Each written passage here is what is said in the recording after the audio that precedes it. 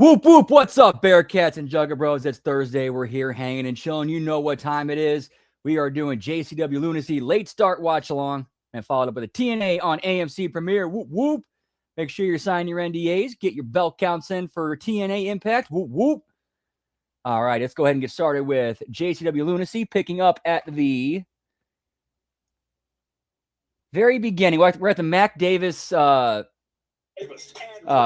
Rat advertisement for their post show. Whoop, whoop. I hope you're all doing well. Let's get it. Yeah, pal. Sending the clowns, pal. What's up, Lab Rat? Always good to see you.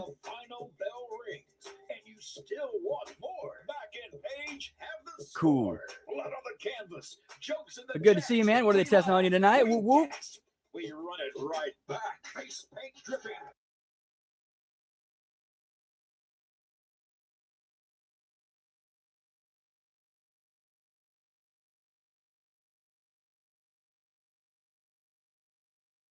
Lunacy exclusively on Vince Russo's The Brand on YouTube. Oh, nice. That's cool that they're still doing Mac Davis. They're still doing stuff with Mac Davis. Get up, oh, you are out of control, man. You are out of control. Get it. Go cool off. Go cool off. We're gonna make this match a weapons match. Ooh. Up in the fireman's carry and the DVD right through the trash can. Big Al hooks the leg, and she's finally pin gaining mode. His JCW. He's back. Recap of last week. Walking the ropes with the greatest of ease. Facade lands on Luigi Primo's face, and he's done it. Facade, your #1 contender. Phoenix by Vito. A mugging, but hey, look! Instant Jump Tony! Instant Chocolate Juggalo Willie Mack! Tony, Willie, you both are suspended indefinitely! You got that, bro? How you got doing? Stupid son of a bitch! You clown stirred up! Everyone looking at the best one right now! But tonight, That was a good show last week.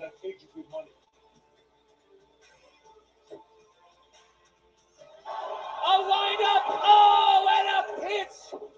Oh, and a sling blade. Oh, Big Vito's attacking Barnabas. He just clocked Barnabas. Clocked Barnabas on the outside. Oh, my gosh, he clocked George Ross. Is this match still going? I haven't heard a bell ring. Wait a minute. Vito provided a destruction, and we've got new tag team champions. That was a fast count. That was a fast count.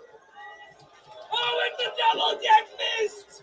The double death fist on Jeff the Ref! I'm still here, and I'm gonna find a way in, and I'm gonna find a way to grab both of you and merge your heads into one, and then knock it off my plane, which is JCW.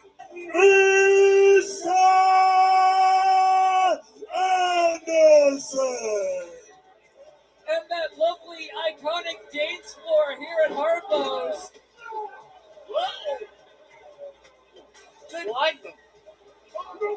Oh, James Storm reverses it.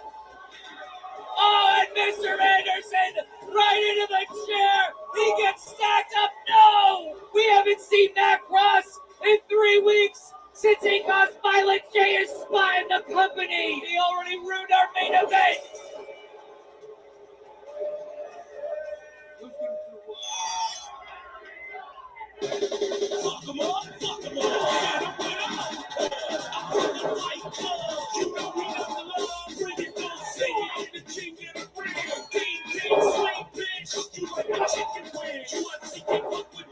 Whoop, whoop.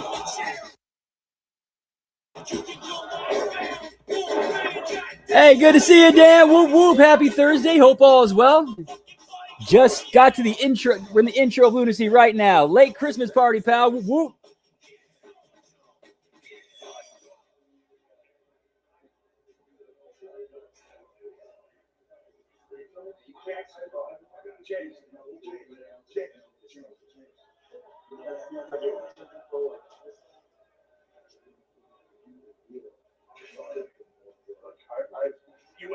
each other for 15 years, right? We've been through a lot. I should recommend you. No, I'm serious, dude. I'm sorry. Sorry, please. Sorry. You know what's so funny about that is I always say sorry. But I usually always say sorry about your damn luck. You know what, man? It's good. I'm not going to say sorry about your damn luck this time. But I will say, Okay, cool. remember this? Yeah, it's kind of doing a late starts that way where this ends once TNA begins. Whoop.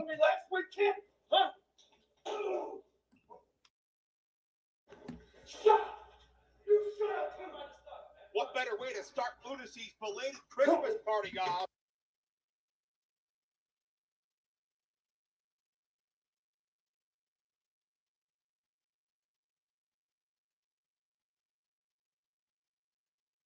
Wild party, but this one's just barely got started.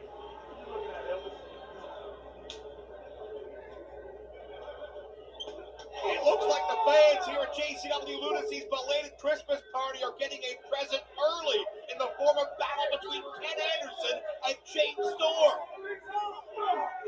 Action spilling out here, live in the arena here in Milwaukee, Wisconsin. Oh, James Storm's he's got a trash can. As we welcome you in to JCW Lunacy. Mr. Anderson showed up looking for James Storm and looking to maybe show some respect and bury the hatchet after what had happened a week ago. But James Storm Fans holding Mr. Anderson in place. Picking up right where we left off. Which I got to guess those fans might be plants. Otherwise, why would they know to do that spot? We've got a packed house here in Milwaukee, Wisconsin, and James Storm is going to show Mr. Anderson around the house. James Storm knows these walls, knows these floors, knows these JCW paths. Ken Anderson, he may be new to Lunacy, but he's certainly not. RBV in the house. Whoop, whoop. But there's nothing else quite like Lunacy. Good to see you, pal. Hope all is well. Hami and Army, yeet, yeet. And if this, how we come on the air, is any indication of this week's Lunacy, it is going to be an absolutely wild ride.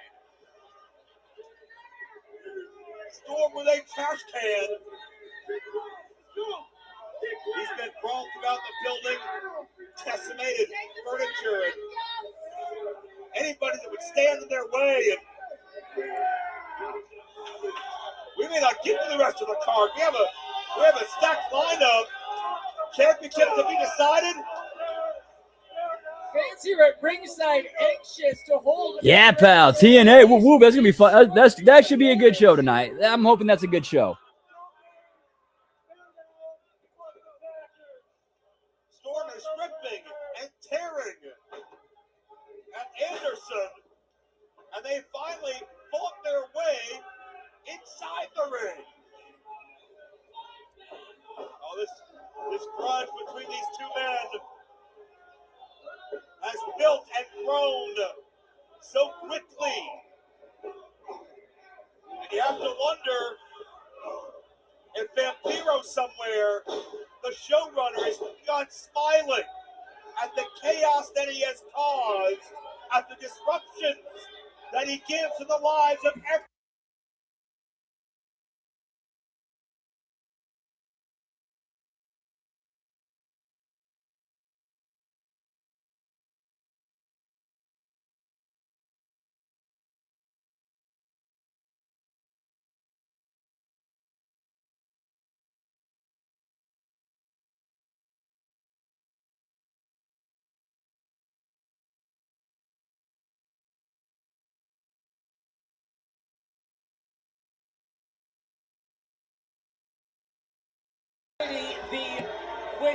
Mr. Anderson, the Wisconsin native, but James Storm drinks enough beer that it counts as a Wisconsinite. And Storm laying in to Ken Anderson. Oh, nice, Dan. Whoop, whoop. Mounting up the back Yeah, Final Destination. Or of the Yeah, I think that might have been the December pay-per-view. It's clear these men are just dressed for a fight. And Yo, it's cold-blooded. Woo woo, boys, good to see you, pal. this is a match, isn't it? It's not a match, it's a fight. It's a score to be settled. That wasn't settled a week ago. Thanks to back cross, spoiling both these men's opportunities.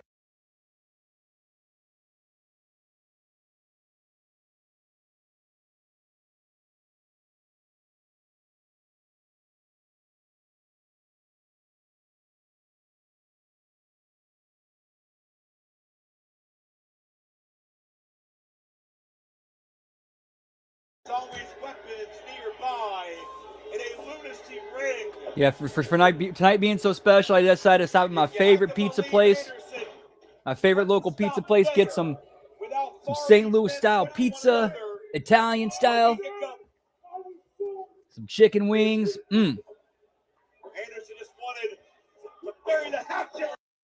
But now the mic check on the chair. And Anderson taking things way over the line here as far as proving his point.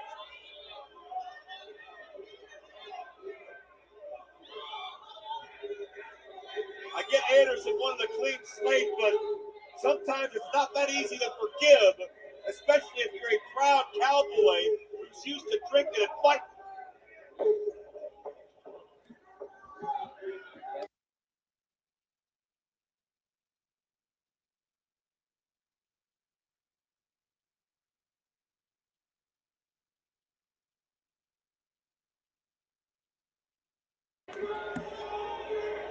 Getting dressed again here and just leaving James Storm laying, it seems. We didn't get finality a week ago, but Anderson leaves Storm laying to kick us up on Lunacy. I don't want any problems over here. I don't want Mr. Anderson. No, I don't need any problems at all, sir. What a crazy start. Yo, Al. Yeah. You got a minute? What's that? I'm hoping we can get like some clarification on all these allegations that you keep tossing around. Well, it's real simple. Russo asked me for some very personal favors in order to get a push. But when I'm 30 minutes behind. He asked me for some very personal photos of myself. But when I turned that down, he decided to send me very personal photos of himself. Like, you keep saying all this, Al, but like you've never shown any proof of like any of this. Oh my! Is that shit in my bag? What the? Who did this? Shitting in bags, pal. All right, while they're doing a commercial break, I'm going to step outside for a smoky toki. Be right back. Whoop, whoop.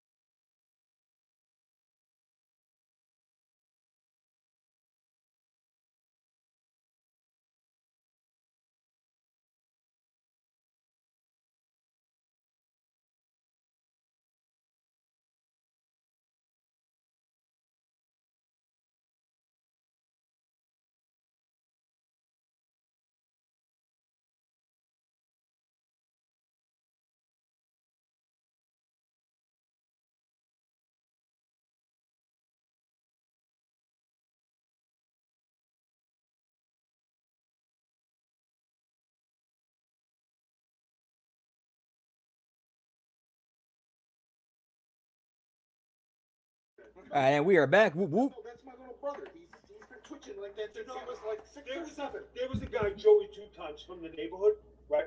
And he used to do the same exact twitch like that. From the neighborhood. You know, back where I come from, Sounds like a cool guy. But it is, and you have big feet. Just like that guy Joey 2x2, twitching and big feet. It'll come to me, but like if you got, I don't know, for some reason you look familiar. Get the shit out of my face. Stop planning around. This is business. And get me Forbidden Door, pal. Although JCW and GCW have worked together already, like they are cool with each other. Like this actually isn't the first time they've done something together. Yeah, we're gonna keep those titles with construction. Keep those fucking titles. Do what you want, but throw them in the fucking river. You know what I'm saying? All right, I gotta go. All right, take it easy. What the fuck is this? You fucking asshole! You know what? You're gonna fucking pay for that. How about that? How about that? Tonight, I want your credit card. By the end of the night, you're paying for my dinner. Now you're not laughing. Wipe that smirk off your face, idiot. Is that twitching again? I don't know. It just looks familiar. Good, does good stuff. Oh, Caleb, jeez. Caleb! Whoa. Chill, whoa, back it up. Listen, I've got some good news and I got some bad news for you. What do you want first? The bad news is, look, I've got a lot of stuff on my plate. I can't go out there with you tonight. I got to get ready for this match with Carrie. Okay. The good news, though, you got the night off. You don't have to come out with me either. But what about the? Yeah, it's all good. Just go to the locker room, get yourself some champagne, whatever it is that you need. Have a night for G's. Good luck, buddy. Hey, what's up, Gruss? Doing well? What to do with you? You heard the box. Yeah, we are a little bit early because TNA starting later. They're starting an hour later than they usually do, so we're kind of changing it up a little bit. That's going to be our new thing going forward. We're going to start Lunacy by half an hour after it starts, and then go right into TNA. Our first match tonight, the first contender coming up all the way. It's them. Yes, indeed. The American manservant. It's Jeeves. Keeping up with the fun of a belated Christmas party, we've got a special guest ring announcer, Clownfish. Accompanied by the ring. Jeeves and the Ring Rat will be attending Lunacy's belated Christmas party without Caleb Conley, as he has an important matchup with Kerry Morton. Big time contenders match when it comes to the JCW Championship rankings, but Jeeves has his own issues tonight. Not often we see Jeeves in the ring, and with the I wish Amico was here to talk about the Ring Rat by his side. Get me the Ring Rat. Yeah, Amico is really the one to talk about such things, but high stakes all around the way from Seattle, Washington, the Grudge Lord, Stephen Flo. Well, Stephen Flo's looking to get some momentum on his side. We've seen him persevere through injury, through attack, through turmoil. But maybe Stephen Flo needs a little bit of help convalescing some of those past wounds, because in this particular matchup, well, there's a unique situation. Yes, I believe This should be good. Whoop, whoop. Stephen Flo may use the language of groupies, but the loser here gets the Ring Rat. Yeah, it's important to emphasize the loser will gain the Ring Rat, and certainly when you think about So the loser gets the Ring Rat. certainly loser gets the Ring Rat. Certainly when you think about the mind of the showrunner Vampiro and where that can go as far as him doing some of this matchmaking, does Vampiro see something in this contingent of Caleb, Jeeves, and the Ring Rat that we don't? Does he see something in Stephen Flo that we don't? What is Vampiro's ultimate game here as he manipulates the chess pieces? What I see here is a lot of tension between Jeeves and the Ring Rat. They are not functioning as a unit here without Caleb Conley tonight. When Jeeves is beside himself, Jeeves has devoted his entire life to Caleb. He's been his manservant. He's polished the championship. He's rubbed his glue. Anything he can do to get in Caleb's favor. But it feels like Caleb Conley is abandoning. Dude, I dig that stage dive move too. With the games and the shenanigans. And Caleb is looking to carve his own path. Jeeves caught a stage dive from Stephen Flo and now back on the outside. I think she's trying we'll see. to lock him up and We'll see how that goes. But, you know, Because I'm pretty sure that was this was recorded before that, way before that happened. Way before he got signed. The Ring Rat want to lose this matchup. Where does she want to end up? That's an interesting question to ponder, but certainly victories are so important here in JCW. It's never been more competitive. Time in and time out, everybody's looking. Yeah, that dude can do some cool shit for, you know, I'll just go ahead and say it, how unathletic he looks. He can pull off some cool shit. Our investor, Vince Russo, has pinpointed somebody, has pegged somebody as the guy, as the face of Lunacy. We don't know who that is or how that's going to come to fruition, but it seems Vince has his eye on the future. Oh, Stephen Flo gets that big boot up. Yeah, we don't know who it is. We don't know why. Oh, Stephen Flo just absolutely takes out Jeeves, who's out here without Caleb Conley. Unclear why. The stage dive scores, and when the flannel comes off, oh yeah, no more Gen X slacker. Stephen Flo kicks it in to high gear. Jeeves is in danger of, well, I guess, leaving with the girl who he came with. So he's going to be okay. Stephen Flo, this groundswell of support that he has enjoyed, especially these past several months. Looking to finish this thing, and the Ring Rat very auspiciously on the apron. Oh, almost had a crash there. Contact nearly made. Jeeves put the brakes on in time. Oh, but off the distraction, Stephen Flo drops Jeeves to the back of his neck. We got a cover. Stephen Flo picks up the win. And your winner, Stephen Flo. A victory for Stephen Flo as the Ring Rat consoles Jeeves. And I'm not sure. Maybe Stephen Flo dodged a bullet in that one. Yeah, I think that Stephen Flo is doing just fine. I mean, look at how much the Juggalettes love a Stephen Flo song. But Jeeves is not doing fine. Good match. Good match. Without a rudder at this point. Like, they worked the story, they worked the gimmick going into it. Caleb Conley won't give him the time of day, and he's lost another match here on Lunacy. This is not going to be. And plus, why would Stephen Flo want to have Ring Rat with him? I mean, I get it, but at the same time, though, how would he know that he trusts her not to screw him over?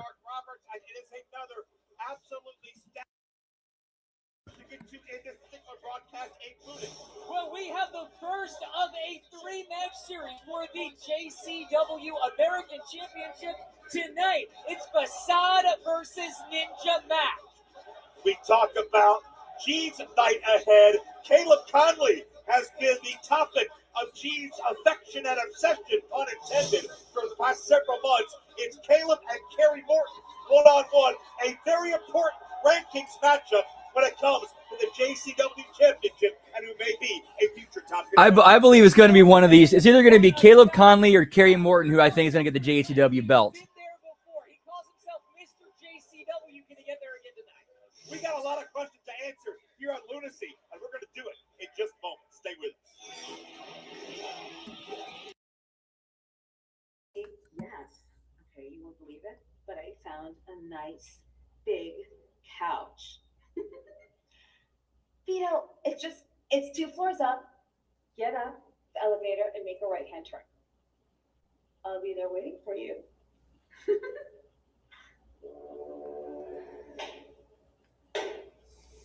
Bravo, darling, such a magnificent performance. Okay, they're doing this thing with this angle with Vito, you know, not knocking it into Jasmine St. Clair. Where's wifey Noelle in there to? That's kind of where I'm wondering, like, why is she not a character in this? Because I think she'd do a great job playing like that pissed off, jealous wife. Brothers and sisters, coming down to the JCW dance floor full time is Disco Ray Day, and he's laser focused on that JCW American Championship. So whether it's Ninja Mac, Caleb Khan, Masada, you better get ready to serve that title up on a sequin platter, Daddy. Because we all know Disco Ray is gonna go all the way. Later days, y'all. They tried to silence me. They tried to intimidate and extort me.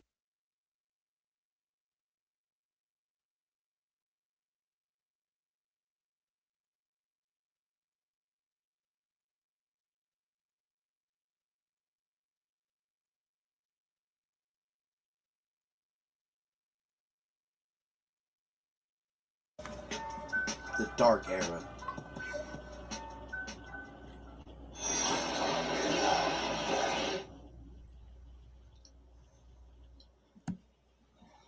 Look at you.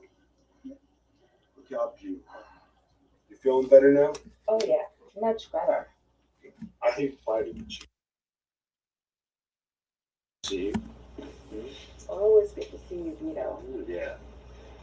You know, I'm glad you called me. I'm glad we get this out of our system. We always like making up. Oh, so that's part of fighting with you. And I'd have a lot of time to spend with you.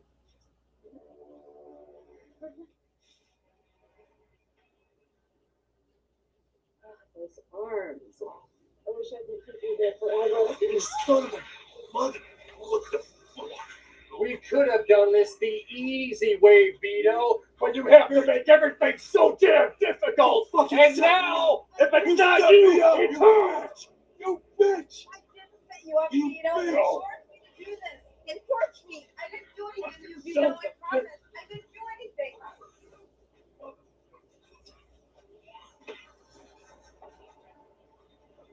Do yourself a favor and don't even think of going to look for him. As a matter of fact, I strongly suggest that you stay right here. Obey? Well, you know exactly what's in store.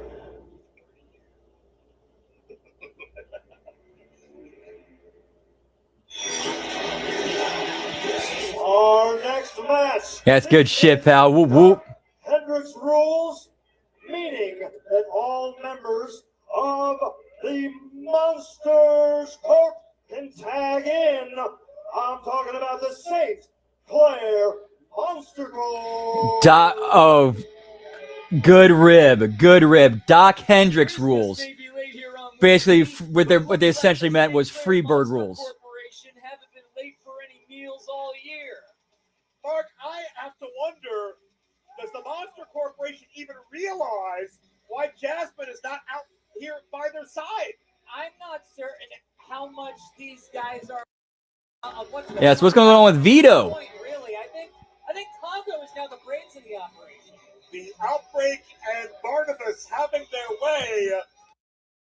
And from the construction tent at the Dark Carnival, weighing in at 200 bags of circus peanuts and 80 bags of cotton candy, Yabo the Clown and his brother, Rufo, the Brothers of Construction.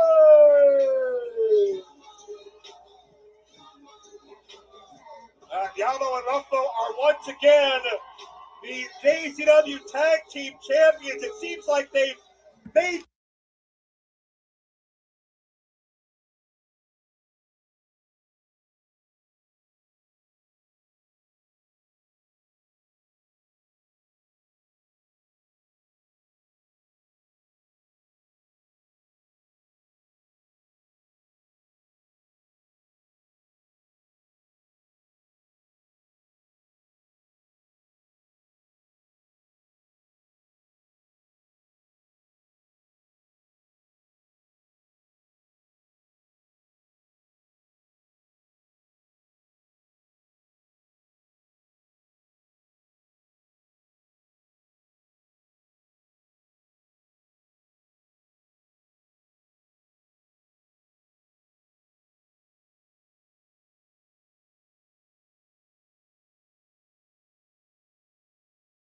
reign. Whoop, whoop, good shit. I bet they've got to be among the most decorated tag teams in the history of JCW. No doubt about that. I think they're in a tier all their own, but the question is, will reign number 4 end tonight? Because we are looking at the other side of the ring, Beastman, Mr. Happy, and of course the longest reigning JCW champion of all time, Congo Kong. And as we heard, this is something called Doc Hendricks rules. I'll explain it to you later, Joe. We'll look at the vault together. I understand, Mr. Storm. Here is that all 3 members of the corporation are allowed to tag in and out, kind of a takeoff of Freebird rules, but, you know, the same but different, maybe like shorter hair and no beard. Well, so that would mean that if the Monster Corporation wins, any 2 members can defend. But here we have is essentially a handicap match. All 3 across the ring from the tag team champions and significantly outweighing the champions as well. Is Mr. Happy offering a gift? As you see, Mr. Happy is just always having a Oh yeah, those. He wants to play with Yeah, those dudes are pretty tall. Like, yeah, he's about as tall as Mr. Happy. tickling his teddy bear, and Happy just dropped a leg on Yabo's cock. Look at this. And the rubber chicken kicks out. Is that legal under Doc Hendricks rules? I guess it is. Maybe the animals are also a part of this team. I know Handsome Doc did some wild things back in the day.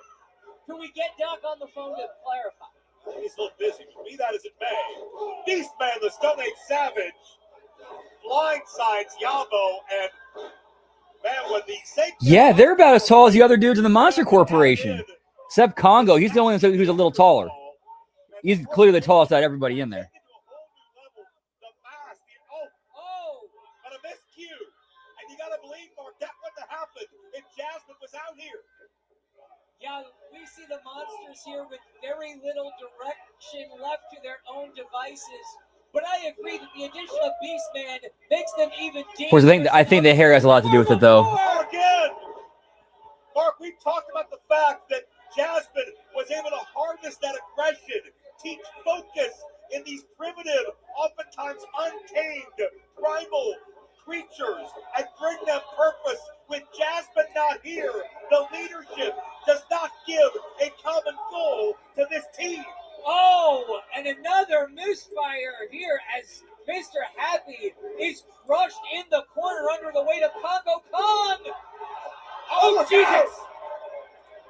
And bodies still on the outside. These men are taking chances in the biggest way possible.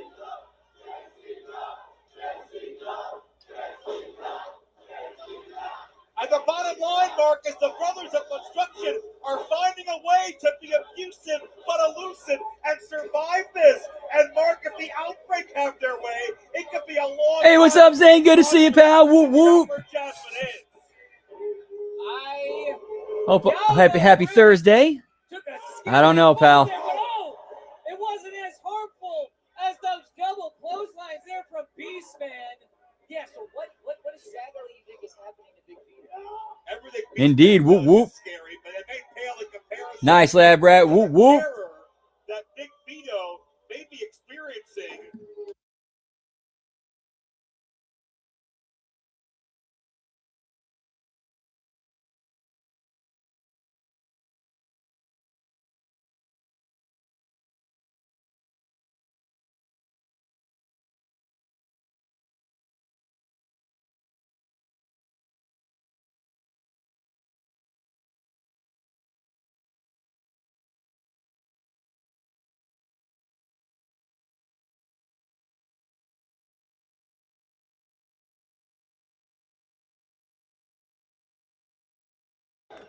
We're getting dragged back into the wrong part of town now. Who's it going to be? Oh, Mr. Happy coming in here. Yeah, this guy is in excess of 600 pounds. I say guy, he's like a building, a skyscraper. To use a phrase from years gone by, he's like a walking condominium. Yabo the worse for wear. Can you imagine what it would be like if the Monster Corporation has the tag team titles?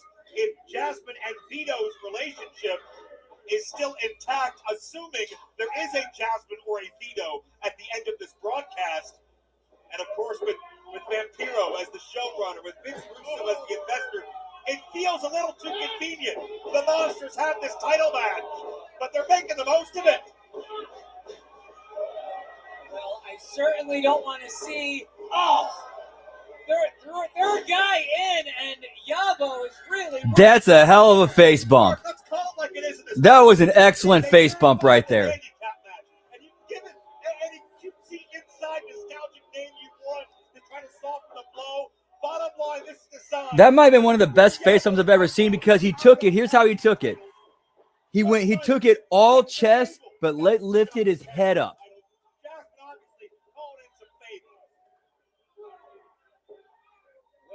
Brothers still have that advantage of being champions right now, but that may not last long. Ruffo had some energy to bring to his brother. Happy dance. Ruffo got caught though. Oh, big boot! And another. Well, whoever is. Oh, wait a minute! Oh!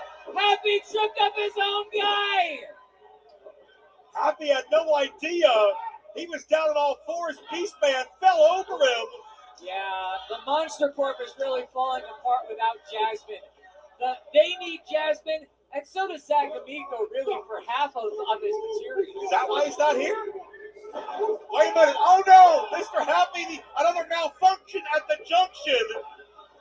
Jasmine and her prevalent kendo stick not here to intimidate the Monsters.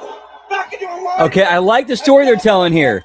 Without Jasmine there to direct traffic, the Monsters kind of left to their own devices. They're uncoordinated and end up tripping over themselves and fighting with themselves. And the tag champs take advantage and retain the titles. Whoop, whoop. Brothers of Construction.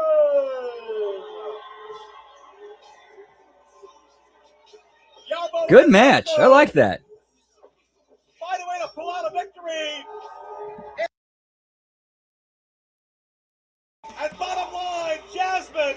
We're actually in JCW. We're seeing unique stories being told in the matches. The Monster Corporation's tempers in check, and with that, these kaijus practically destroy the city, trying to get at one another.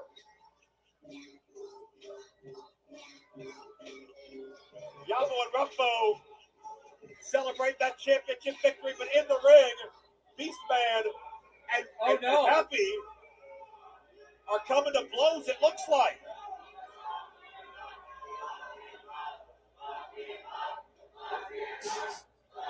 The Monster Corporation disintegrating. Yes, right before our eyes here, Congo Kong thrown on the mat. Wait a minute!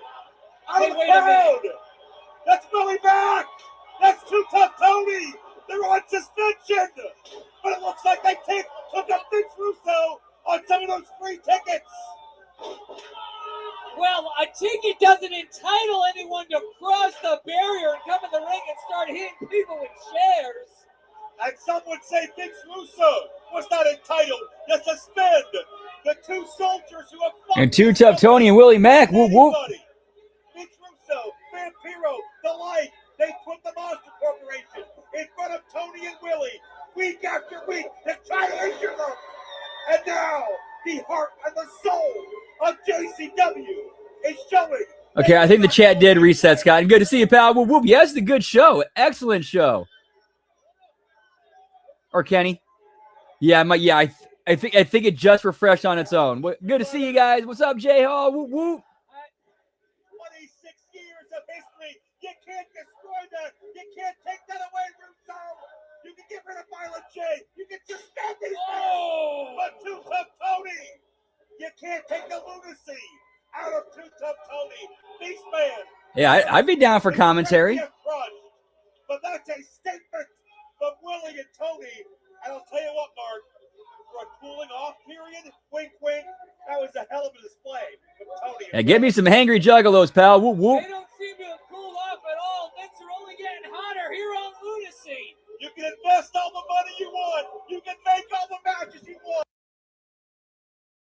Spirit of Willie Mack and Too Tough Tony.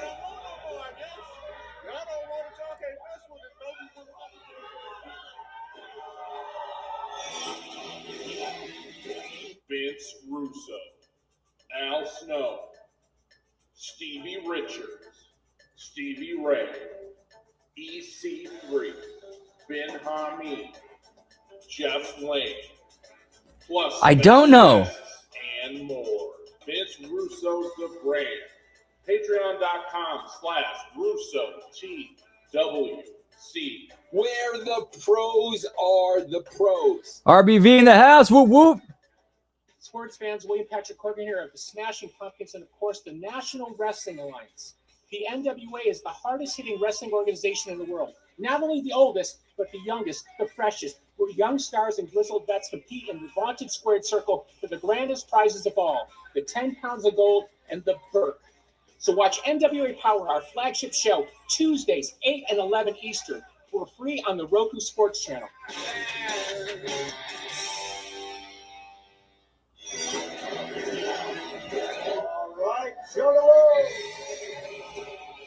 Yeah, that is pretty sweet. Yeah, pal. Wait a second. I don't have this scheduled. Well, Big Al is the showrunner of the women's division, all right? She can do what she wants. Too legit to quit. Hammer in the house. Whoop, whoop. Good to see you. Whoop, whoop. Happy Thursday. Hope all is well.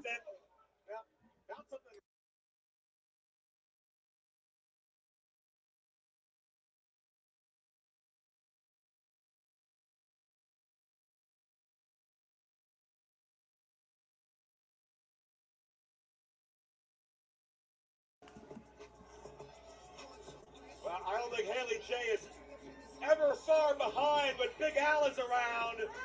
These two will be fighting for the duration of their careers. I've never seen Big Al this heated.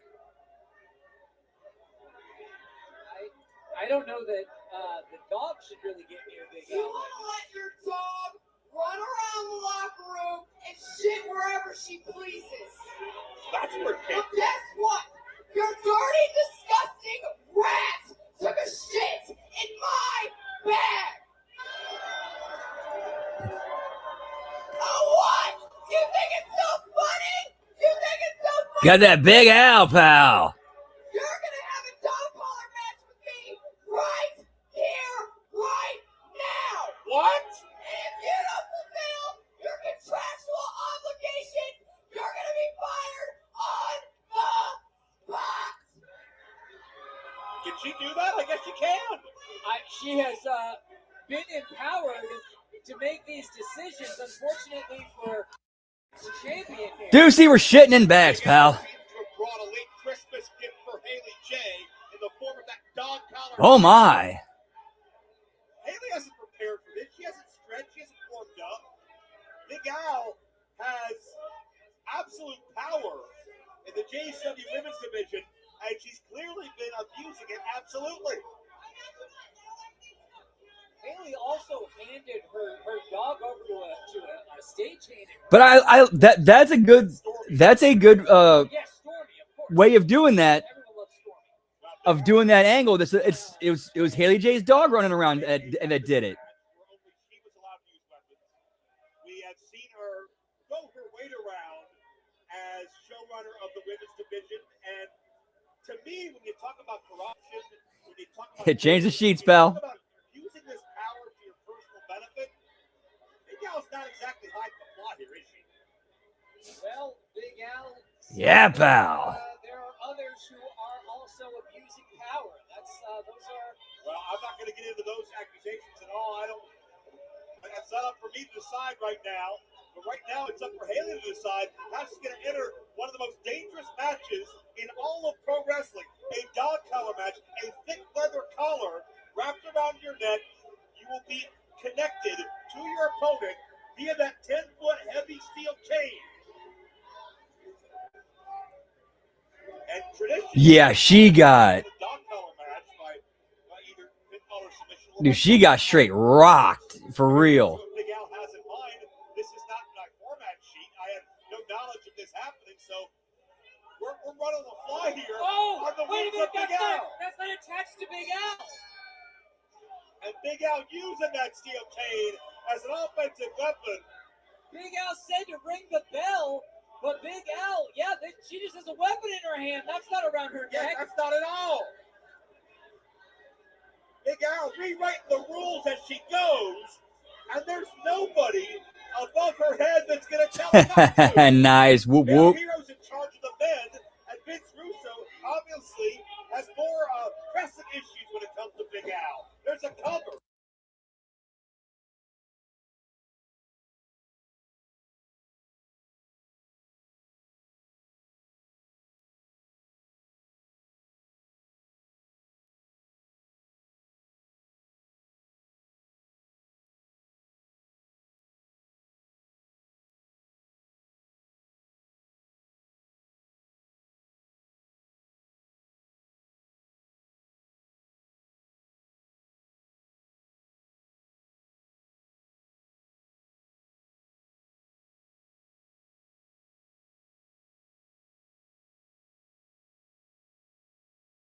Right.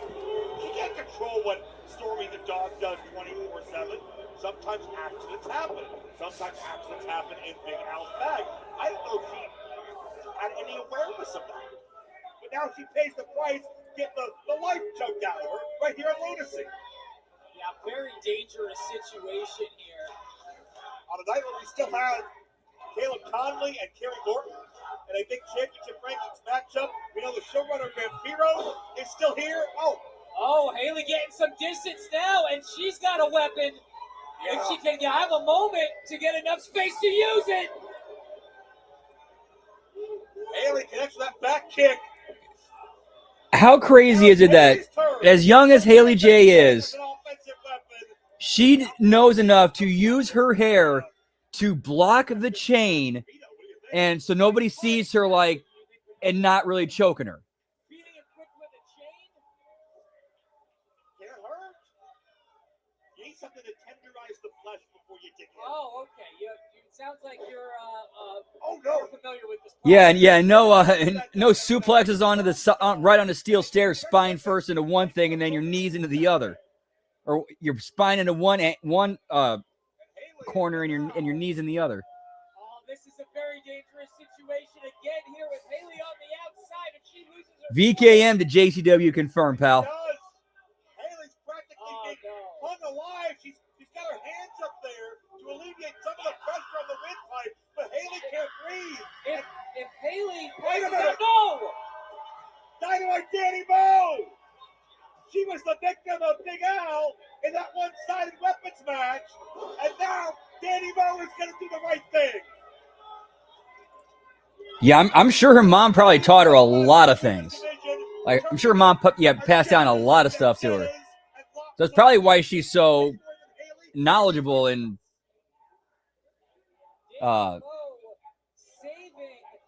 Haley J from not only what looked and like way ahead of where she should be. Big Al. The referee just disqualified Haley. He's gonna shit, pal. Like he was practically pressured at gunpoint. Big Al made that call. She's throwing her weight around. And she's won this by disqualification. She's not the champion. But Big Al gets the last word here again. And hopefully has not caused serious injury to Haley. All right, I guess I need to start adding a no spoilers tag. Big Al drunk with power making a statement at the expense of Haley J, who's hurt badly. Piece of shit! I can't fucking silence him! You better hope that your big shot crony gives us exactly what we want. Otherwise, you're going to become the Outbreak's new official taste tester, because they're going to taste every inch of your pathetic, rotting cadaver. Jackson, Abel, we've got a meeting with the big boss. Let's go. You fucking piece of shit! I'm gonna kill you! Shut the fuck up. You wait, get out of here! Oh, fancy meeting you here. Boy, do we have a surprise for you. Door right on the left. Bon appetit, my friend. After you.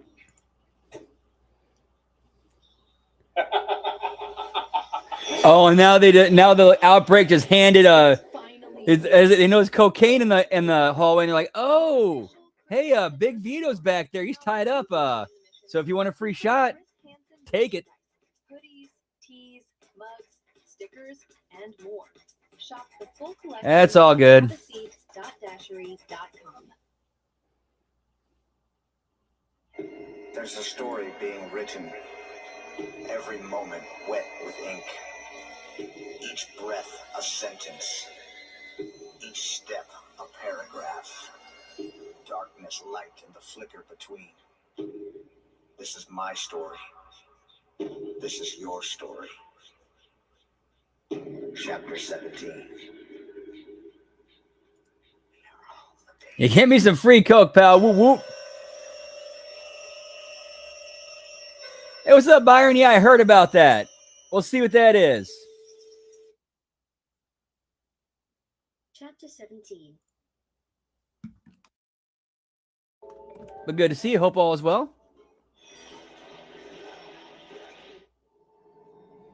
Oh, that'd be a good one. And it looks like we got PCO coming to JCW, pal.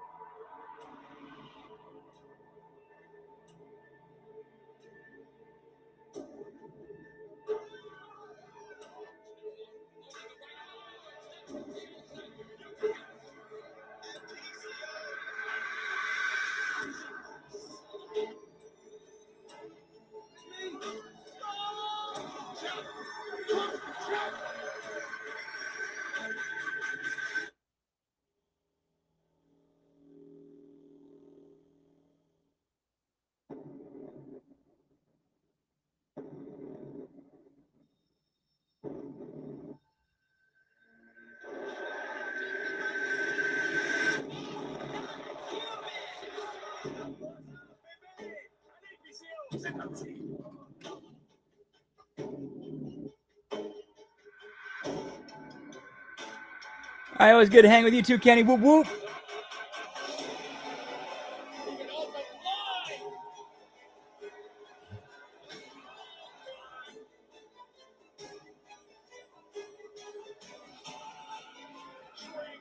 That'd be awesome. Braun and JCW would be awesome. Yeah, Triple H signs the TNA, pal. Whoop, whoop.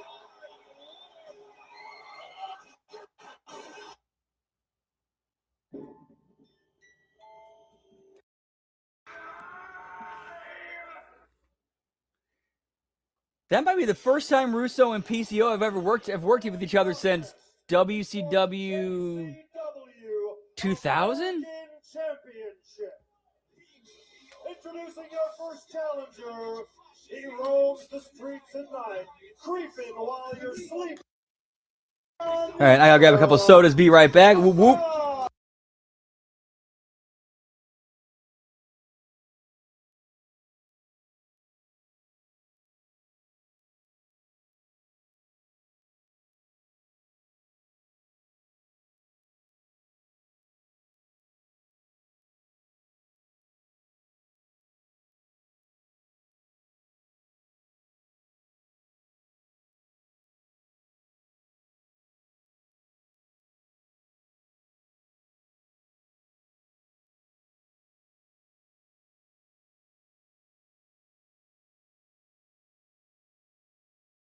championship picture won a scramble match to become #1 contender for the American Championship. But Vampiro had an extra caveat to that idea in mind to get the best possible action out of it, because we're going to have a best of 3 series. And his opponent, flying out of Tokyo, Japan. Whoop whoop. Is the JCW Hey man, thanks man, and cheers boys. Whoop whoop.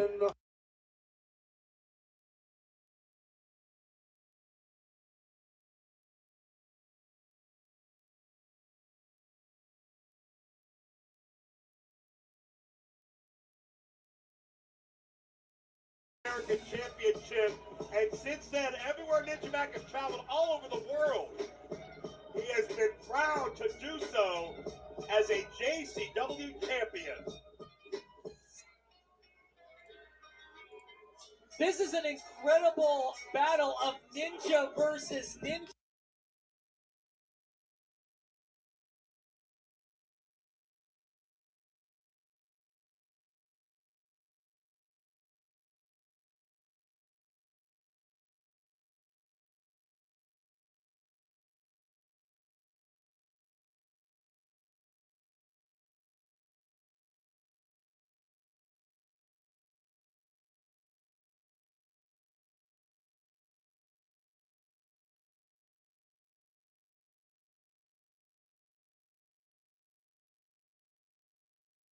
Championship.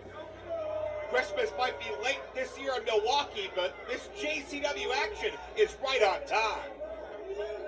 And look at the contrast between these two ninjas. They're two very different types of ninjas, aren't they? They certainly are, but they're deep-rooted in the same philosophy. Whoop whoop. What's up, El Juggalo? Good to see you, pal. You saw both bow to the other a moment ago. They understand. Nate, so far another great show tonight. Right, we were at we just started Facade versus Ninja Mac.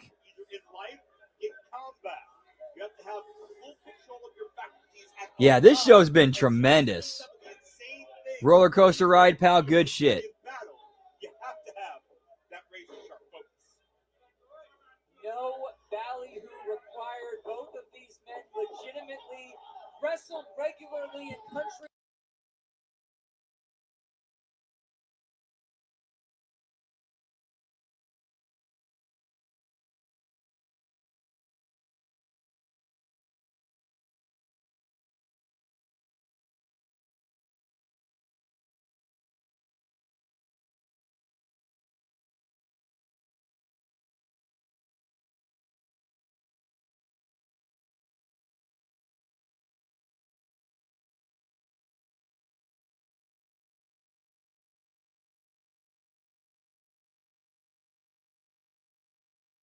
Pay for advertising time just to address his fans, just to address his roster, just to address everybody. Yeah, looking forward to this series. I mean, I understand Vince Russo's invested money. I understand.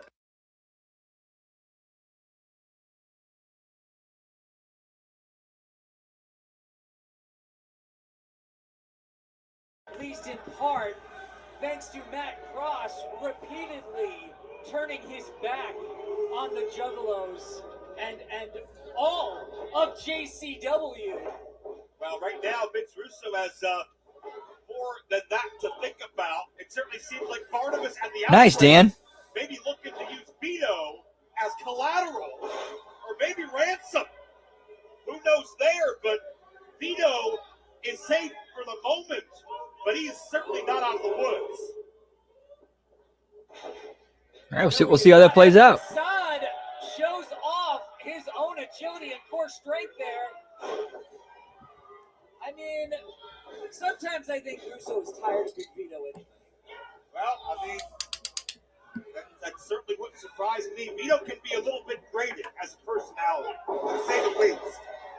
As Masad hits a shoulder takedown on Ninja Mac, going to go one up on a series for a count of 2. I mean, it only took a matter of 10 or 15 seconds for Cocaine to be sick of Big Vito. And if the gift of Barnabas and the outbreak that they had to Cocaine, they're surprised. If that ends the way I expect, I think everybody's going to want to see what may happen Whoop, next. whoop. There may be some serious. Yeah, getting one packed for later, pal. Karma as Ninja Mac bridges back to trap the shoulders. You see great leverage maneuverings and counters to the counters. Mac and Facade are aerial artists, but they're more than that. They're multi-dimensional. They can hurt you, and they can battle in so many different ways. Yeah, it was Facade who took it to the mat there, and Ninja Mac showing that he can defend himself on the ground as well.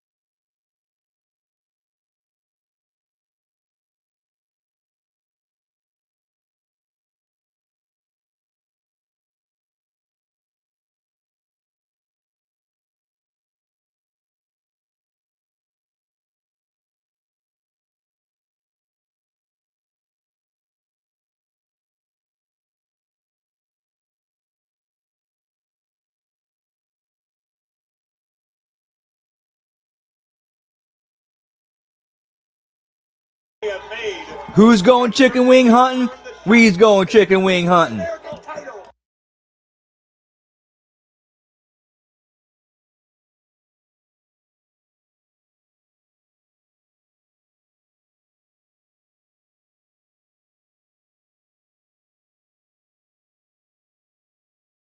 Some of his own stuff.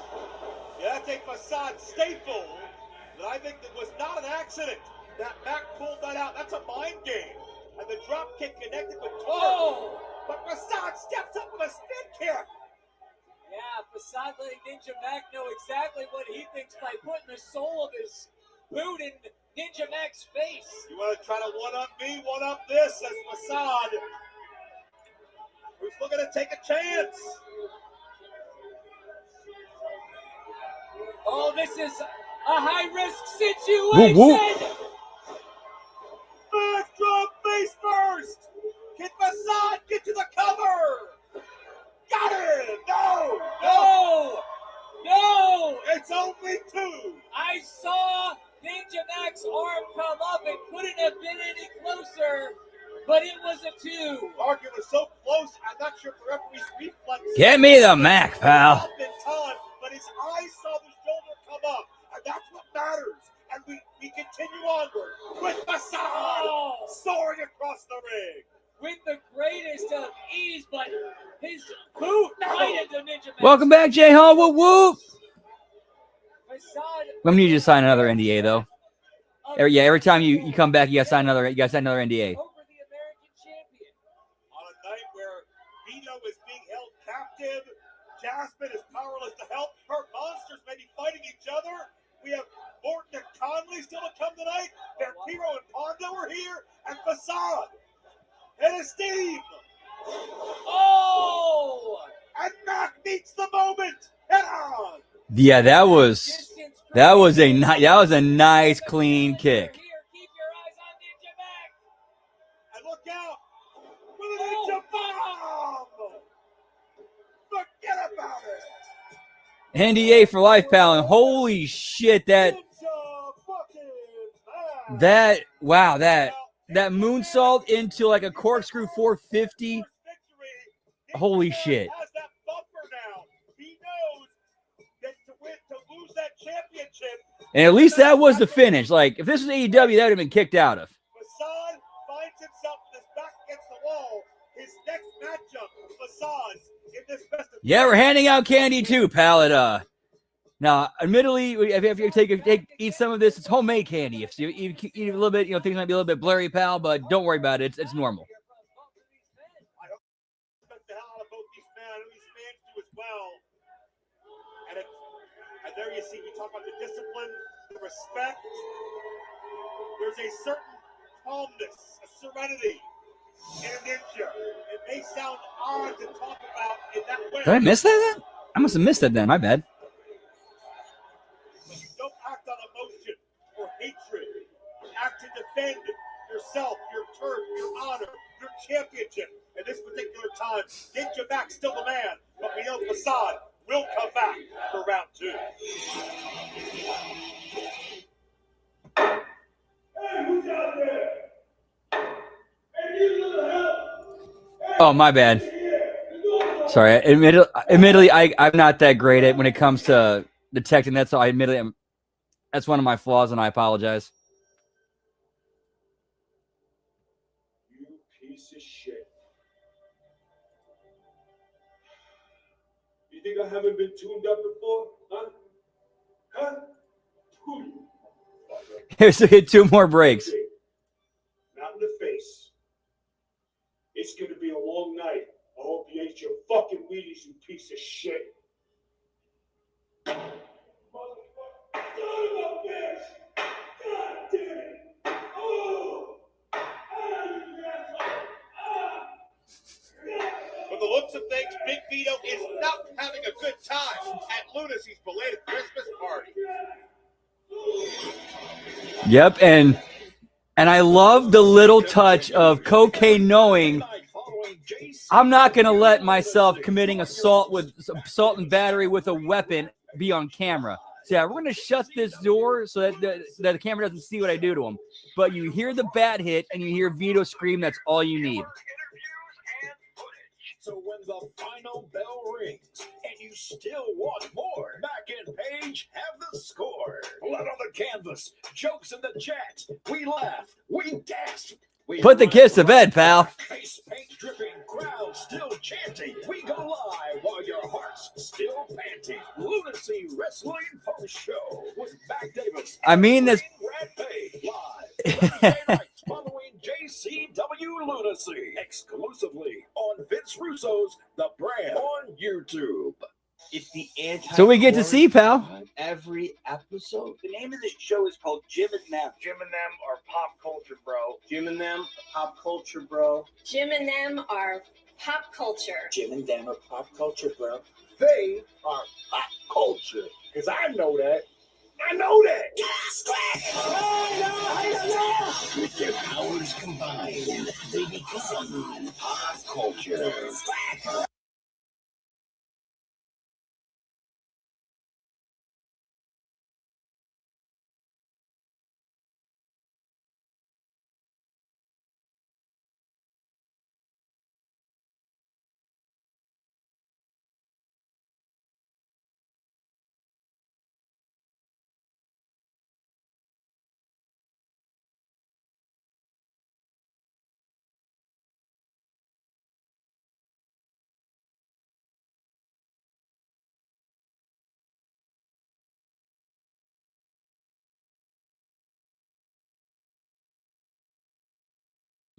If it isn't just the carny, I mean investor, that we've been looking for, please allow me to formally introduce myself. Yep, exactly.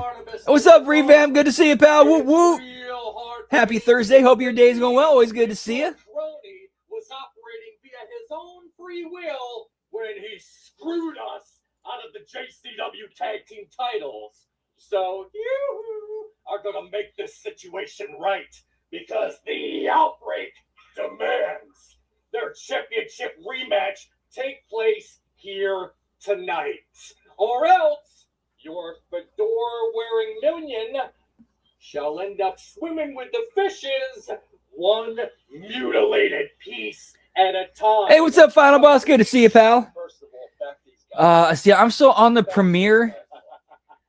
So let's see, I'm at the minus 26 in the minus 26 minute part. Minus 26 minute. For 1 second that I control the guy with the hot Italian temper. You think I have anything? What's up? What's up, Final Boss? Always good to see you. Whoop whoop. Big Vito. Now, Barnabas, here's the problem. We got a slight problem.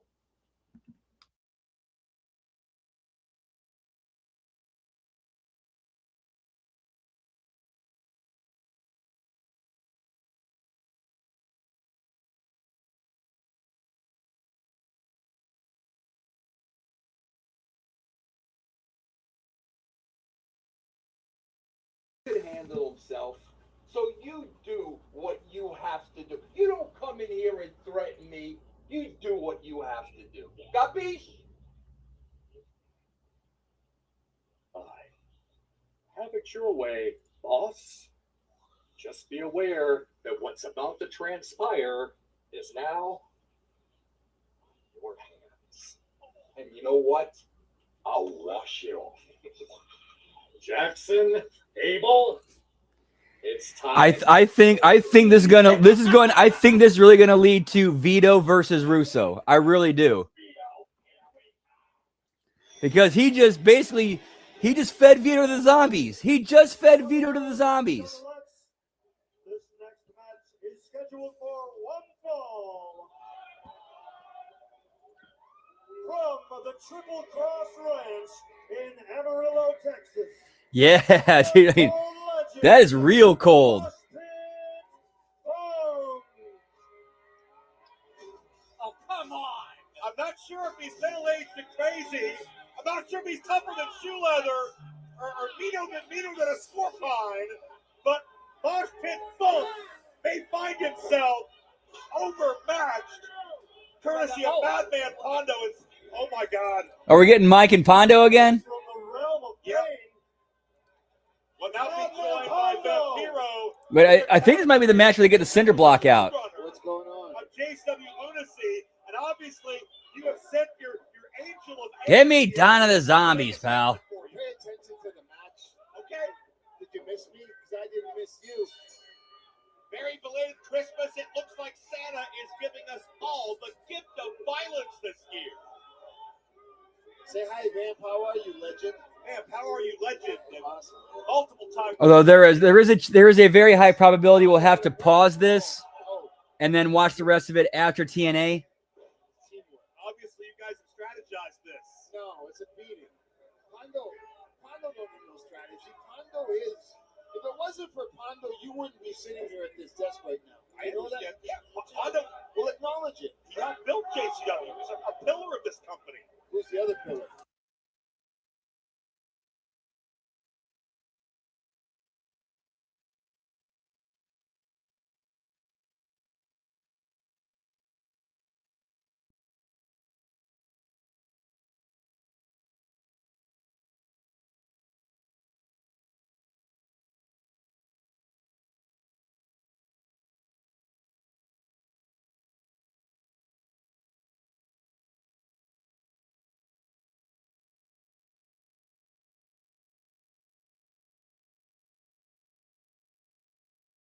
It's like Jesus. In 15 minutes. See, if I was Pondo right now, I wouldn't even worry about choking him. I would just kick him in the groin. Like, All right, that is a plot hole. Wait a minute. There's a Terry Funk headbreaker. Mosh Pit, 1,000 gimmicks. Listen to me. Listen to me. Yes. Pot? No, I'm talking to Pondo. Okay. Yeah, a little bit long. That's no worries though. We'll finish the last of Lunacy up after Impact's over.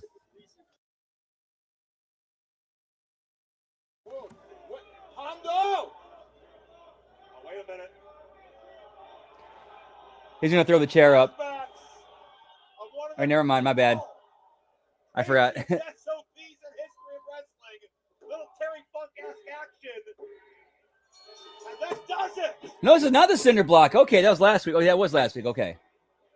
Your winner, Mosh Pit Funk. Mosh Pit Funk gets the victory. And Vampiro upset Pondo with a stop sign. Vampiro is in That would be tremendous. because his Angel of Anarchy was down.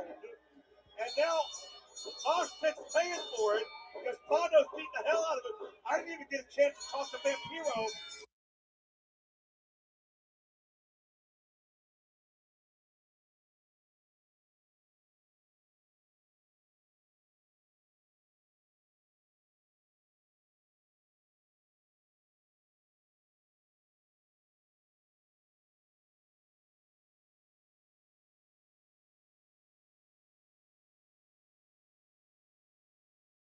Well, you dodged the disaster. Okay, so here's, unless this gets addressed later, or in the future. Here's a plot hole I'm seeing. So why is Russo not out here administering some sort of discipline to Too Tough Tony and Madman Pondo? Not Madman Pondo. Willie Mack.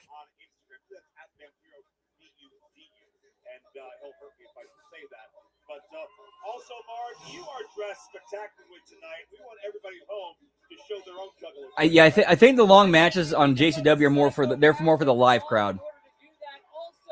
Check out shop.insaneclownposse.com. Yeah, and so much more is still to come ahead. We have Oh, he's not okay. Well then I would have, and then you could have Vampiro step in and be like, "Hey, you guys are suspended.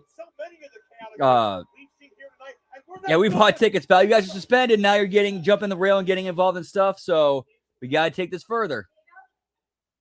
You set me up. I can't believe you set me up. I couldn't do anything.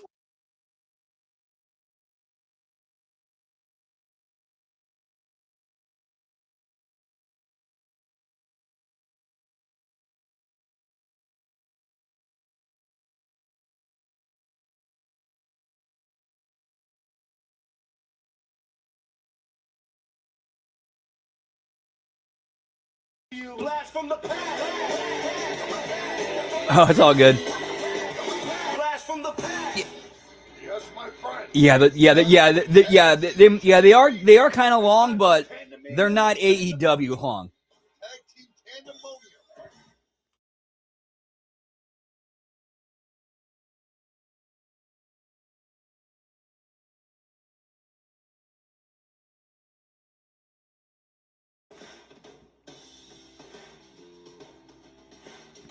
Yeah, I would have added some special effects makeup in there.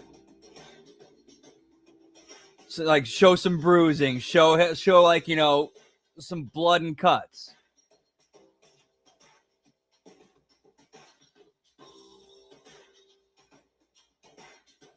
You know, a black eye, something. And and when he's hanging up, he's like, he seemed like not winded. Like, I would, like, after that, I would expect him to be like, you know, head hanging down, like basically bare, like pretty much the cuffs, the only thing keeping him on his feet. He's just like, right?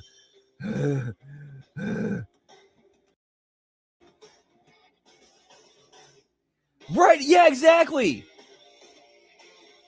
Or shit, you could have Violent J could have done that.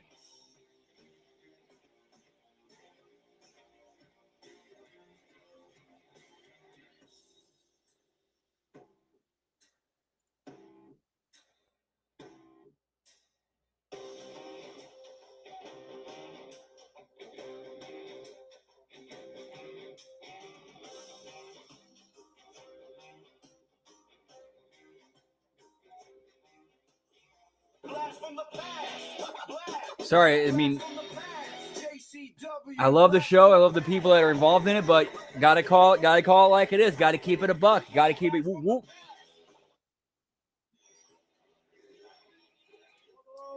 It's time for your main event. From Charlotte, North Carolina, the Obsession, Caleb.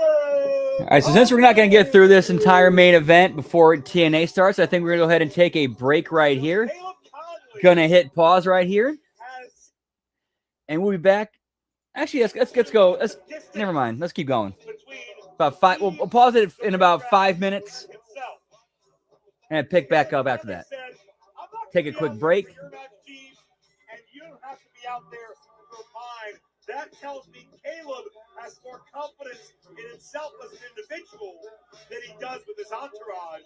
And that's the first time I can recall his opponent that being from the case. Bristol, Tennessee. He is 1/3 of the Southern Six. The Climax, Harry Moulton. Well, we saw when James was out here on his with the ring rag. It didn't work out too well. They seem to distract one another. Caleb has a big charge ahead of him here with an opportunity on the line to get a shot at that JCW World Championship.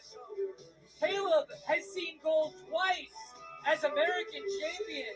He has not been to the pinnacle of JCW. Kerry Morton has. Kerry Morton has held 3 different championships, and if the video package that he had put together and paid for tells you anything that may be accurate, he thinks he's the creamy cream of the crop, and he's candy sweet. But will Mr. JCW climax this episode of Lunacy with a big win? He also says he's the greatest professional wrestler of all time. Well, I don't think he looks anything like Manami Toyota. He's at least Woo, the top woo. 3 of people's last name. I'll give him that much. Let's see what the attendance is, if they have it available. Anything Kerry does when he motions towards his crotch. But as of 3 hours ago, their tickets distributed were 2,768 out of 3,322. It should be a pretty packed house. This is a key matchup for the JCW rankings. Mark, something you want to say to add to that? Well, Kerry seemed like he was not anxious to get into the ring and just stand across the stage. He does take his time, especially when it comes to disrobing. It takes him a long time to remove that jacket for some reason. Robbie realized it's the most valuable thing he owns. I believe that says they don't make them like this anymore. And let's be thankful they stopped after the first one. That's what I say. You think cocaine stopped with Vito after that damage? After Vito was bloodied and down? Kerry Morton is calling me to get his jacket. RBV in the house. Whoop whoop. How are you, brother? I see we're wrapping up here a little. Took a low, right? Yep. Yeah, I think we're gonna. Okay, this actually be a good spot since you're here. This is a good spot to pause right before the main event gets started. Ooh, okay, all right. I'll interrupt here. I know we got the countdown on a little bit here. AMC. Yeah. I got it over here. Some brothers just got shot. I don't know if we're watching on this, but. Yeah, because the main event's going to go right through into Impact, so it's like actually right before the main event starts, a good spot to pause it. All right, that looks good. That looks good, Dan. How is everybody here? Chat looking good, right? Whoop whoop. I know we a lot of good friends over there. I've been talking to them a little bit about some other things. So let me ask you here, Brandon. You know, the anticipation. This has been some. You guys covered this, man. It's kind of like your baby, little TNA, man. This is kind of a hell of a moment, right? Oh yeah, huge deal. Absolutely huge deal. Like this might be like the biggest TV deal they've ever signed. Well, I would say arguably there, but you know, as you talk about these things going forward, a lot of eyes on. What are you expecting? We say eyes on. What are you expecting rating? Where do you think they measure here? See, we got Scotty over there. I want to give some shout outs after Scotty, all those great people there. What are you expecting here for a debut rating? I'm going to go very Collision-esque. Could they meet Collision, you think?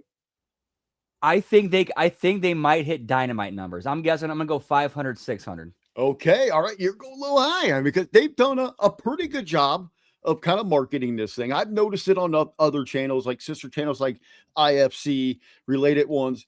I've seen where they've done some football spots here this past week, and certain markets didn't hit the national, but they hit the big markets where they think they can grab at. I mean, yeah, they've been doing pretty well with getting the promotion out there.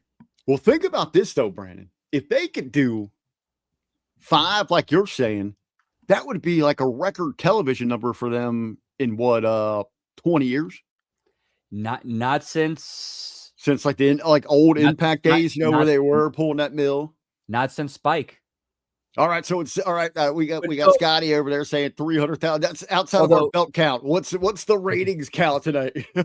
Although I will say I will throw this number out there. I think it was like when they did the final deletion when they were on Pop TV, that pulled in about 400 and change. Okay. Okay. Interesting here. So, but before we got to, a little bit into this one, the chat's filled up. Love to have. I know you set that table perfectly with the juggalos. Whoop whoop. Fago dogs. I'm still trying to figure out those are because I love my hot dogs, man. I'm just trying to figure out how they infuse that stuff. So, any big surprises that the chat thinks that we should see tonight? So, I know you guys were talking Monday. A little confusion. Is AJ on this? AJ is going to be on the show. He is confirmed to appear, and because they originally planned to do the original plan was Myron Reed versus challenging Leon Slater, but Rascals just signed. All right, would you do that? AEW. Would you give AJ there, or would you use AJ differently? I would do surprise X Division title match, AJ versus Leon. See, I don't know. Those take me to one of those, like going back to Al Snow yelling at Ben and those guys. You promote that. I think tonight they've admittedly, they should have done it. They should have today.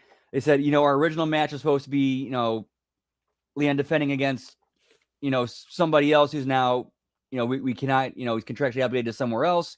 So here's a surprise for you: him and AJ Styles. Man, I'd almost have AJ come out with get ready to fly, like fly into a new era. And to have AJ come out and maybe give the nod to somebody else, say, hey, you challenge tonight right now. And then AJ say, this is my last year. You don't want, I'm going to show back up and I'm going to challenge for the championship at some point. Like tie all that together. Don't give me AJ because those guys would steal the whole damn show. Oh, yeah, absolutely. They would.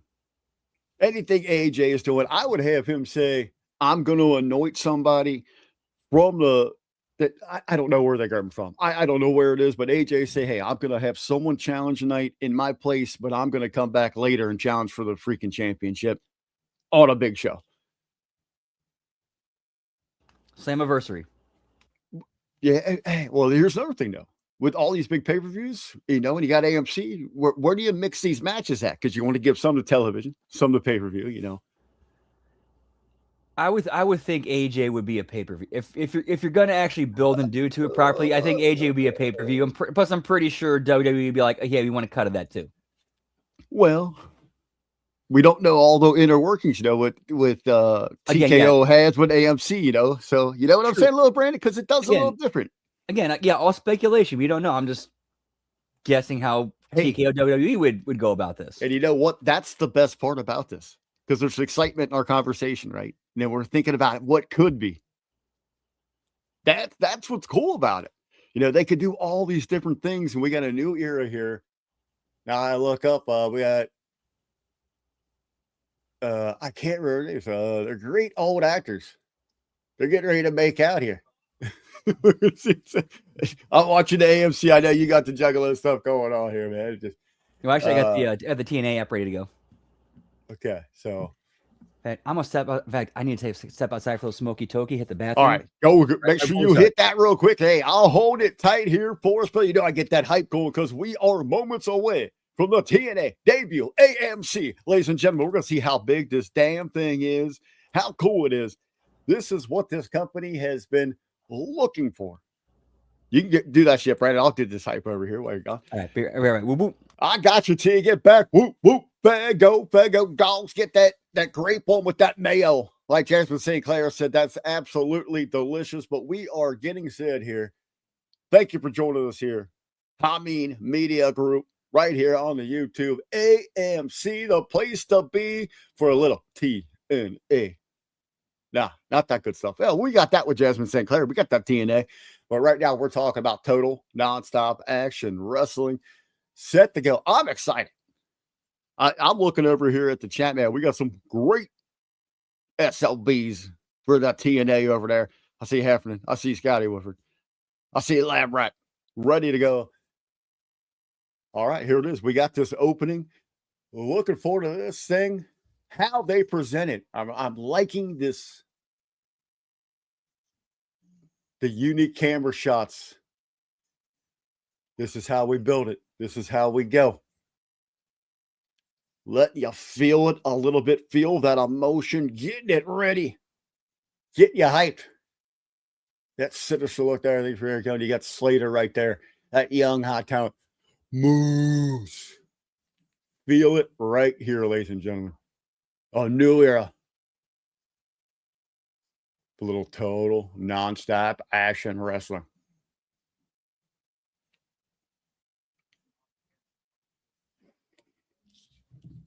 Let him get set in. Let him get filtered in.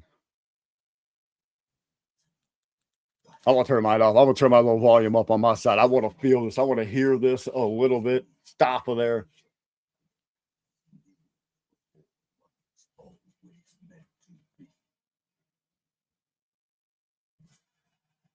Good voiceover. I just heard a little bit. You know what would make that better?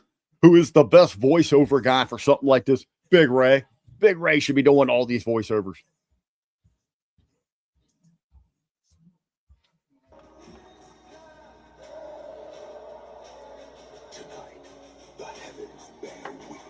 All right, Brandon. Pretty emotional. Pretty deep. Pretty good open here, man.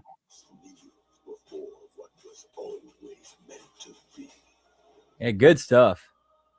I like this. The only thing I was pulling over there for you, like the only thing I like, man, the best big voiceover ever is our own Big Ray. He should have been doing this stuff, but it's all right. It's all right.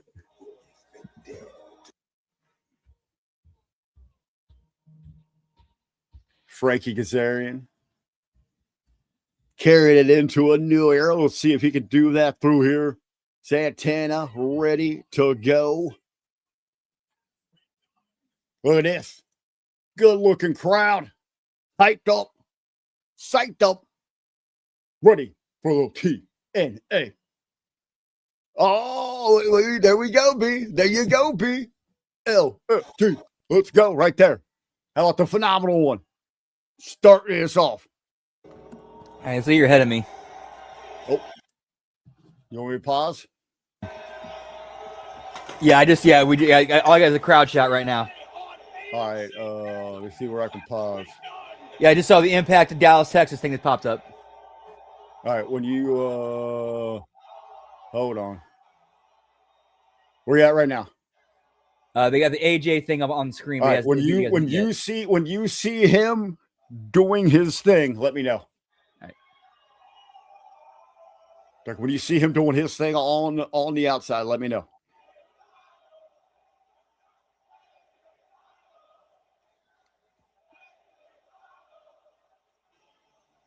I can hear the chant. You know he's coming. You know that. When you see him sit right there at the top of the stage, let me know. And there he is. All right, here we go. We should be damn close. We got the P1. Please welcome the phenomenal AJ. Yep. Dude, come on. Come on. You've been covering this for a long time, chat. We've all known about TNA for a long, long time. We're all old school guys, man. This is little goosebumps, right? Right, Brandon? Dude, this man was the pillar of TNA. If he was not TNA. A pillar, foundation. Foundation, where all the other pillars stood on right here. Without mentioning this man, what a way to kick off this brand new era. Thursday. I would have loved. No, I didn't hear the entrance music. Confuse me if I'm wrong here, man. I would have loved to have get ready to fly into the new era. They didn't. Unfortunately. Okay. I would have liked that. But hey, I'm not going to question the great AJ Styles.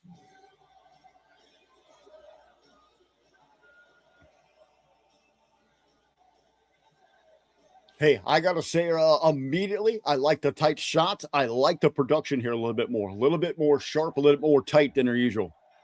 Yeah, they definitely took some of that the TRS money invested into the production quality. What's up, Franco Pickleberry ass whoop whoop on AMC, pal? I'm going to keep this short and sweet because we got some.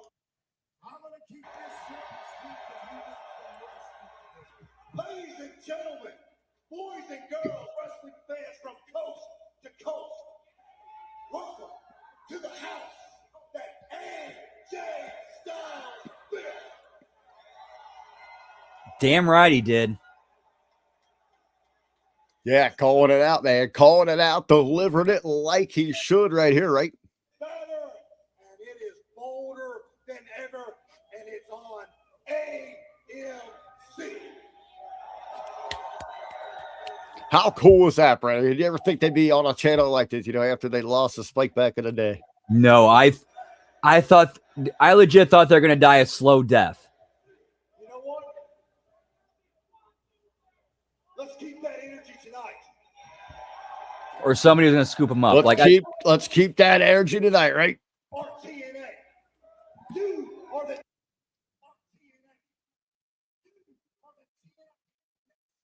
stars. Where are they at tonight, Brandon? Garland, Texas. Good wrestling town. Good wrestling town, right? Yep. They choose some weird ass spots for this, though. Lowell, Massachusetts for Bound for Glory. Now Garner. Hey, good for them. They're finding those B towns and pack them in. Oh, all right. I like that. Well, we said AJ to kick off a new era here. Hey, Scotty Woodford, that's 100%. What a lead in.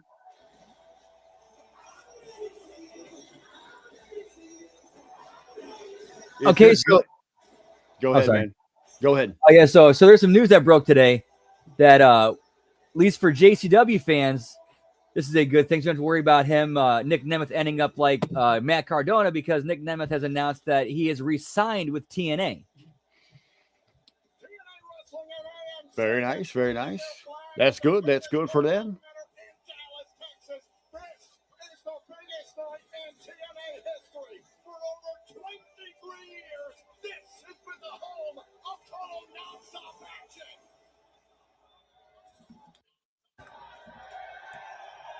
All right, I like it. Nobody outside because they're all inside.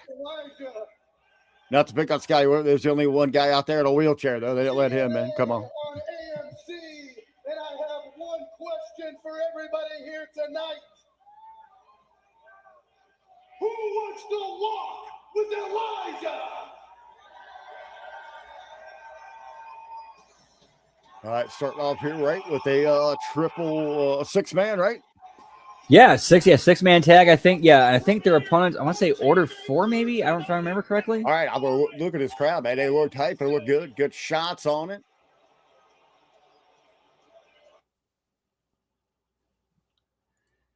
I'm not sure. Bell count. I'm going to go 10. I'm going to go 10 belts. We got belt count tonight? Hell, I don't know how much they got in TNA. It's 10. Well, there's 4 right there at the Hardys, because they got the 4th rope ones with them. Or 3. Oh, yeah, that's one of those ones that just factors in because they're already carrying all these belts.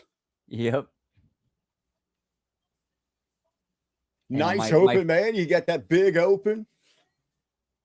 Some influencers, right? I think I should know those guys. I don't, but I'm not hip. I'm not cool. Lambrat's got 9. You got 10. I'm going to go 13. My lucky 13. Okay, so apparently the TNA feed froze. Like none of them are working. Like they're all frozen. Yeah, they're all frozen. Yeah, they're all frozen with the Hardys doing the delete. My AMC's working perfect right here. That's the one I just switched to. Why weren't you watching anyway? You need it for their channel. Why is everyone watching other things? Just watch AMC. It's looking great here. You got the Hardys out there with.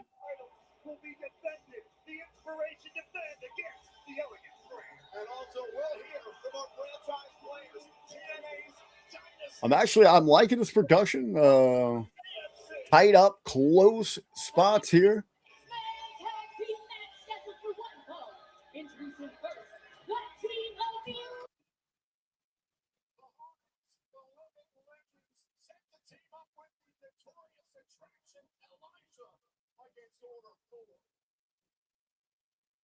All right, a little miss thing on the production there as the next crew comes out, though.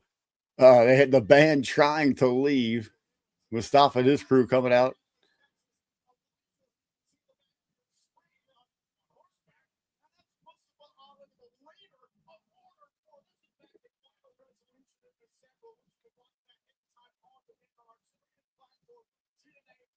All right, a little bit misproduction here. I'll say off the bat, not really necessarily what you want. This is kind of confusing to everybody. I know they're trying to get the thing over here with.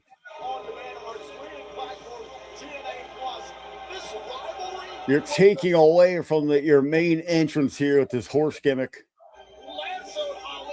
Yeah, I agree. This is not where you should be doing a picture-in-picture. You're right.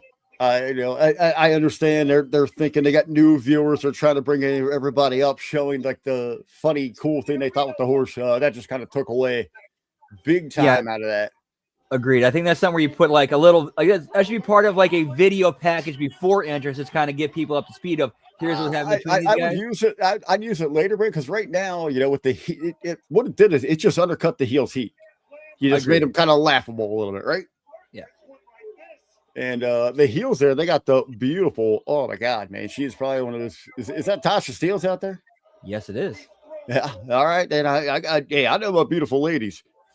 Hey, one of the best cuts we ever had here on the Hami Media Group platform is Miss Tasha Steelz told me off, called me a mark, told me to shut up because I told her she was going to get beat here in Cincinnati by Jessica Havoc. She shut me up big time one time right here on our airwaves.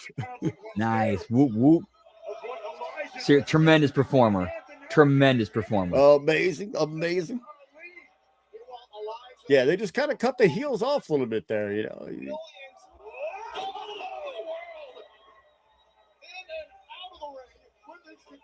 a heavy-hitting wrestler and a cunning mind at that. To try to figure out, I know they are, and I'm not hating on it. I think they got to figure out these tight cuts, though, that they're doing. I like them if they can get them down, but making people dizzy a little bit. Yeah, kind of like if you're staring at the lines in the road while you're sitting in a car. Hey, chat, let us know what you think about production over there. Thanks, guys, for joining us. Hey, hit that like, hit that share, man. Put it out there. We're hoping to have a couple guests with us. I thought Jimmy T might be here with us, but you never know what he's going to do on that Aussie side. I do know we're trying to get. He's on the West Coast. He's on his way home from work. An Impact insider, somebody that knows his stuff, a little bit here to join us. But if not, hey, we're going to be hanging out with you here. We got up to 11 o'clock. AMC.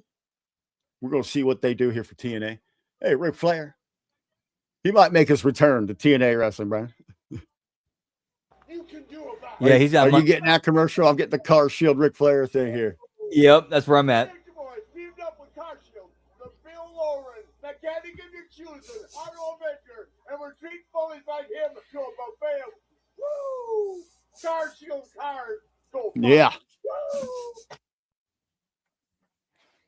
Well, all right. So when we go to these commercials, let's kind of reminisce about great moments in TNA history. So, big production wise, what was your favorite channel that they were on, Brandon? I know you've been following them, man. Definitely the Spike TV years, like the pre-Hogan Spike TV years. Figuring out their way. I really like, man. I remember even like people calling me back in the early 2000s when they were on the pay-per-view. Like, we got to support this, man. We got to go. You got to rally behind this. WWE can't be the only thing in town.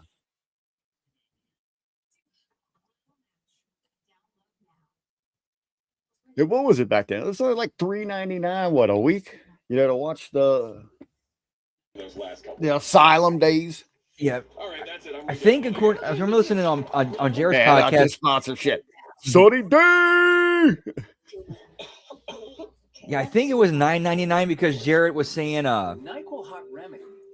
because basically it's like it wasn't $9.99. It had to be like $3.99 because I was paying like $9.99 for AOL back then. For gentle, dependable constipation. And that was a whole month of dialogue. Well, I think the way he explained it was he was splitting up the cost of a WWE monthly pay-per-view into the cost of how much it would cost for a week. Okay. I mean, it was a unique idea, man. I do remember, though. I mean, I had some buddies. There was like three of us. We all paid for it. We'd all moved to like each other's house, but we all still paid for the damn thing, shit. Yeah, and it turns out the dude who that they had hired to like do the numbers and tell them how the pay-per-view buys were and kind of like be their books man turned out was intentionally not telling them the truth. He was getting them higher than actual numbers, and they were budgeting off those numbers, and that was what almost killed them very early on. All right, I didn't know that. So, Yep. all right, I'm learning something. This is all right. This commercial breaks in this is where we're going to give you a history of total nonstop action wrestling. All right, Brad. So that's a good idea. Yeah, Jay Haasman, rest TNA. Get more relaxation and more energized mornings. All right, I didn't know that. And more. So they were inflating it. So the company thought they had too much to say. We're going to go get Ken Shamrock and all this, and yeah, here's the. Okay, here we go. All right. We're back at it here. Back at it, right?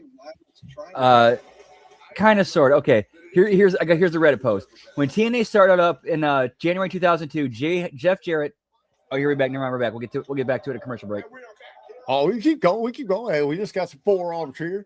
The heels in white though. I always hate that when the heels are wearing white, but they think they're the good guys. I get that. Okay, so here's the post, because this pretty much lines up with the story that Jarrett told on this podcast. All right. So when TNA started up in January, or not, they got that wrong. January 2002. They probably just like whatever. Jeff Jarrett hired Jay Haasman to deal with contracts for the various pay-per-view companies around the country and making sure the company had ads running in various cable TV magazines. Anytime Jarrett asked about buy rate estimates, Haasman said they would be in the 60,000 to 70,000 range. He also said the first ever TNA show had done 80,000 buys. In a way, the internet called bullshit on this claim. Various people had complained on forums about how they couldn't watch the pay-per-views because their cable providers didn't carry them, and the ones who could watch the shows didn't see them mentioned in any cable listings or advertised on TV. Jarrett smelled a rat and called In-Demand directly for the pay-per-view numbers. In-Demand told him that the first show had done just under 20,000 buys. TNA sued Haasman and his company, who, here's the key thing.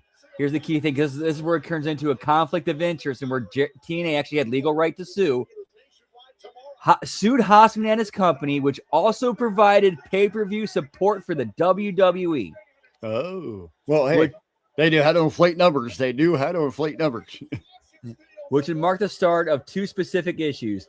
The birth of a conspiracy theory about WWE sabotaging TNA from the beginning and TNA's constant money problems. Jarrett had budgeted the company at 50,000 buys based on Haasman's estimates. Dixie Carter became involved in the company around this time too. Jarrett received financial backing from a lot of different companies when TNA began, one of which was Health South. Remember Health South? Remember when that whole thing went down? Woo! In October 2002, Health South lost tons of revenue due to fraud investigations and pulled out as a backer for TNA. Dixie, already working as a promoter for TNA, persuaded her father to become a financial backer for the company. As a result, Patent Energy purchased the 71% backing position for the company for $250,000. The company renamed itself as TNA Entertainment, and Dixie became its president by the start of 2003. That was how that whole thing went down. That's actually the story of how that ended up happening. There you go. So lies, deceit, all that ends up with Dixie Carter running this thing. And here we are 20-something years later at AMC. Hardy's and what the heck? Elijah? Is that what he goes by? Elijah here. That's what he goes by here. Yep.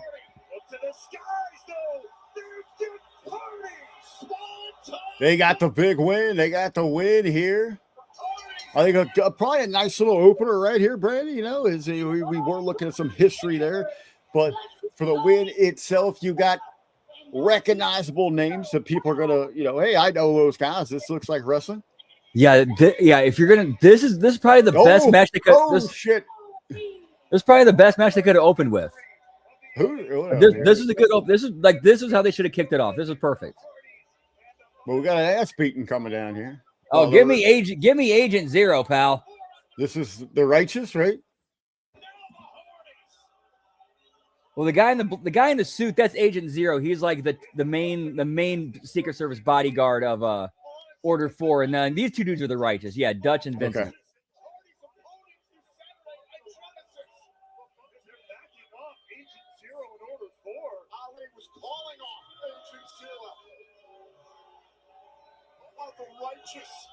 All right, I'm wondering if they're doing a little too much here for the opening segment here for a new audience. Up to them, despite their actions.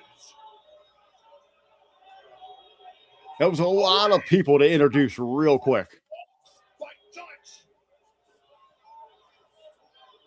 All right, now we're getting way too in-depth here. This is about more for the tag team championship in Genesis. The Righteous Okay, how did that chain get there? destroy the Hardys and take their essence. That seems a little like convenient. I'm sorry. This is a little over the top, too much for an introduction to a new audience.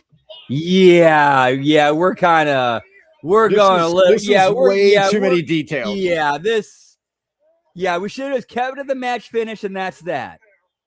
I mean, or you just have Dutch and Vincent beat him down like old school style. Just hit him with belts, hit him with weapons.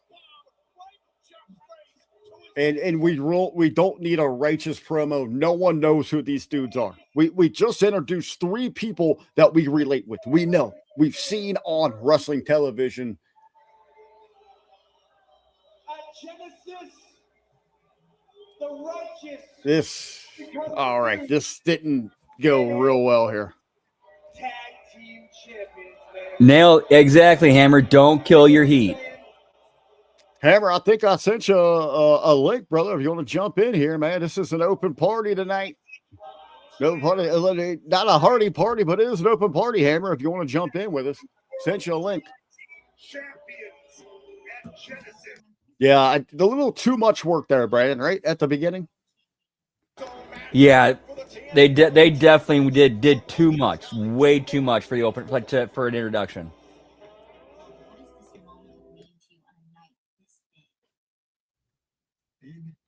All right, Frankie getting ready for his big showdown tonight. Chat predictions here for the main event. You know, what kind of bang do they want to send this thing home on? Brandon, what kind of bang do you think they want to? Oh, here we go. 8. Oh, this is interesting. History. My TNA World Title, Mike Santana, has the opportunity.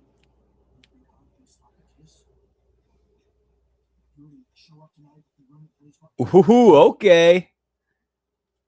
What am I supposed to do? Shake your hand, give you a big hug, big sloppy kiss. You already show up tonight like you run the place, go out and cut your little promo. If you have anything to say to me, anything, maybe it's just thank you for the house.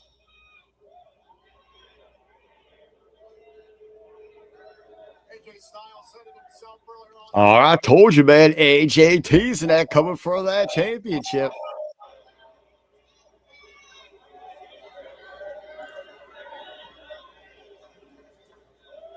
I am with that. I'm with that. Good shit. Because they would not have shot that if they weren't going somewhere with that. I'm with a lab rat. Give me a chill, yeah. Give me a little shark boy on that, baby. Throw down some clam juice. The job isn't finished.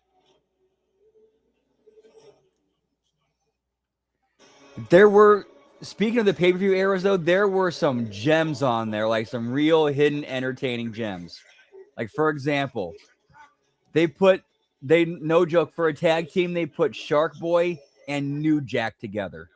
It was cool. Well, I actually, I've actually had this conversation with Shark. Okay.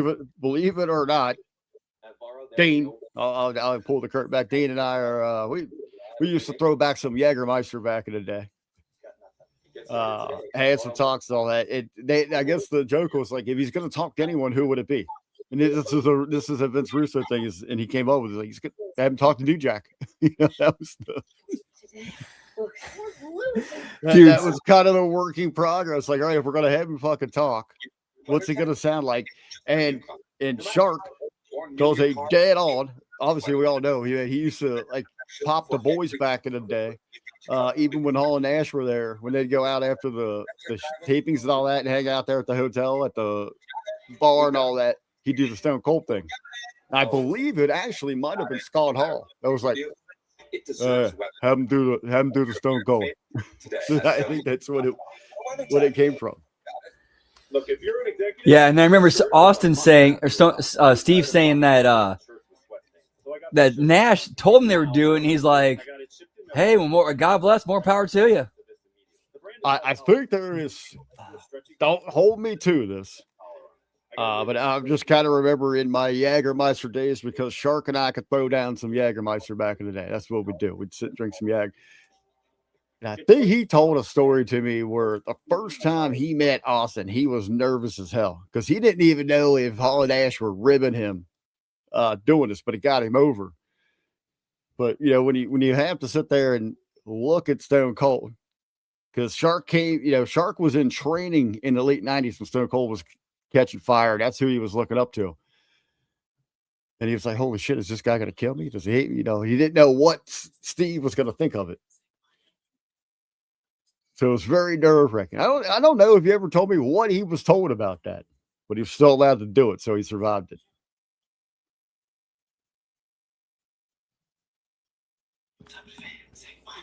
But I do remember him telling me that story, man, because it was like Scott Hall ribbing him, like, hey, you got that, kid. Go out there and do it. It's like they were just... Which kind of sounds like, does that not sound like the story that Stevie Richards told about how Scott Hall continued to just rib him about how, hey, Scott's so mad, or Kev's so mad at you. Kev's so mad at you, even though Kev wasn't. Yeah, it sounds like Scott just try to, poke the bear everywhere. Scott Hall seemed like he was one of those dudes where if you got it and you leaned into it, then he was with you. Much like Sunny D, ladies and gentlemen, Sunny D. Doctor recommended brand for earring, and now I'm finally free. Take back control with lipoflavonoid. All right, I'd say that opening segment, very opening segment with AJ Styles, home run out of the park. First good match, get 3 guys out there over. Didn't like that weird cut-in promo they did to try to do the heels kind of undercut them. And then way too much done in that post-match. US-based real human support. File by February 8th. Tax Slayer. File fearlessly. Safe like repair, safe like replace. Sometimes things fall right into place, but other times they just fall. Okay, so it turns out the TNA app, the TNA app actually crashed. Like, Final Boss is saying on their end, on the TNA app, the show ended like it crashed. Oh, so it's just cut off. I mean, well, who the hell's watching on the app? What, international? I mean, why aren't you watching on AMC if you got it here? I don't know. Final Boss, where you at, man? Are people watching internationally that just don't have this streaming outlet? No shortcuts, only an opportunity to be different. They actually showed a shot from the Asylum just there. I got a bunch of them. Oh, yeah. They're showing the history. We got a little X Division. They even showed Stone Cold Shark Boy. Did they hit it? All right, listen, all right.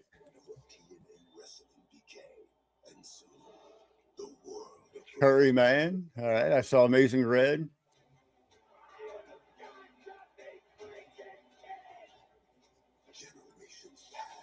All right, here's another thing. Since we're reminiscent, we're talking about a little total non-staff action here, Brandon, and for the chat. Who is your guys' favorite cult following? Can't say Shark Boy because I think we'll all say that. We all love the cult following for the deep blue sea. Around the globe, swimming to you and me, Shark Boy. Who is your guys' favorite cult following? Curry Man's a good one up there. I enjoyed me some Curry Man.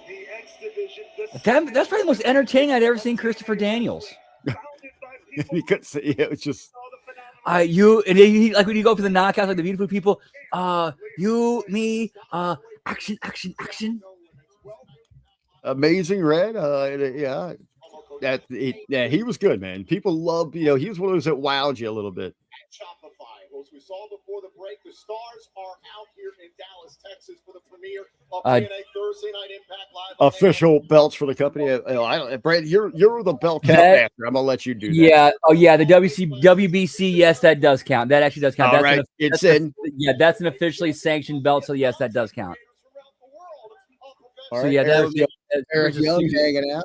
All right, thinking of those weird characters about Super Eric. You know, he's had how many characters have Eric Young had in TNA? That'd be another belt count question. For real. There was a thing they did. Remember when they did the Super Eric gimmick? Yep.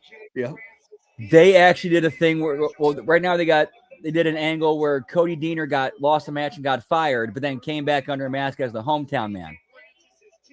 And then when Eric Young was trying to prove who he was, they actually, I'm kind of shocked he went back and paid that off. And he said, remember when Eric Young, or when Super Eric was teaming with Frankie Kazarian, and they were the tag team champions, and if Super Eric didn't reveal who he was, they lost the titles? Yeah, that was me. Joseph Parks going. Remember when they were the Prince Justice Society? That is a reference to Abyss back when he wrestled in the Indies here in Cincinnati. He was Prince Justice, where he came up cutting his teeth with the Northern Wrestling Federation. All right, I'm going to say right now, they had this great to see all these people here, but they had that great view of the crowd. And now they got all these celebrities set up, their guest stars set up where they're on the empty side of the arena. Why are they shooting this like that? Why would you not? That makes no sense. Why would you put the crowd behind them? They just showed a whole empty seats behind them. I know, right? Look at that. Look at it. There's no one there behind them. Why would you do that? What does it mean to be a part of such a historic night live here? Why would you shoot that like that? I know, that makes no sense. They just had that great overall shot where it looked amazing, packed, right? And then you're gonna do the zoom in. Wow.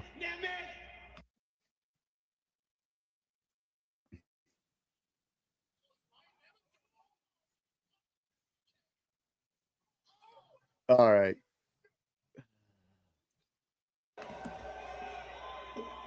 He just racked himself.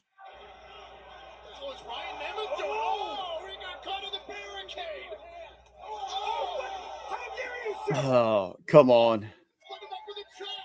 You're just cheesy wrestling this up. Yeah, that's no bueno. You cannot shoot that. Why would you shoot that?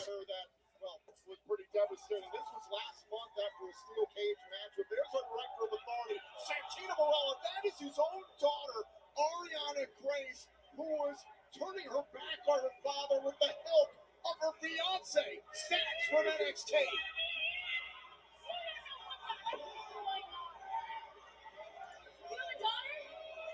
NXT. Seems like this episode is really like one step forward, 3 steps back. Yep.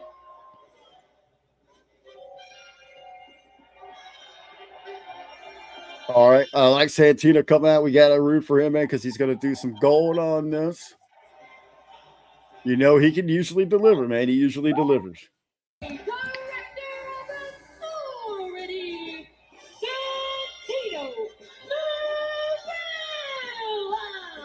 great to see Santino Marella with a smile on his face. Wrestling fans for years know his trademark brand of entertainment. Yes, he's a bit of an oddball, but he has done a great job as our day-to-day operations manager here in TNA Wrestling.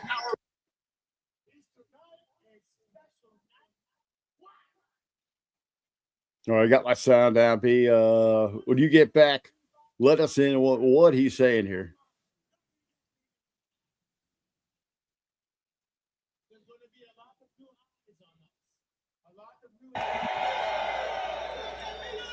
Thursday night Impact on AMC. Come on, doesn't get bigger than that. This is going to be the beginning of something. New eyes on us. A lot of new expectations.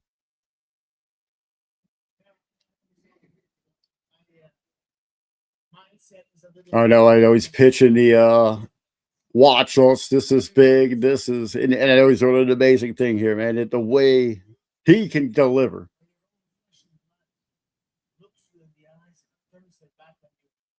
It's not something you can shake off like the water on the top.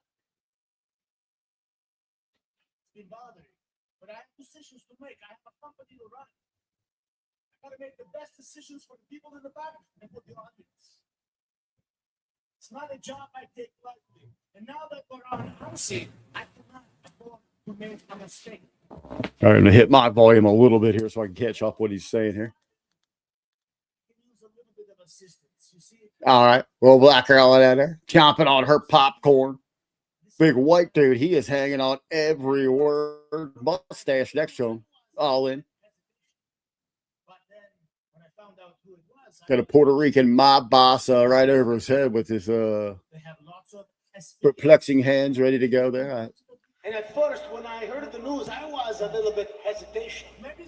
But then, when I found out who it was, I was actually relieved because this person is very professional. They have lots of experience, and I believe they can positively contribute to the overall product and the brand. Ladies and gentlemen, without further ado,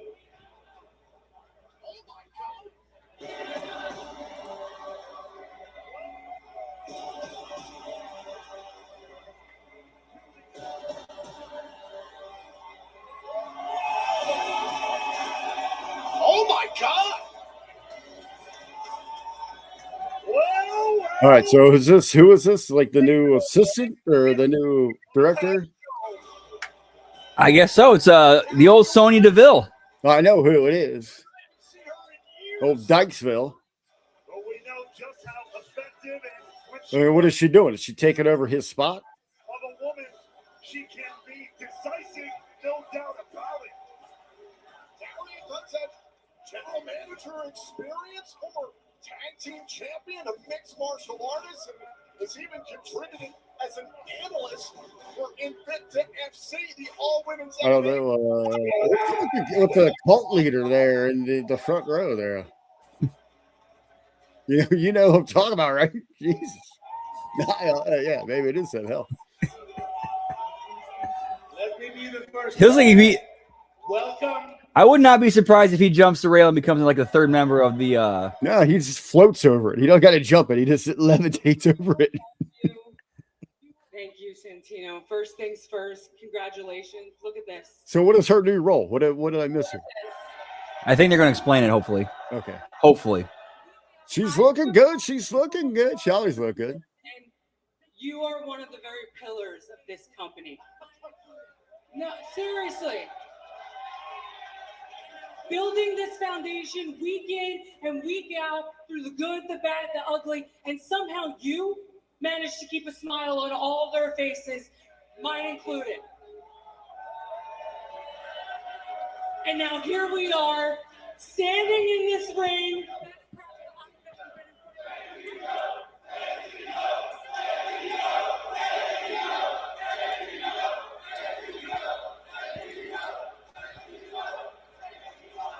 Standing in front of one of the best crowds I've ever been in front of. Right. That's a good question. In Dallas, Texas, on the debut episode. What? Might be taking over Ariana as the liaison between NXT and TNA, because that was what she was like. They actually had Ava on TNA to establish Ariana as the liaison, but because of what happened, that means she's removed, and now The one thing this company does not need is you. No, we don't need your stupid little jokes. We don't need your little comedic relief. We need structure. I don't know. Is this hitting? None of which you have the ability to pick. not really. No, like what is this? Where is this going? I mean, she doesn't look cool. Take it easy. Right now, you're talking to that. I'm talking. Yeah, I know, right? If he hired her, couldn't he just fire her? Right.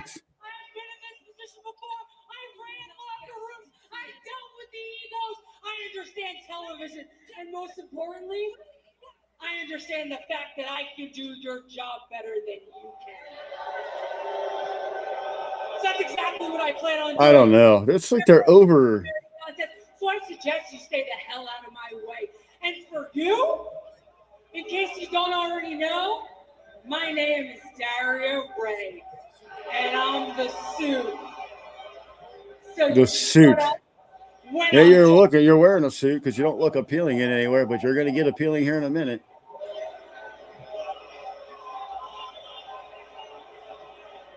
Wait. One thing I almost forgot. I'm so sorry. As my first official order of business, I signed a new knockout to TNA. This ain't going to be good, guys. The crowd does not care.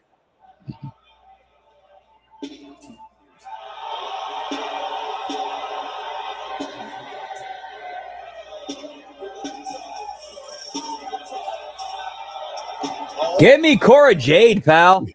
Yeah. If she only had fans. Bold, alluring, and toxic. Yeah. Yeah, Dan. Keyword on transplant. Brand new Daria Ray making moves already. And think about this still to come. The TNA World Championship is on the line in our main event. Dude, there was no reaction there for And the crowd goes mild. At best.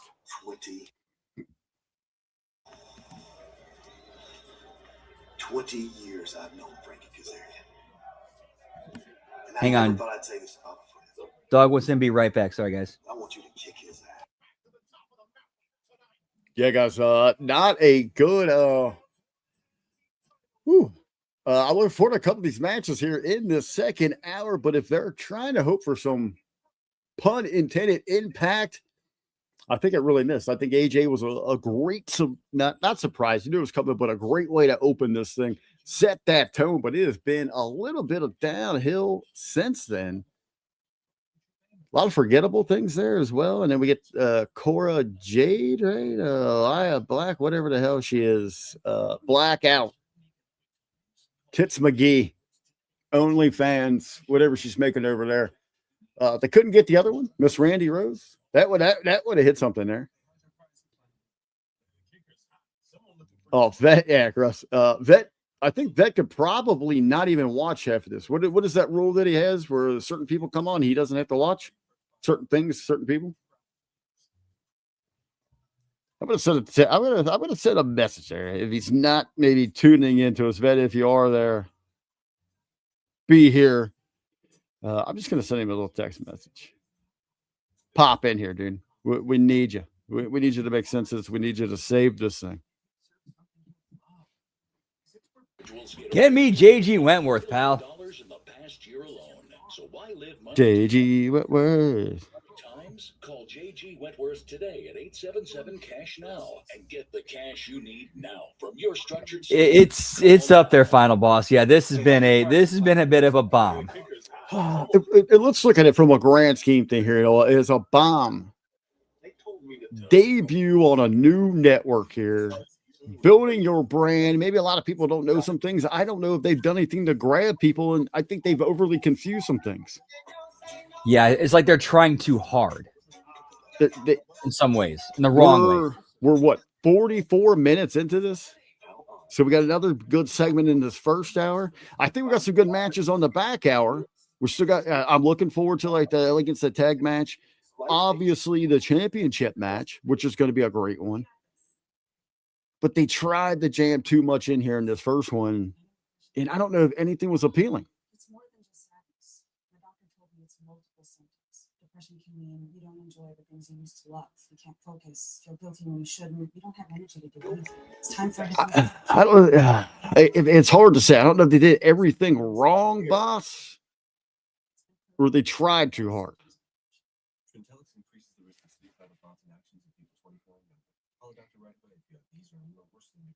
And I think the ECW on TNN, like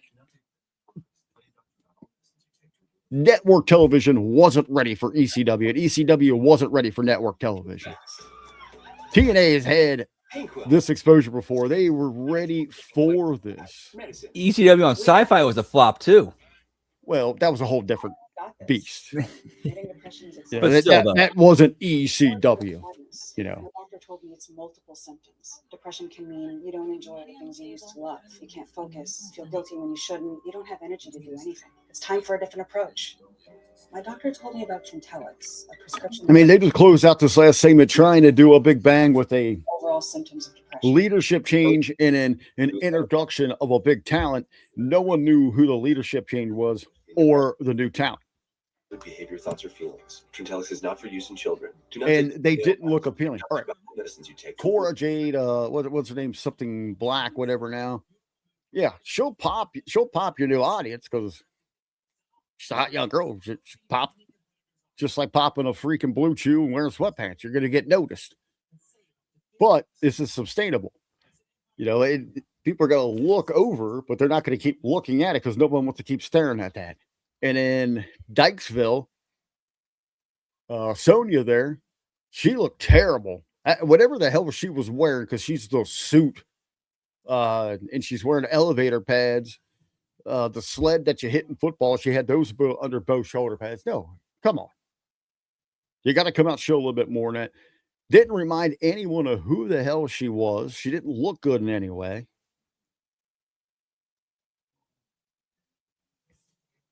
Bad debuts for both of those.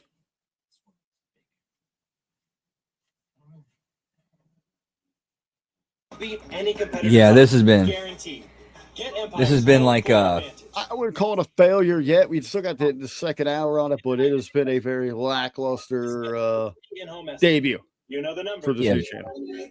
Lackluster, yes.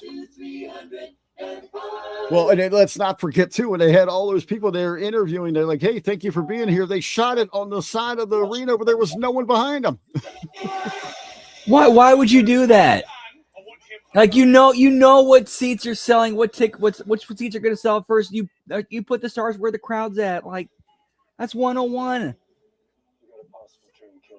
Delirious and Dreamer should know better. All right. Let's see here. We got this Perez guy, right?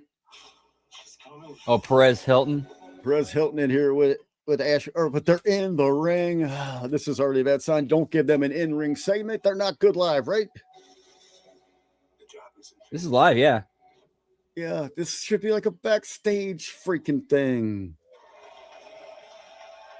Big thanks to Kyle Gordon and Sam McCormick from the hit thriller Dark Winds for joining us tonight on the premiere of TNA Thursday Night Impact live on AMC and in the Impact Zone. We are joined by the Elegance brand and ladies and gentlemen, I am the personal concierge and I want your attention. Shut up when I'm talking to you. What is this, a reveal of a new member? This ring is a specialist in style and fashion, a pop culture icon, and the original influencer. Please welcome Arquette who? Perez Hilton. Thank you very much. And thank you. You know, I'm used to covering red carpet events, fashion hits, and misses, and this crowd tonight really brought their game. Their D game. Perez, you're being so nice. Why don't you tell them how you... So without further ado, please welcome...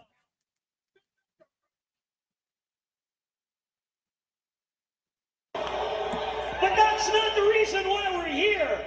You see, we are soon going to be crowned the TNA Knockouts Tag Team World Champions. And we spent the past couple of months doing some research to introduce something new. Oh yeah, Mr. Elegance. Yeah, you know who that is, right? No.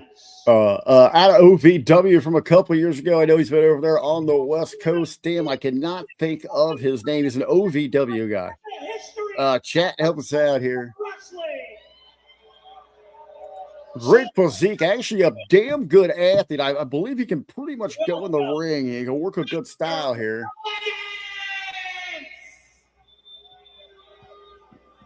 Oh! That is not the man we saw last week. Oh, Dallas, Texas. Hello. No idea who this guy is. That OVW. I know that guy. Darn it. Man, I remember watching him. Actually, a real nice guy. When I went down to OVW in 2019, 2020, talked to him down there. He actually helped me out when I was doing down there for them. I've been chosen. Let me see if I find his name. Damn it. I've had an incredible. I only like talked to him a couple times, but good guy here. Look at the screen. Obviously, a hell of a physique, though. No confidence. No appeal.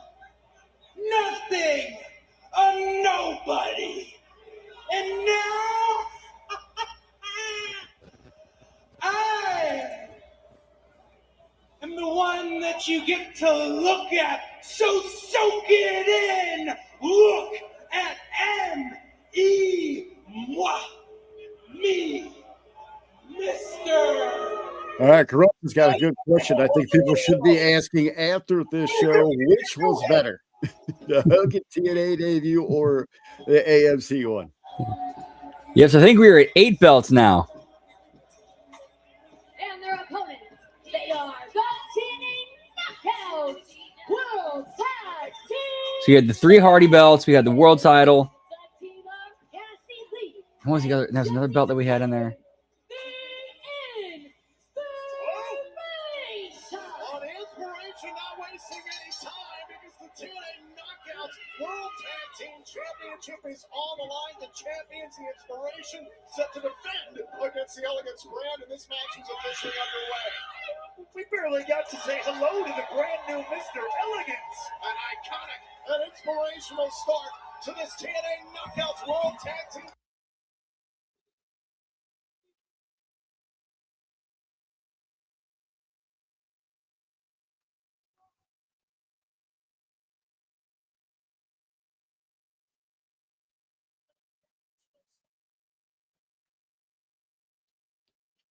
All right, I forget to said we got commercial, right? You got commercials? Whoop whoop. You got the commercials. Is that CM Punk? Yes, that is CM Punk. You guys are special. Like, what the hell? Be a part of that. Night Patrol. Yep, Phil Brooks. I saw it. Theaters tomorrow, buddy. Yeah, 2 Hardys, but they had I think Jeff had had his 4th rope tag belt, so that was 3. So actually, hang on. So 3 Hardys, Kazarian, WBC. So actually, at 7. My bad. We're at 7. There we go. Night Patrol. We need to be ready.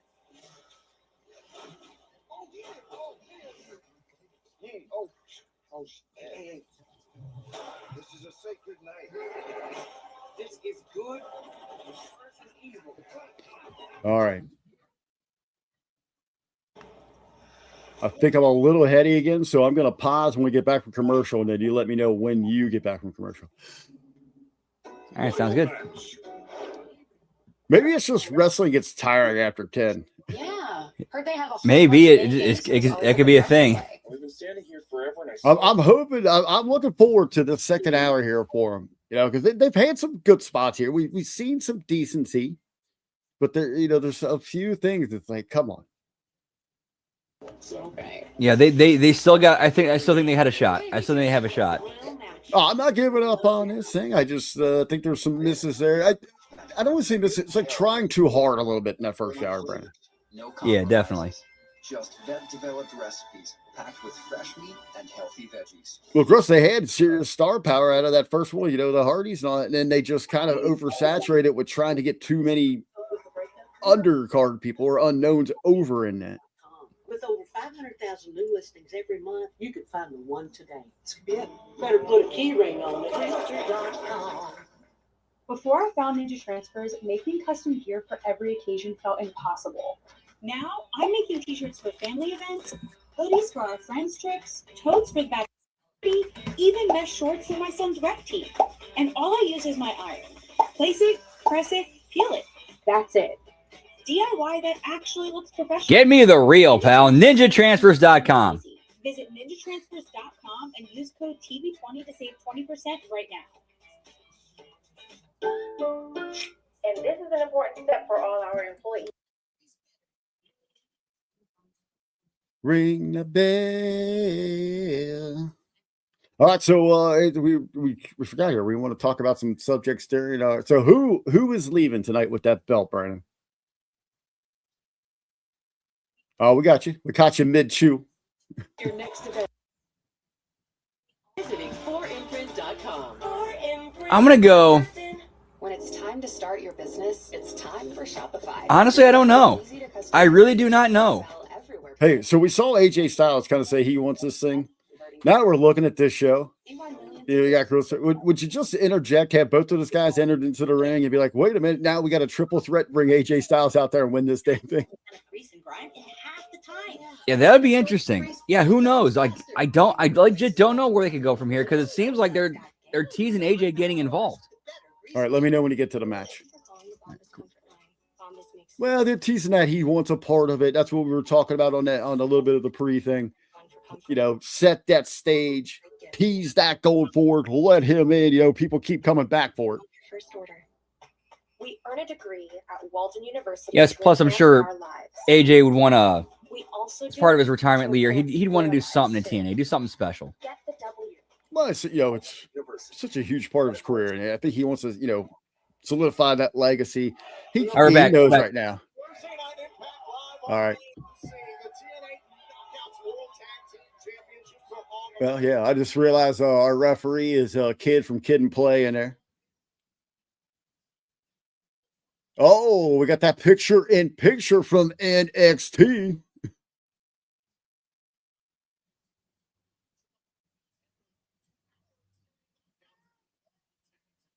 Oh, I think that guy's name was like DJZ, ZJ. He's an OVW guy, but then he was out in the West Coast for a while.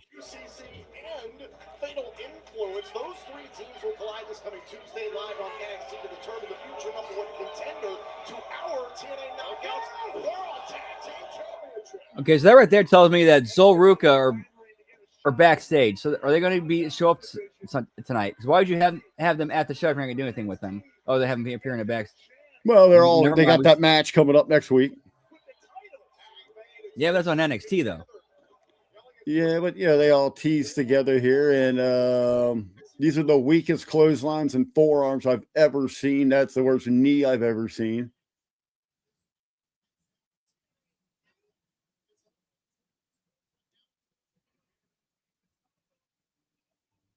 Probably the worst transition of moves that I've ever seen here. Good job, because I've seen some bad ones.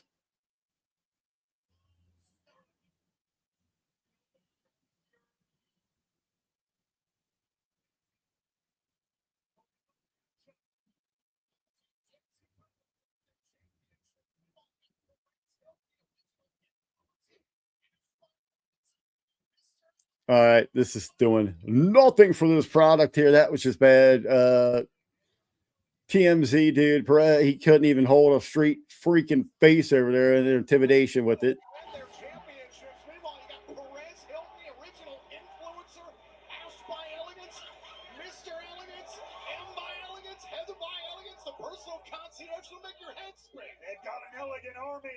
Jesse might be paying for that. Back inside the ring, Jesse trying to deal with Heather by Elegance. Oh, big kick right to the head. Jesse's down. A tag's been made. I believe Cassie got taken out of the equation moments ago. Heather had no. Hold on a second. Oh, there's Cassie saving Jesse. Back inside the ring. Trying to retain the inspiration. Can't put away the brand. Thank God Mr. Elegance saved Heather on the outside there. This is rough. You said it politely. You said it politely, Brandon.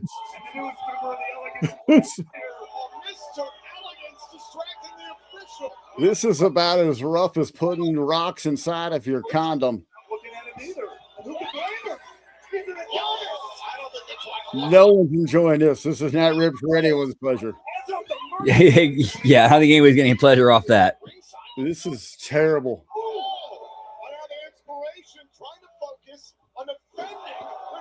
All right, I tried putting this guy over. This is.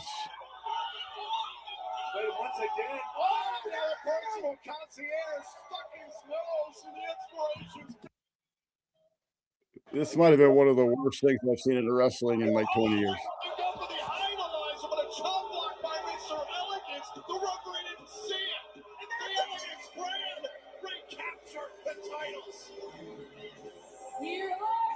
Yeah, Lunacy was tremendous tonight. I have not seen the main event yet, but so far everything I've seen so far was tremendous.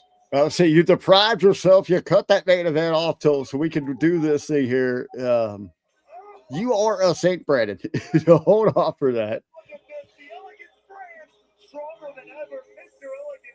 We got Carlos in here.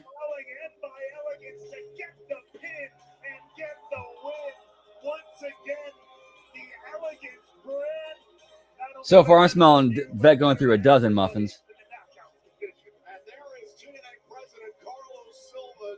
It was something else. So whoop whoop. Yes, we did. Yeah, we did Lunacy. We still got the main event to get through.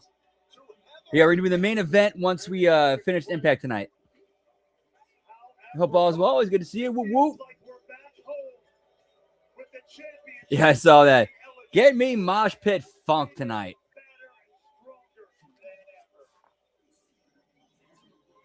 No, we got who's that? Stacks, right? Yep, that is Stacks. That's 8 belts. Here we are.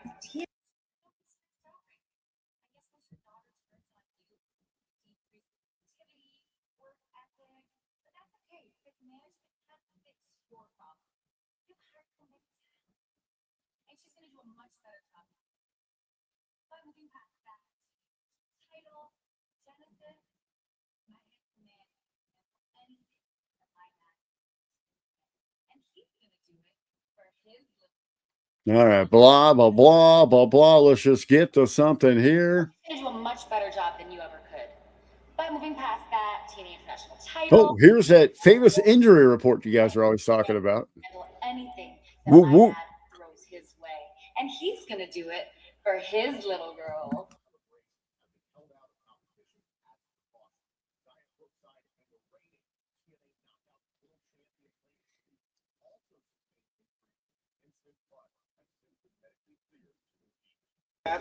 These are always tremendous. So the vet always loves these, doesn't he? And Lila Grace have been held out of competition as a precaution. Zaya Brookside and the reigning TNA Knockouts World Champion Laying Lee also sustained injuries in the incident, but have since been medically cleared to compete. Bulletproof Steve Macklin is currently out of action following the brutal attack by the NXT Outlaws last week. Macklin was evaluated after the attack, and it was determined to keep Macklin out of action this week as a precaution. Bulletproof. Come on, there's only one bulletproof. We all know who that is around here. Yeah, I mean, Blake True, pal. In-ring competition next week. Mike Santana continues to deal with the right arm injury he sustained back in November. It was caused by the NXT Outlaws.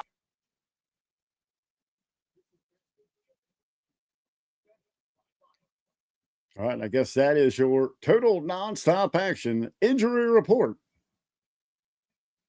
Brought to you by BioFlex.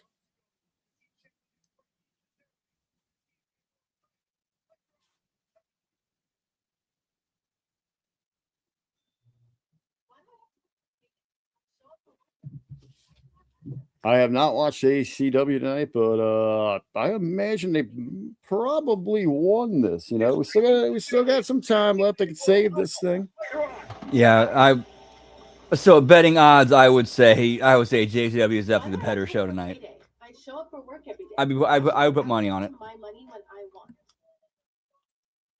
want. I would almost just tell you to just go back to the JWC right now. This is not been a good outing. I think they've tried. Finally, I'm in control of my money. This is so awesome. Not successfully in any way. Join the millions of members like us, banking fee-free at Chime.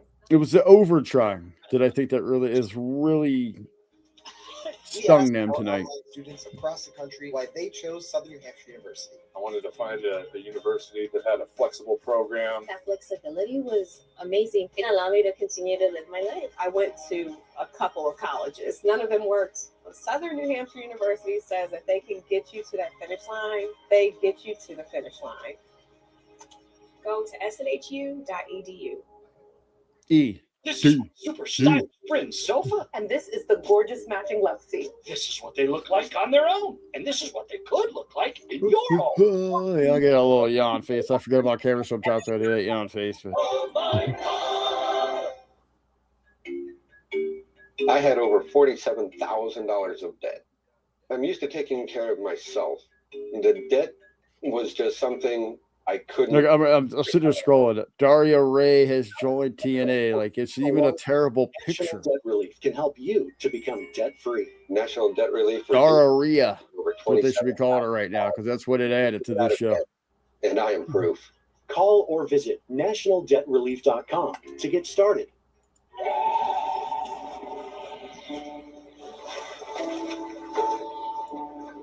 So we actually known for the spice drum. Yeah, man, this is a local thing, man. There's way more stars in this actually. All right, so I think we got how many big matches advertised already? Just the main event left of what they advertised? The Winter Blue sale is now. Obviously, I know we're going to get more than that because we still, have 40 minutes of television left, or 50 minutes. Takes a whole night watching the zebra find people's savings. Yeah, I think we got. I don't know. I really don't know. Nobody does insurance like this. The Suit, Diarrhea. Sonya Deville made her TNA debut. Diarrhea, cha cha cha. What are you doing? Hey, burn it all down. Dustin, we have one of those. Man, look, where did that come from? This cleans in all the really tight places and all the really hot ones. My name is Daria. Yeah, that's what I said. Diarrhea. Yes, sir. Love it. Looks like you got into everything, every nick and cranny. Why?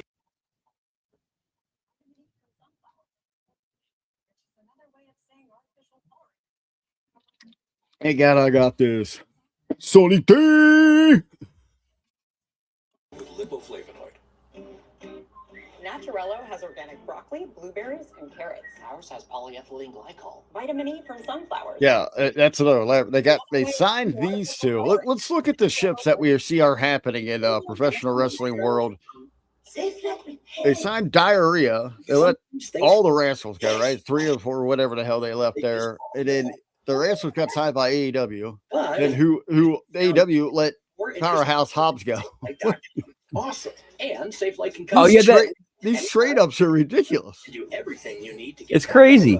And yet the system. I don't think the system. At least the system aren't advertised to wrestle, but they end up might because you might get an impromptu match. But they're gonna have like a segment or an in-ring promo. Did they announce the replacement? We haven't seen him yet for Slater.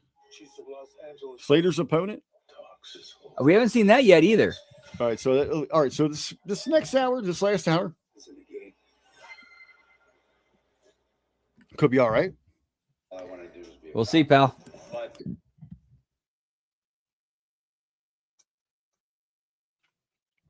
I might grab another Sonny D here real quick. Put my phone on the charger here. All right. Oh, speaking of, let's butch out. Here comes Indy Hartwell. Oh, boy.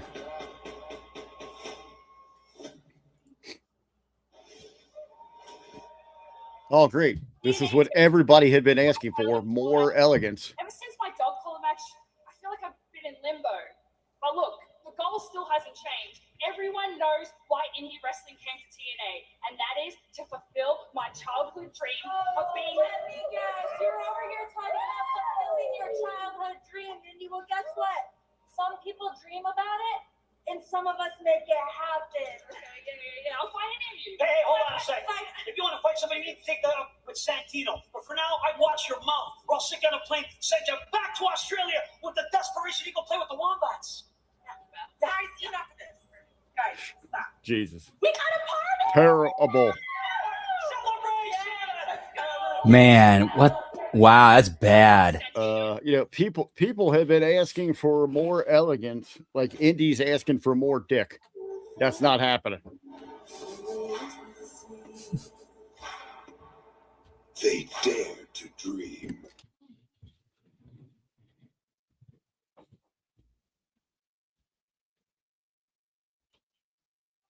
Now we got us a knockouts promo here. Hey, one of the best divisions. So love to see some we haven't seen anything that was on this show that is a shout out of thank you to that division. For real, that OG knockouts division, I really believe that was the foundation of modern American wrestling. Good women's wrestling. A big part of it. I don't just want to be a knockout. I want to be the knockout. We got about 40, 45, 50 minutes left. And then I'll get you the timestamp.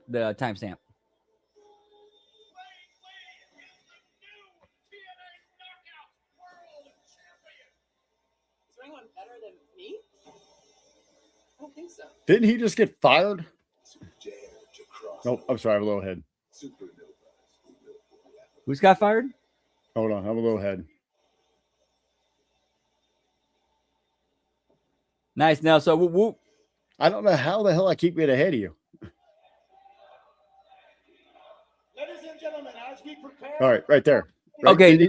Okay. I actually went back. I went back and watched the recap or read the recap. He's not fired, but basically the board hired Daria as his assistants. Okay. So now we got a power struggle kind of thing. Right. Like and that's 8. I think that's 9 belts now.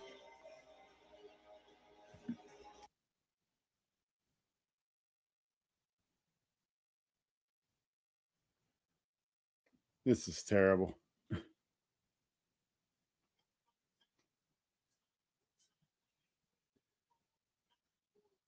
right. I'm okay with the skipping. I mean, just her skipping, as long as that's all it is for like 10 seconds and nothing else. Accompanied by your tag team partner, Zaya Brookside, Lane Reed is one of the most inspiring stories of pro wrestling. 8 years ago in her home country of China, Lee took part in tryout, earned the opportunity to transition from MMA to She should not. Yeah, Xia Li should not be wearing bifocals. and a whole new culture in the midst of embracing this new craft. Lane Lee's hard work paid off. 2 months ago, she captured the TNA knockout. What if she needs them? At WWE's NXT. That's possible. Yes, that's true. Ladies and gentlemen, I do not know that. International visa crisis, Danny Luna. He's not going to be able to compete at Genesis. However, Lady Lee has committed herself to be a fighting champion and has signed a contract to an open challenge on Saturday.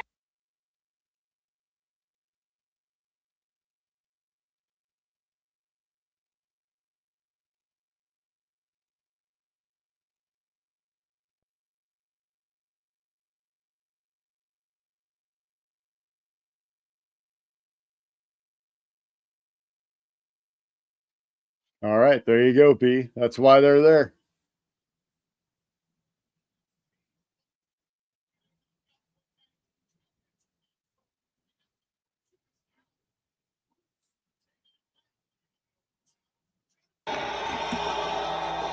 All right, cool. There we go. You were wondering why they were there, and they have delivered. Watching during the TNA Knockouts World Tag Team Championship match. So I guess the question is now, who's taking up Lady Lee on the open challenge for Genesis? All right, the question is who's going to ask for the challenge? I don't know. How about the bitch that had the whole promo fucking video thing about her? But to your point, which one of these two incredible athletes is out here to answer the open challenge? Maybe it's gonna be a three-way, pal. How stupid is that? I wonder who it's going to be. I don't know. The one that had the whole fucking thing about her? TNA.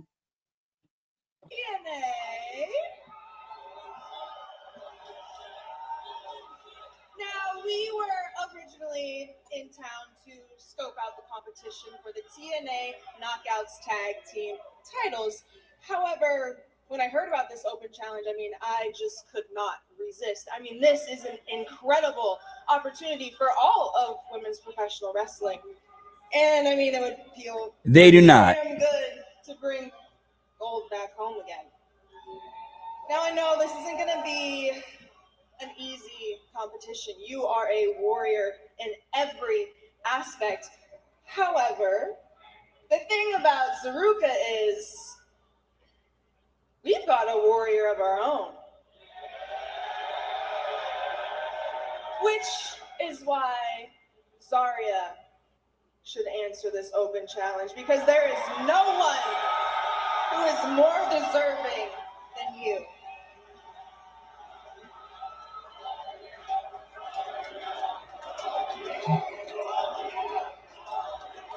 I'm with this.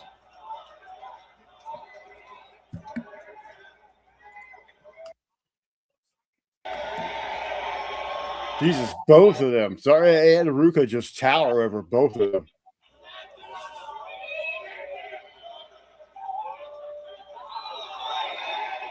Well, that didn't take much convincing. She has signed on the dotted line. It looks like it's going down.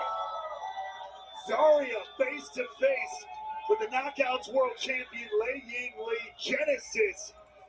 They go one-on-one. Genesis. All right. Nice, short, sweet to the point segment. And TNA Plus, the TNA is on the line, but the TNA World title is at stake in our main event with a legacy built on the backs of legends.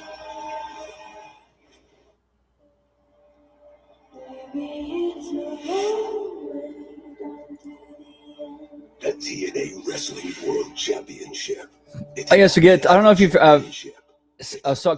caught any of this when it happened, but Ken Shamrock was inducted into the TNA Hall of Fame a few years ago. All right. Do you know who it was who inducted him? I want to say it was 2020. I have no idea. It was somebody who never forgot what Ken Shamrock did for him and how he helped his career. I don't know. It was somebody who worked a lot with in WWF. The Rock? The Rock. He did it by a video, though, right? He didn't show up. It was a video. Yeah, well, because it was 2020 okay. COVID, but he still, he shot the video and sent it in. Right. And there are jokes going around where, hey, Rock made more appearances for TNA in 2020 than for WWE. Hey, Drew McIntyre. There we go. In the promo package.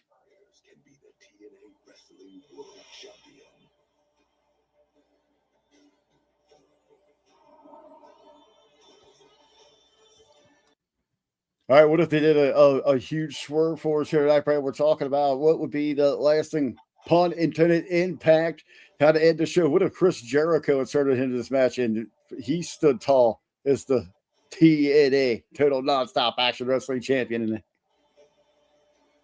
Man, that's right now. Anything's on the table. I gotta say, anything is on the table. Are these guys doing their march? Are they doing their walk? Oh no, we still got that 6-man next. Yeah, I think that's something with the system too. The system. They're next, and then the main event.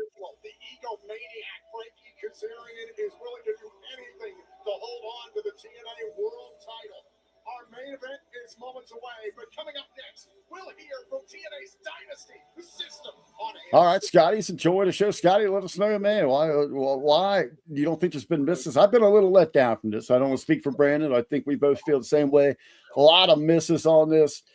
Missed on the hype, a lot of potential here, but you guys are enjoying this thing. Let us know. Imagine if your fave spot was always Nice.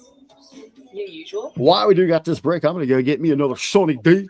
Right on. I'm going to plug my phone in real quick, but I will be right back on my side. That sounds good. Yeet. Hey, stuck in high school Spanish? Try Babbel, the language app. Yeah, this has been, admittedly, this overall, I really do think this show has been way under the mark. And I've heard EC3 is a rumor. Entyvio is the only gut-focused treatment for moderate to severe Crohn's and UC. Gut-focused Entyvio. I'm trying to figure out the bell count here. Sorry, guys. I want to make sure I'm on it correctly. So the Hardys come out with 3. Lasting relief and steroid-free remission. And some people experience rapid. Frankie was 4. Infusion and serious allergic reactions can happen during or after treatment. Entyvio may increase risk of infection, which can be serious. Although unlikely, PML, a rare brain infection, And then 5 with the cannot be ruled out. Tell your doctor 7, infection, flu-like symptoms, 8. sores, or are prone to infections. Liver problems can occur. With Entyvio, you may be able to pay as little as $0 per dose. Ask your doctor if Entyvio, including the Entyvio pen, is right for you. Gut focus, Entyvio.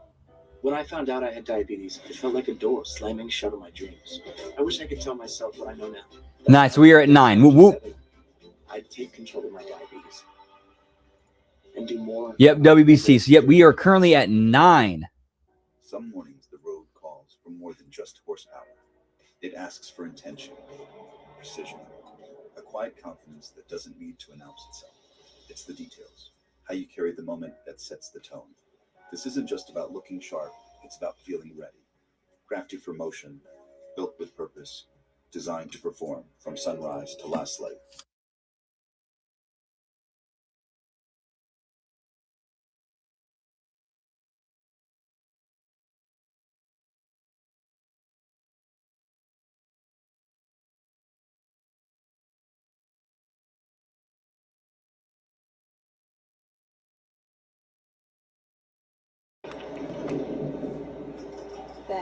Leading up to Hollywood's biggest night. Damn, pal. You trade on that? That's just a pen. Yeah. That's what a dedicated fan looks like, pal. Whoop, whoop. Stuffed up again? So congested. You need Sinex saline from Vicks. Just Sinex? Breathe. What is wow? Hey, I am back there. Just the time I see Scotty saying he likes the flow of the show. That looks all right. Let me give you guys a little striptease. Well, let me get my camera up a little bit. I'm going to change my pants over here.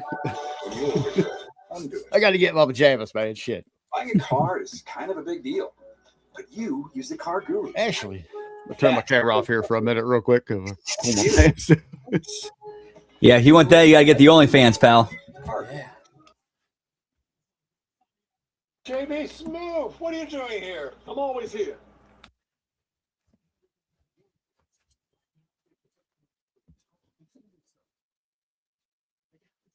Oh.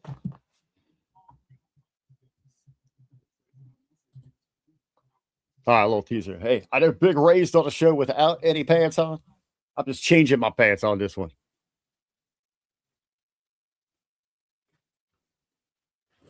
Wearing these fucking jeans all fucking day. Time for the sweats. Hey, I heard this main event is going to be so popping. I got to put my sweatpants on and pop a couple blue chews. I got to get bonered up. I got to get hard up for this main event.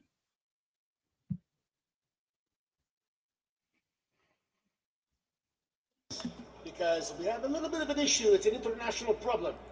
Okay? It's a crisis, if you will, with the visas. So Leon Slater is not going to be here for Genesis. So I had to find a replacement. But you are still going to get your X Division title shot. Put that one in the pocket for later. It's guaranteed. I don't know, but that would explain why there's no X Division title match tonight if Leon Slater had some visa issues. And let's just say, knowing the UK government at this time, I could see them pulling some shit. Yeah. There you go. Little sneak peek. Pulling the pack up. Do you know what's the problem? You versus Moosh versus Joe Hendry. It's not even possible.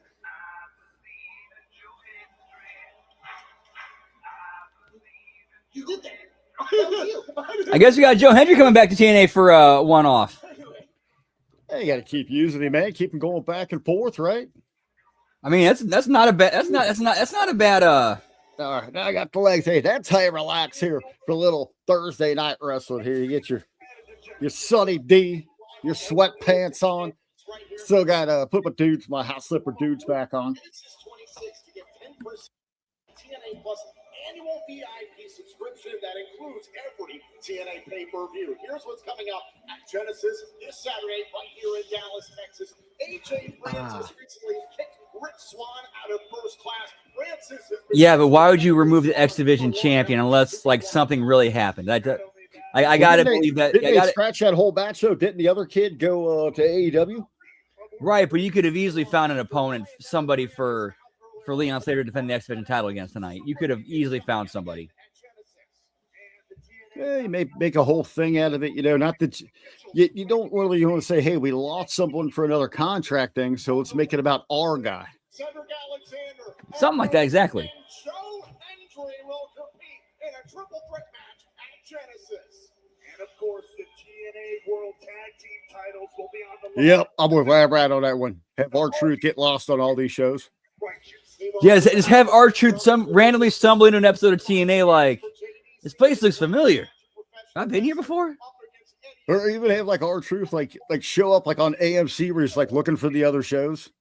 Like, hey, anyone seen Saul? Anyone seen Saul around here? And I'm looking for some of them zombies. They told me to come up here and call Saul. And then I'm trying to hook up with that Don Draper guy. I got an idea for an advertisement. That's what you should have known him, man. Like, that's money right there, man. Do I have him like cross-promoting advertisement for each network at each show? Where he's lost on the wrong channel promoting the next show. Oh, he'd be tremendous for that. Dude, you hit it right on there. He's like trying to find the CW, but he's on the AMC or something like that, And then he ends up on USA. No. I'm not looking for USA. I'm not looking for the AMC. Like, dude, you're on the CW. Like, what? All these acronyms, man. All these acronyms. I'm just looking for John Cena. Being out here right now, this moment, this is truly something special for us. You see, this company, it means everything to the system. And yeah, right now, there are a lot of changes going on. But with that change comes one final moment. One final moment. Oh, shit. Dango. I thought that was Daniel Garcia with muscles. Final dance. Whoop, whoop.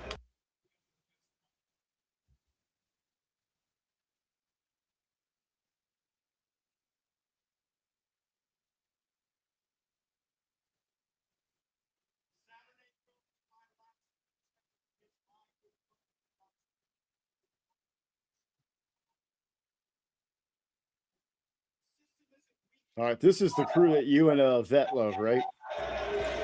Oh. Yep.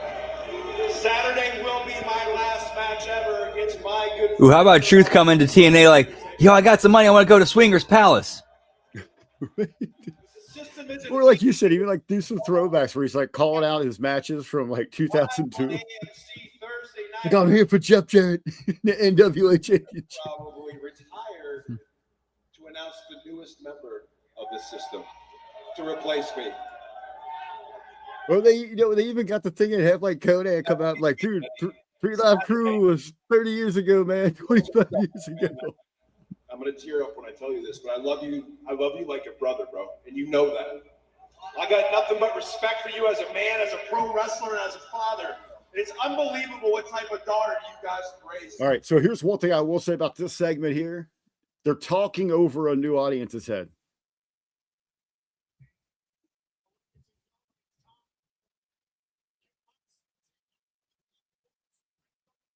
They're just doing way too much here. That segment accomplished nothing. It talked over everyone's head. There wasn't any introduction to these great people.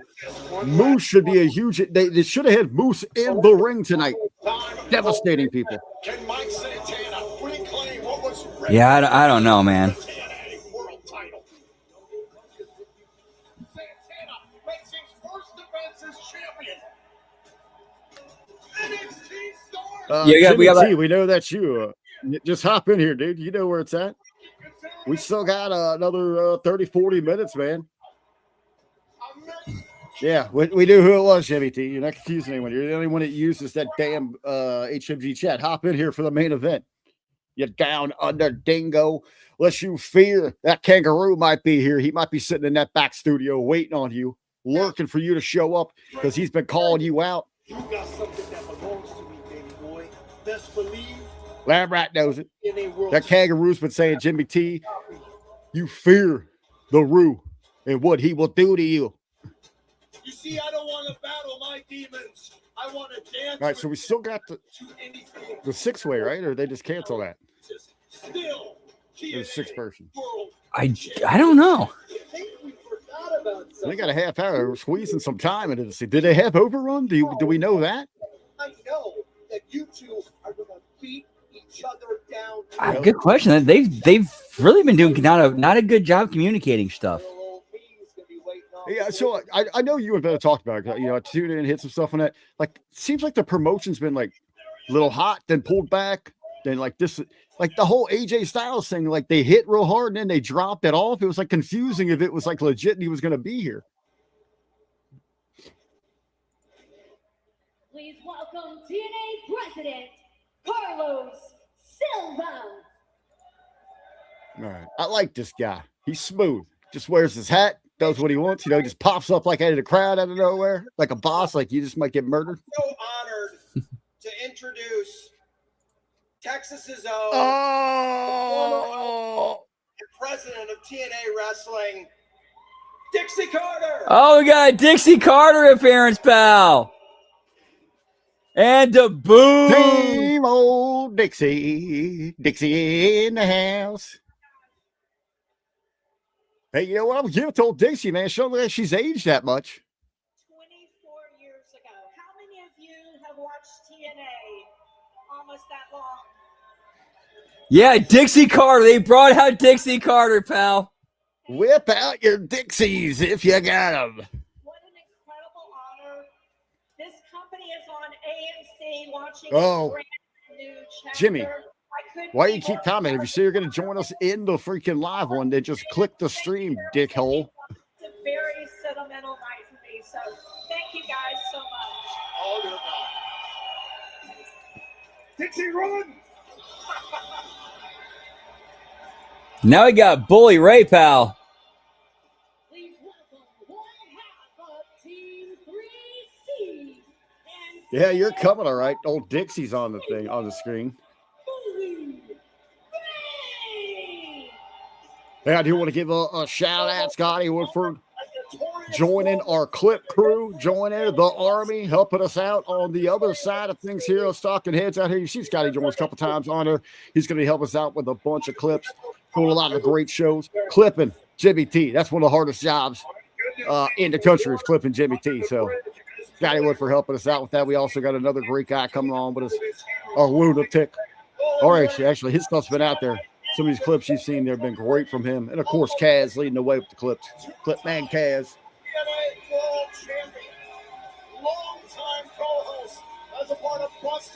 All right, from Busted Open Radio. It's going to help here for the last half hour.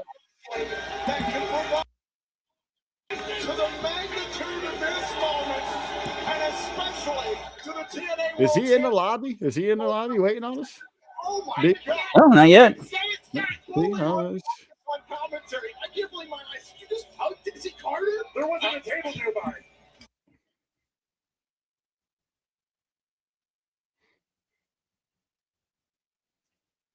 Yeah, I guess we're going main event here.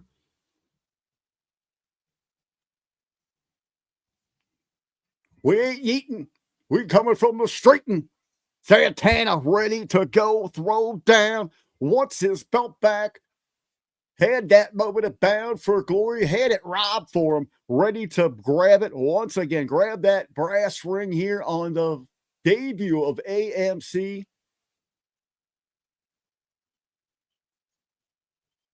Santana making his way here through this audience. But what's up with you brown people? Can you guys not make a regular entrance? You know, there's a ramp, a backstage, all that area. Got to do it your own way, right? Got to do it your own way.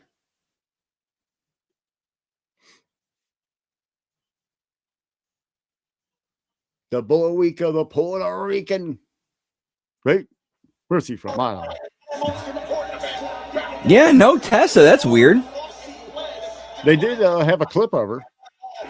Yeah, she appeared in a clip. That's really about it.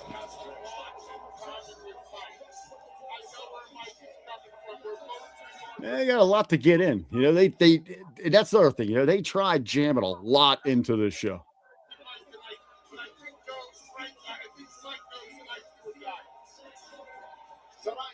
All right, is this a big swing in favor of the babies, and they give Santana this back to carry this company here, man? You are my expert. You have to lead the way here. I'm asking you questions, Brand.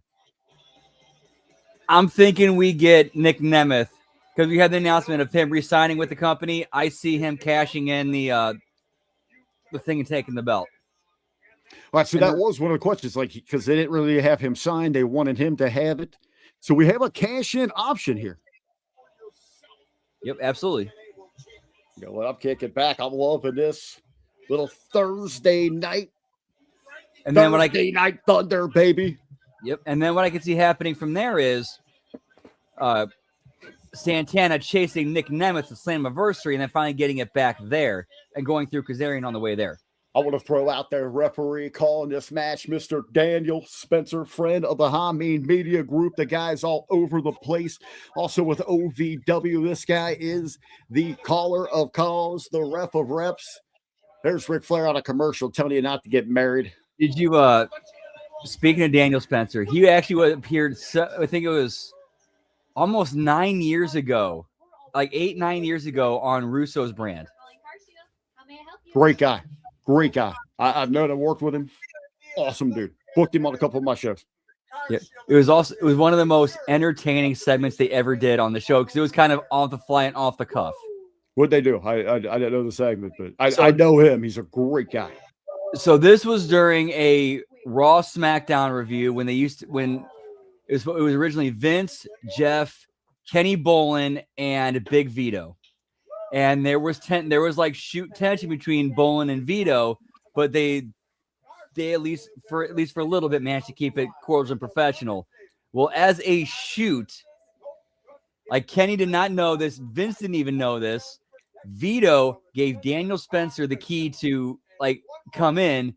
Mm-hmm. and then Kenny Bolin starts going off on how like Daniel Spencer like basically owes him money for this. He spent my money on this, and just went off and off and off and off, and just buried him while Vito's just sitting there laughing. And then let him come on like he's sitting right there. And what's up, Jimmy? It's like anyone knows Kenny Bolling anything. Hey, you know what? Speaking of, we got some Sunny D, but how about some Jimmy T coming at you right there, baby? Hey. I like that. I see what you did there. I'm looking for my damn lighter, man. You get hit that lighter, spark up that cancer stick real quick. Didn't say that. Come on. Where the fuck did I put it though, man? Yeah. Oh, here it is. Rub two sticks together. So what have I missed, man? I'm spewing that I'm actually missed this damn show, but I overslept. You know what? Is it any good? I think Brad will agree with it. It's not terrible, not good, not terrible. Trying to do too much in too little time. Way under expectations. Oh man, trying to do way too much in too little time. What about AJ? Has he been on? AJ opened up the show. It was really nice. Saying, "Hey, welcome to this new era." Kind of said, "Hey, this year's my last year. Let it be known to the champ and the challenger here. I'm coming for that this year," which was one of the nice things. And they also followed that up throughout the night. Like they actually had in separate backstage segments, AJ confront Kazarian and Santana and basically say, like, you know, got my eye on you. Yeah, that's the highlight of it. It was kind of like they were right there. They hit a bunch of good things, Jimmy, but then they had to try to get too many people involved. Like they're trying to get too many people over, too much across, some wasted segments. The highlight probably of the watch along though, you did miss me changing my pants on there. Well, that's what I was kind of doing. That's why I was taking my time. I was changing, but it doesn't like Labrat said before about popping it out. But anyway, no, you know what? And by the way, just quietly, I just want to say we got spies up in here, man. Oh, the big nasty Aussie ones. Nah, big nasty fucking American ones. Actually, as a matter of fact. Oh, really? How do they get over there? Remember what I was talking about yesterday about that dude? I'm going to talk to my doctor about Trintellix. Do you remember that? I don't know. I was pretty messed up, so I don't remember. Are you talking about? Did you say spiders or spies? Spies, not spiders. Like people that peek on you? Because Yeah. Brandon thought you said spiders. I thought you meant spiders. I'm having beef with another channel that was unintentionally like caused. Yeah, like it didn't even. It wasn't even meant to be beef. You know, anyway, to cut a long story short, these motherfuckers have been peeking over here. So everything that I said to Brandon, clearly he's forgotten now. But whatever I said to Brandon yesterday, they already knew what I said. And then maybe you weren't even talking to Brandon. Maybe it was an AI Brandon. It was them. It could have been. It could have been. So we got fucking spies in here, man. So and tell you big fella, fucking boss, whatever you guys suck dick to keep my name out of his mouth, please. I haven't even mentioned his name here. Who? Exactly. There's not even no point of even mentioning this guy's name. Well, you can message me and I'll talk shit about anybody. Hell with them. I'll tell you off the air because I changed my pants on there. Also two new hires tonight. The former not Deanna Peraza, the former Sonya Deville and Cora Jade. Elena Black. Really? Can I say to that? I hate to say it, but TNA's a stupid idiot. There was actually almost, Sonya Deville came out as the suit. Oh yeah, she was definitely the suit. Did not look impressive at all. Like got zero reaction in anything that she did, and then even more than that, Cora Jade coming out, even less reaction. Even popping with her gimmicks and all that, no reaction. What happened to nothing. Nothing at all. No reaction at all. Yeah. Oh, nothing. Like it was almost like it almost flatlined the show. Wow. It was crazy. That bad. It was actually, I can't remember, maybe it was Lab Rat, Bruce, but it was a great comparison over in the chat. Like right when they made theirs, it was almost as flat as, remember when TNA tried to go to Monday nights to take on Raw and they tried running people out there? It almost had that terrible energy. Oh, so it's got that same freaking feel to it, the exact like same way without they're trying so hard. Yeah. And especially when they brought those two out, like they were going to be this huge surprise. People are going to pop for. This is going to be like a game changer. Fuck. They ran the Elegance brand, which I'm a fan of. I like what they do, but they gave them like 3 segments. Right, becoming Elegance freaking fans. But anyway, they introduced Mr. Elegance, which fell flat as hell. The hell is Mr. Elegance? CZG, he is a OVW guy, but not OVW from like Ben and those guys. He was I get you, like new generation. Guy looks great, looks amazing. He's a West Coast guy now and all that. He completely bombed. The whole thing just it. So wait, there was about a 30-minute segment of this show that just missed. So is there a possibility that we're going to get Jeff Hardy on the cage again at the top of the cage? Hardy's opened. I hope not on that. We got the main event here. The main event is rocking here. They are moving. Hopefully Brandon gets back in here. But where'd he go? Where did he disappear for? Is he backstage? Can you see it? There he is. No, I'm not. This is not the same account that we use. Okay, not same studio. No, I have to get invited to come in. You know what? They're not nobodies. I'm going to say that, but I didn't do no. I blame Zane. Really, it's Zane's fault that this happened. So basically, it looked like I was promoting us, which I wasn't. Hold on. What is this? You know, it's a live chat. We don't record this. We just who the hell are we talking about here? I'm Is telling it you, they're the self-made listening. pro or all this that those guys have been busting on? All right, let me tell you something. I was a fan of this dude, right? This guy he's a big black dude, man. He looks like a fucking hammer. Nah, this guy's huge, man. I'm not gonna lie, he's pretty big. But he disguises his fucking show, right? He's a smart dude. He disguises his show as a wrestling show, but really he's the biggest fucking grifter on the planet, bro. So basically, what he does is, so I was on a bounty, right? For example, I was on a $200 bounty. Now his listeners have to pay that bounty, Hold and on. if they pay that bounty, all right. So you're on a bounty. So like for like Right. super chats. Yeah, but see, he's smart. This is what I'm talking about. So yeah, whatever it is, even cash app. Okay, but all right. So if you get that, what's he do? Does he like come to your house? And Is he he one of blocks- those kangaroos? Is he that No, kangaroo you he beat will up? block me. So if the people pay the bounty, you get blocked. So me, Zane, a few others got blocked. So we had a $200 bounty. But the way it all started, How the hell who cares about that then? yeah, but no. My point is, so he was calling me the F word, like he was calling me racist. He was calling me all sorts of shit. Oh, I know nothing. what he was calling you.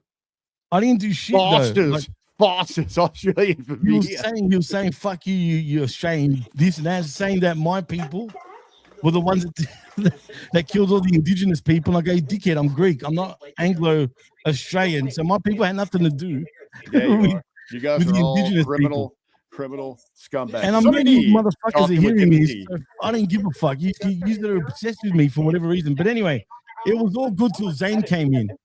So Zane, and then we ran into each other, and he's like, "That's not the Jimmy T, is it?" Right? And I'm like, "What the fuck are you doing here? Why do I always run into you at random fucking places?" Then that guy, what does he do? He looks up IP addresses, dude. Like he literally looks up IP addresses, checks where everybody's from. I swear, he's like a full stalker. And anyway, so he's like, who are you, Jimmy T? He's going like that. Who are you really? But now Right? I've made So you knew who I was, but I never said I'd do a show. I never said I'd do anything like that. I told him, I go, listen, I do. So this I've got guy my can own tell show. me really if you're Arthur from Australia. Yeah, well, he goes. So I told him, I do my own shows because Zane said I was just watching the wreckage, right, in their chat, and I'm like, yeah, I've got my own shows, and he's like, so who's Zane to you? And I said, Zane is a listener of my shows. That's how we know each other, and that's how I got on the bounty, bro, for promoting my shit. Even though he asked me who the fuck I actually am, because a few others recognized me in the chat and said that I'm a mean guy. Do you get me? Gotcha.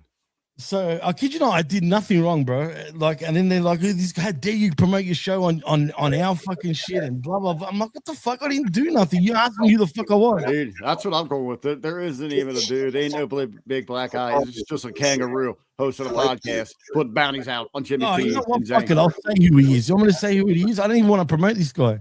Who is it? He's got a podcast called the NWWO podcast, right? How New clever. Wrestling How World Order. clever. Yeah, I know it's pretty stupid, but like, whatever. He's pretty popular. I'll give him that for what it is.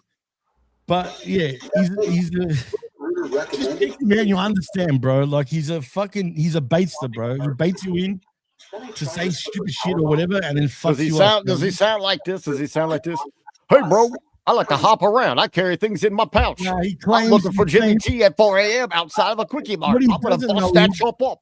What he doesn't know is, right? He claims to be a music producer. I am a legit fucking music Let me hit producer. my Right? rhymes. Let me hit my rhymes. Spin my disc. I'm a kangaroo doing what I do. Messing up Jimmy T all day, night and No, noon. but get this. He claims he's this and that, but you can't find nothing online about it. Underground, dude. He's underground. Underground, apparently. He's in the pouch.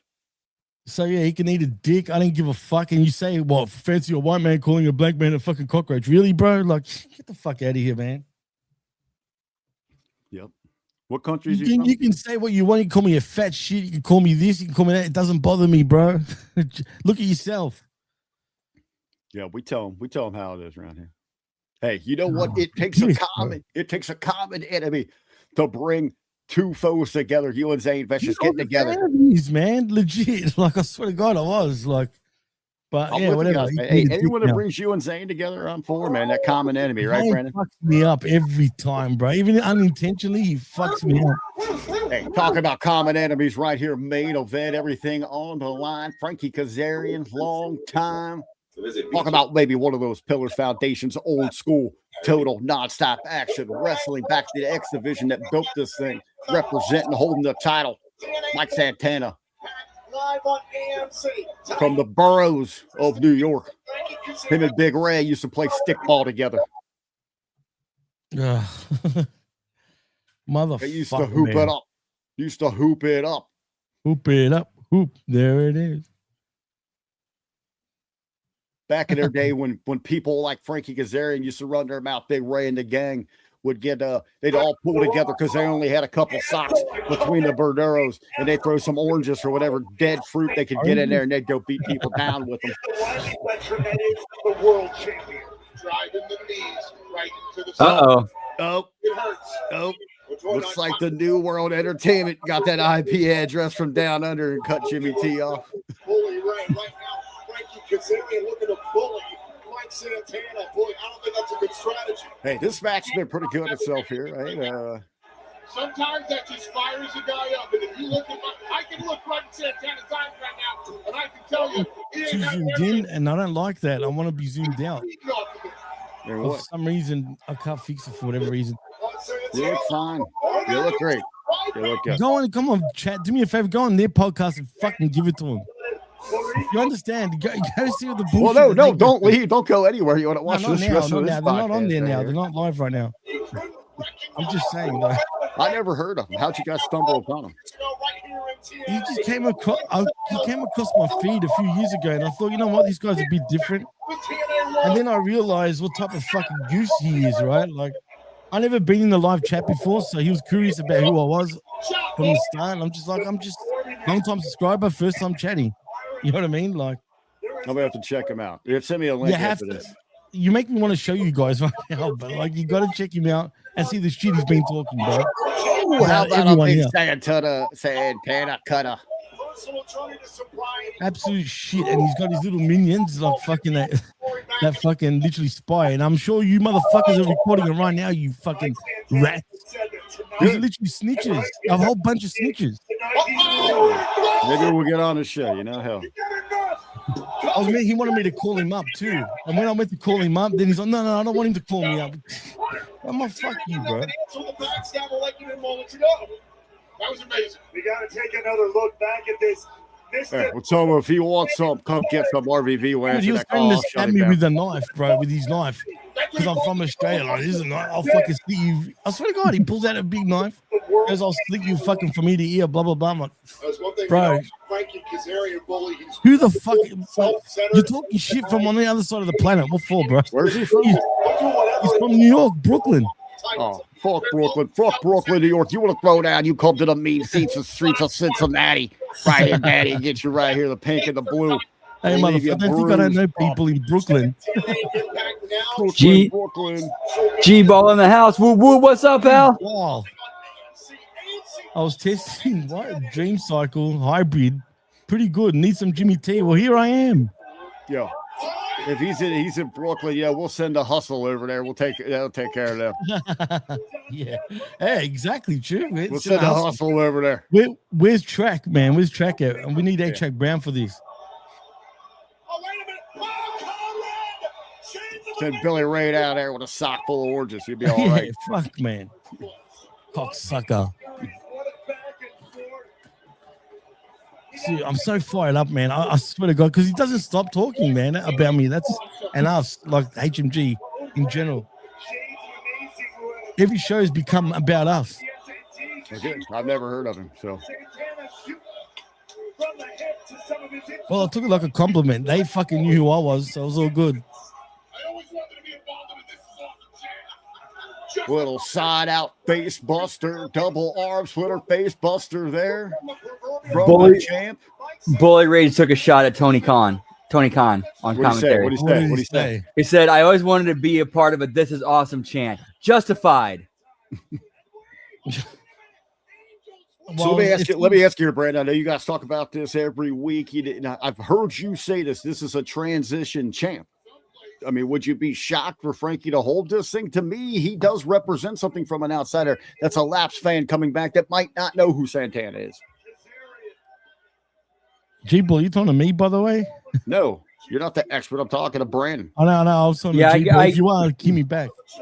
Yeah, I could see Frankie. Yeah, that's kind of what my current thought process is. That he's a transitional champion to somebody they can rely on at this important period, and then give that to like the next guy, like a Santana. But I could also see them doing something here where they have Nick Nemeth cash in, and now Santana shades and Nemeth. I'm just, I'm thinking like if you're growing an audience here, do a lot of people know Santana? I mean, I'm not rallying behind him. Bro. I'm not behind him. I'm more connected with Frankie. But as you say, Nemeth, yeah, I know him. I know AJ. Santana is like, I get that he's like the insider, gotta be here guy, bubble guy. Wait a minute. He's in the bubble for those fans. But maybe all right. But Jimmy, I think we both agree he's not a carry the ball guy for a company. Hell no. No way. I'm not Nowhere knocking near. him, but just for his name value. No, I'm not knocking him either. I'm going by his name value. I don't understand why they're putting the championships, especially here, now that they're on AMC, on dudes like that. Even Kazarian, man. Yeah, we all know who Kazarian is, but is he a mainstream star? Not really. But I think, he does have a lot more value for this company than I think like when they was like Santana's the savior. Like, I never linked him to TNA wrestling. Nah, I mean, well, shit. LAX, the second generation of LAX. That's about it. But no, I would have put it. No shit. If they can put it on AJ Styles right now, I would fucking do that. I would save for a build. I do like Brandon saying maybe Nemeth because he has a cash-in option here. Yeah, even Nemeth, someone that's known outside of TNA. That's where Jericho came in for AEW, for example, when he became the first AEW World Champion. Yeah, exactly. Like you needed a name to kind of give it a little bit of a rub and some juice, and that way whoever beats it off him kind of gets that rub. Yeah, man. I mean, shit. And just quietly, I think the David Koresh Jesus is probably going to win this title. He's going to jump the rail there in the front row. I mentioned David Koresh, bro. We're Hold not on. here Again, no, he's not going to jump the rail. As Brandon pointed out here to me, he's going to levitate above it and float into the ring. Isn't he dead? He's right there in the front row. What are you talking about? He's got Mary Magdalene, the whore, right next to him. Hey, settle down, Rick. Settle down, bro. Fucking hell. You should say that. It's in the Bible. I'm not doing anything wrong. Oh my god. You should have said this on the other show, Turnbuckle Talk, that you were on. Hey, that is a family-friendly Canadian show. You got to bite your tongue up there. I would have popped if you said something like that, but no, they're cool guys. I'm not saying. Hey, no, I love Turnbuckle Talk. I love those guys, but they are rich deep in Canadian hospitality and being friendly. Careful, you don't know who's listening. They might be listening. I tell them that, man. I love them. But man, it is Canadian wrestling, baby. They're too nice. G-Ball, what, you're going to send me coffee? I don't know if you know this, but Melbourne, where I'm from, is known as the coffee capital of the world. We apparently got the best coffee. Look it up. But if you're going to send me something, give me your email address and I'll hit you up. Or social media, something. What the hell just happened there? That was we watched a complete no-sell of a Canadian Destroyer into a finisher that got kicked out of, right? Like literally at the last second. Like right. What was the spinning, like the spinning close is called spin the block. That's his finish. Yeah, but I mean I knew that, but he like totally misconnected on it. Like they were like now they just went back to the. All right, they went back to the finish. They botched the finish and then went back to it. Should I be putting this shit on? Do you think, or just go by what you guys are talking about right now? No, they just botched the finish with the discus clothesline, then went right back to it to finish the match. Oh, and new TNA World Heavyweight Champion Mike Santana. What? Really?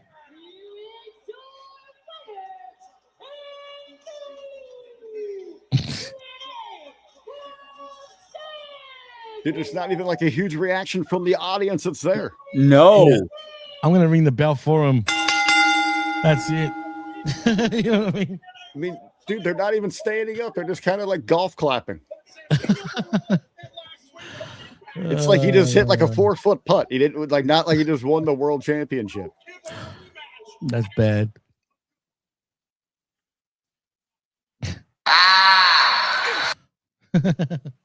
Seth Rollins laugh.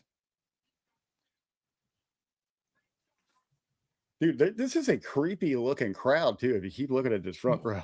What do you mean? Well, are they fucking full neck No, beards? it looks like they're getting ready to get like yard, shut down the yard, get on the ground. Get on the ground. Get me a Ziggler, pal. More like get me a Zinger burger instead. Actually, do you guys have Zinger chicken at KFC? I don't think you do. What? Oh, yeah, I thought so. Do you have We have fried chicken. I know, but you know Kentucky Fried Chicken, right? KFC. No. Do you only have the usual traditional chicken on offer? Fried? Dude!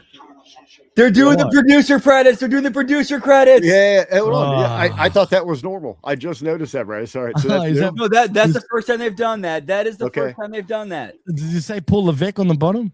No, it was like Carlos Silva, Silva, someone else, and then Tommy Dreamer, Hunter Johnson. It was delirious. I thought that might have been something normal. I did notice that. That is the first time they've done that. The first time they've done that. You know that's not a good sign. No, it is not. No. That's not a good sign. Absolutely not. No. Why do I feel like WWE is coming in for the kill now? Is that like the Easter egg? I mean, possibly. You know, WWE like to fuck with you a bit. I mean, why do that suddenly? Are you telling me WWE went in their ear and say, "Hey, listen, you know, follow"? Look, you know what, guys? Was their camera angles different? Yeah, they're a lot more close zoomed, a little different production on it, different even than WWE. All right, here's what I need you to do, Jimmy T. Go to your YouTube. I'm right here. Not on our channel. We're going to do this because Brandon's got to finish. I'm going to go to the JCW channel. Oh, well, yeah. Did you guys watch JCW? Well, we still got to do the main event. Up to the main event. We did not finish the main event. All right. Oh, so do you want me to share it? In other words, or no, we can't. Are we allowed to? Yeah. Hold on. Are we allowed? I work with a lot of different. Yeah. Why not? It's a YouTube show. I can't see anything happening. Yeah, I don't know.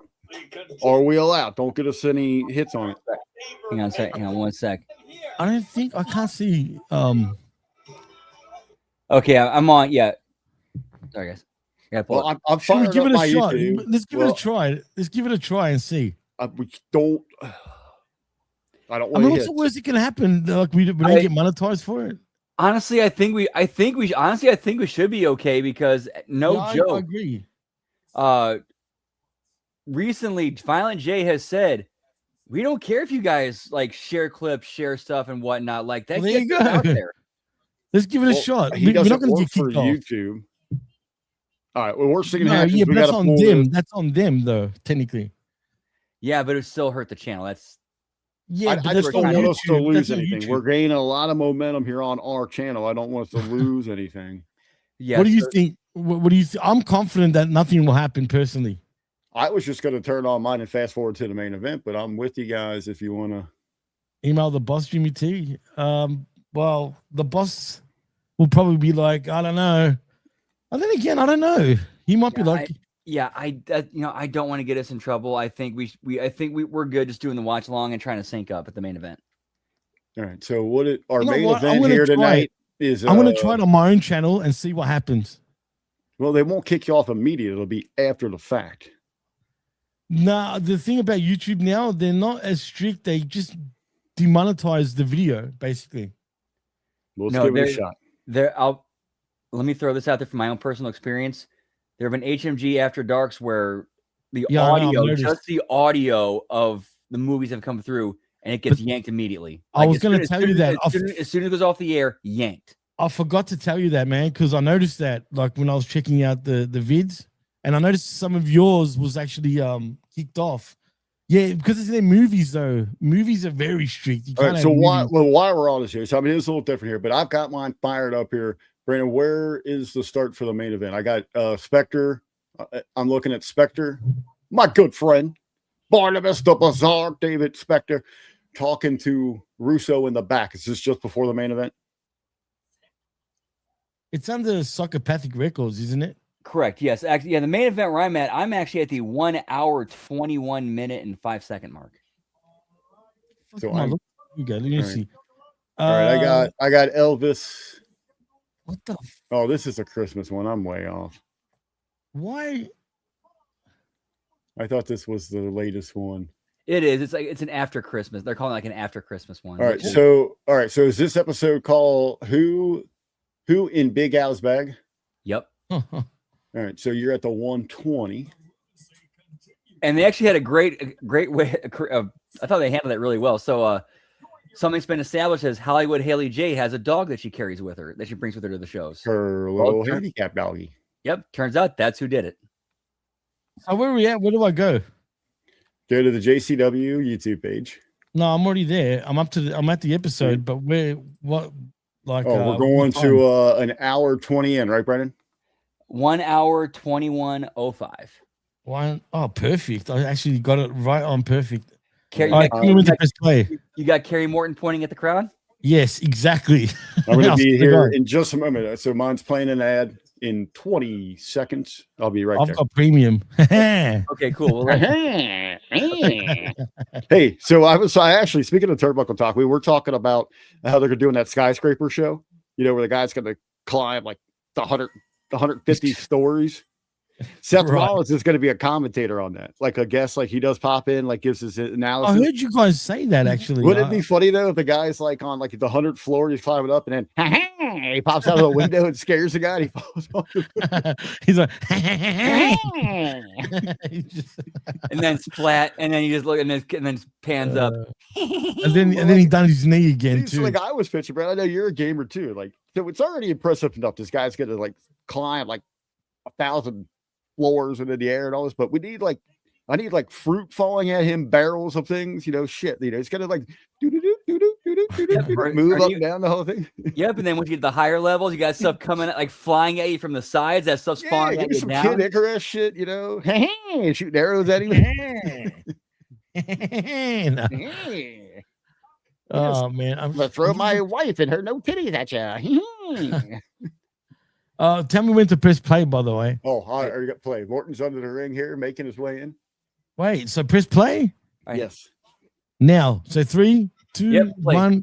Look out, bro. Play. A key matchup with the JCW rankings. Okay. Well, Kerry seemed like he was not. There's so much going on with the ring, just quietly. He does take his time. Dude, Kerry Morton is money. That dude is money. Guy with the jacket. Yes. The gold jacket. You know who that is, Jimmy, right? Ricky Morton's son. That's Ricky Morton's son? His son, yeah. From Midnight Express? Yep. No, Ricky Morton from fucking Mattress Warehouse. Yes. No way. Look at that fan base. My God. Hey, how about that? Over on the Monday locker room, Jasmine St. Clair said she would run a contest to date one of these losers. But I'm not going to say nothing. That was a good show, by the way. She seemed very talkative too, man. Like very engaging, very like into it. Oh, I mean, when you start like listen to him and her wealth of knowledge, what she just all around from the improv to the branding. Great conversation. About meaning at all? And asked him, Because if you did, I missed it. You know what I mean? Yeah, it never came up. Okay,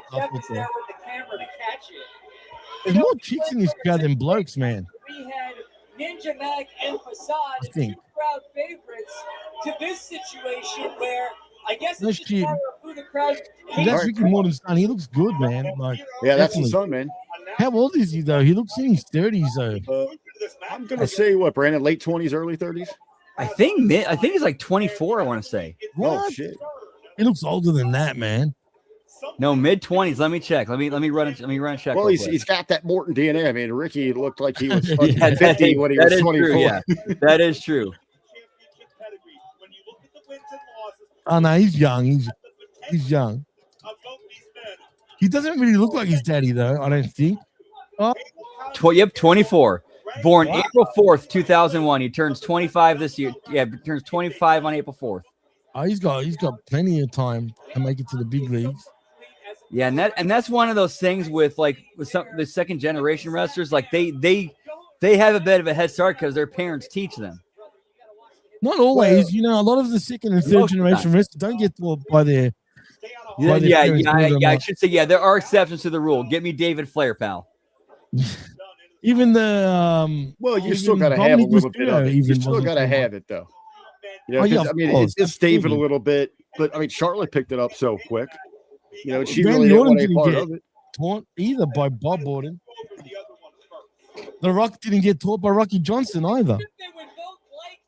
No, it's not about who, you know, but it's in, like, you see the business, you learn it from. Oh yeah, of course. You know if you got it in them or not. Being there, man, you kind of get instinctive to it.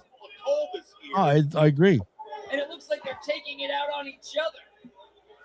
Dude, how great of like knowing exactly like the undertone and entendre of what they're going for with the climax. That's such a perfect moniker. Hey, I like this venue. Yeah, it is a pretty sweet venue. It's like a nightclub of sorts. It's in Milwaukee. I'm not sure what it's called though. It reminds me of Shotgun Saturday Night a little bit. Yeah, the original style though. Right? Yes. In the clubs, you know what, man, when they first, you know, introduced that, I love that concept, man. I love those, that raw, like real fight, you know, kind of stuff, you know. Remember when they were at fucking, I think Brooklyn Station or some shit like that, right? And like literally right in the middle of the train station, man, there's people everywhere. And the main event was Undertaker against Hunter Hearst Helmsley. It was actually a good show at first. The first year was good. After that, it became just the fucking jobber show. After that, they said Vince just lost interest in it, so they went away from the nightclubs, and then they just started like pre-taping at whatever venue they were at. Velocity after that. It became like a Saturday night syndicated show. Yeah, it was like main event. What main event is now, pretty much. Yeah, or like Saturday Night Heat. Yeah, exactly. Well, even that started, you know, kind of cool. You know, where it had its own identity. Then it was like, oh, Sunday Night Heat was the number 2, was equivalent almost to Raw up until SmackDown came along. That's when it started going down. Although I will say Sunday Night Heat, that actually was a great show. For the first couple of years, it was almost like an addendum where like it gave some guys that didn't really get time on Raw some time to get some time to shine. Yeah, but all the big stars were there too, like on Sunday Night Heat as well. Right, exactly. Well, but like Sunday Night Heat used to be that cool lead-in for the pay-per-views and all that. And that too. I remember the you know what was cool? I used to love the theme music too, like to Sunday Night Heat. You know what I mean? I can't even do it. But all right. Now, Jimmy, you wouldn't know this because you wouldn't have got it in your neck of the woods. But Brandy, you will. What? But even remember before Sunday Night Heat and all that. Remember when they used to have the pre-show on the TV Guide channel where you had to watch it up in a little corner? Yes. Say it again. What happened with you guys? What would happen? So before our pay-per-views back in the day. Now you might have had it on your cable. I don't know. Maybe they're the same, but we used to have we had TV the free Guide for channel. all before. No, we had a TV Guide channel. The whole channel was every channel was like that was lettered from 5, 9, 10. Like it was just alphabetical or numerical, and it would tell you what was on for like the next 3 hours. It was literally a scrolling TV guide. Yep. And then at the top corner, they would have like advertisements. So they would run the wrestling in that. So you'd have to watch all the show scrolling while watching the pre-show. And then it would highlight how you had to get your pay-per-view provider to watch it. That's funny. But you can see it all in the top right corner there? Yeah. That's so cool. like 75% of the screen was just all the channels scrolling and then highlighting where like you had to get the pay-per-view at like channel 996 or something like that and how to order it. But they had it right there. So you'd be able to watch the pay-per-view on the No. It was the pre-show to tell you like the hour before, you know, and they'd have matches and all that they used to have. And they'd have the control center and all that. And Doc Hendricks back then is in Michael Hayes. Yeah. That's Doc Hendricks. Oh, such good times. So Brandon, when they do these, like how many episodes do they film from like a certain location? Because I know they do like a couple city tour when they're like so right now they're doing Denver. They're in Denver right now. From my understanding, the model is they do the wrestling for each city they visit. They do the wrestling show in the afternoon and the concert at night. Okay. So this tour they're on now, I know they didn't cancel the Denver, but they canceled some Southwest, like Arizona and all that. What happened? That I'm not sure about. Like I personally haven't heard anything on that, so I can't really answer that question. I know they canceled them. I didn't want to ask anybody there because I didn't want to like seem like a dick. Yeah, you can't do that. But these shows I know were taped at the like towards the like mid end of December. Or this show was. Yeah, these are like in the Northeast, I believe, because they were up around upstate New York. Because I know Vince had reached out to Ben, but their schedules couldn't meet up because Ben was real busy at the store, and it was a little bit of a drive over where they were because they weren't like in total upstate New York, but they were like mid-state New York.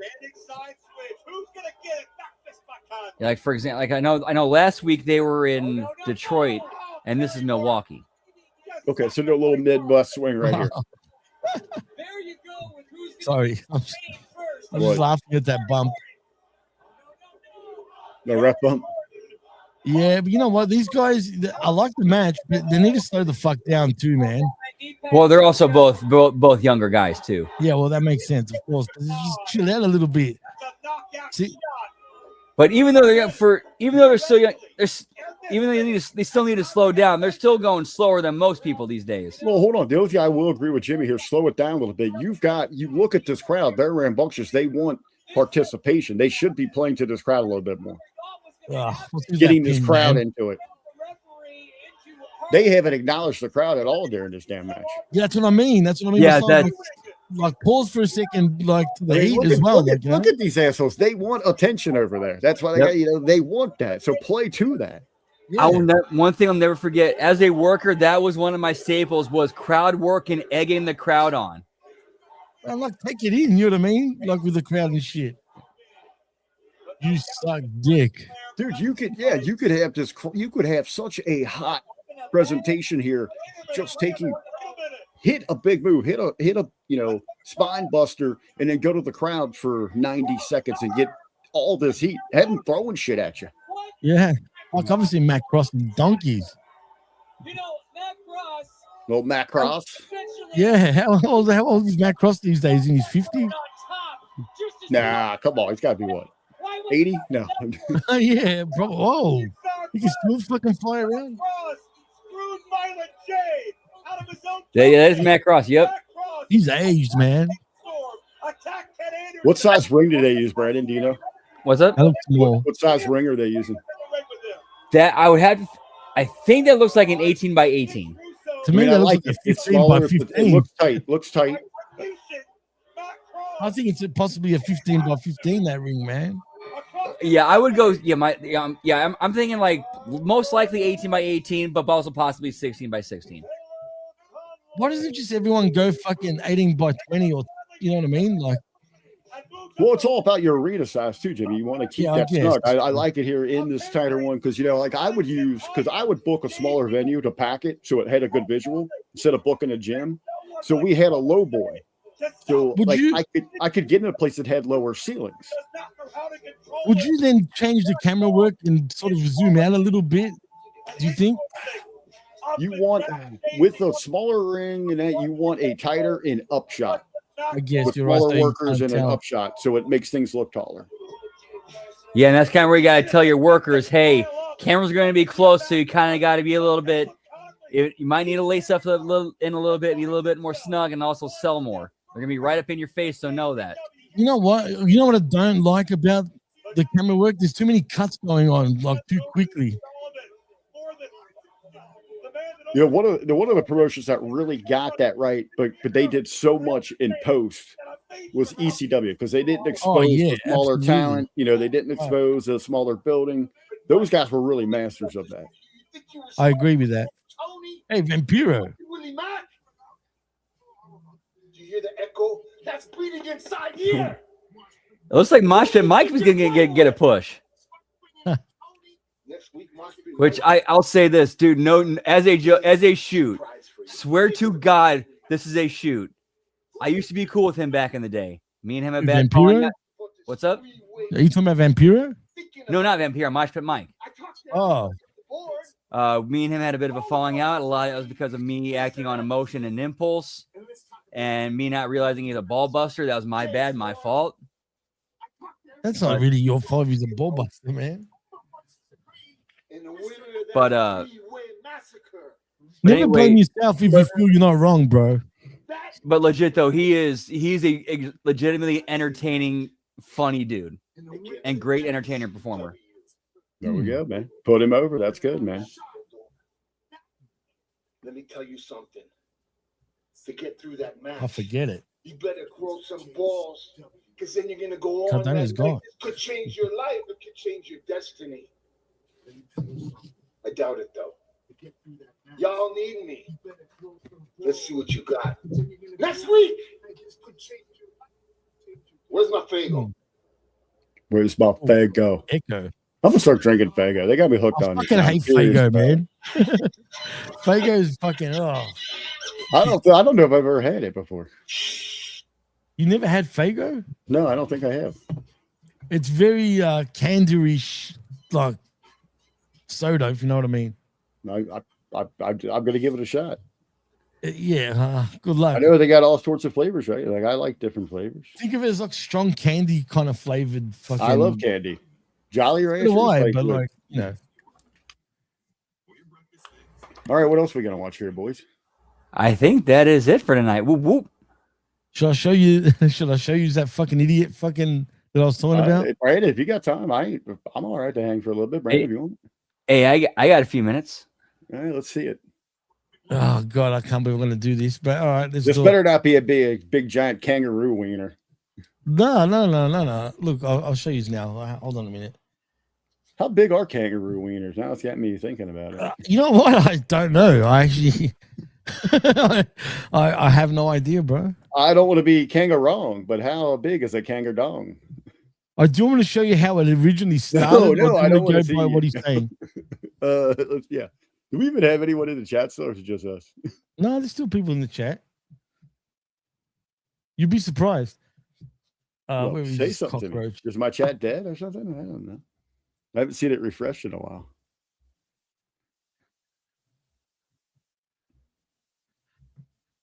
Oh, God.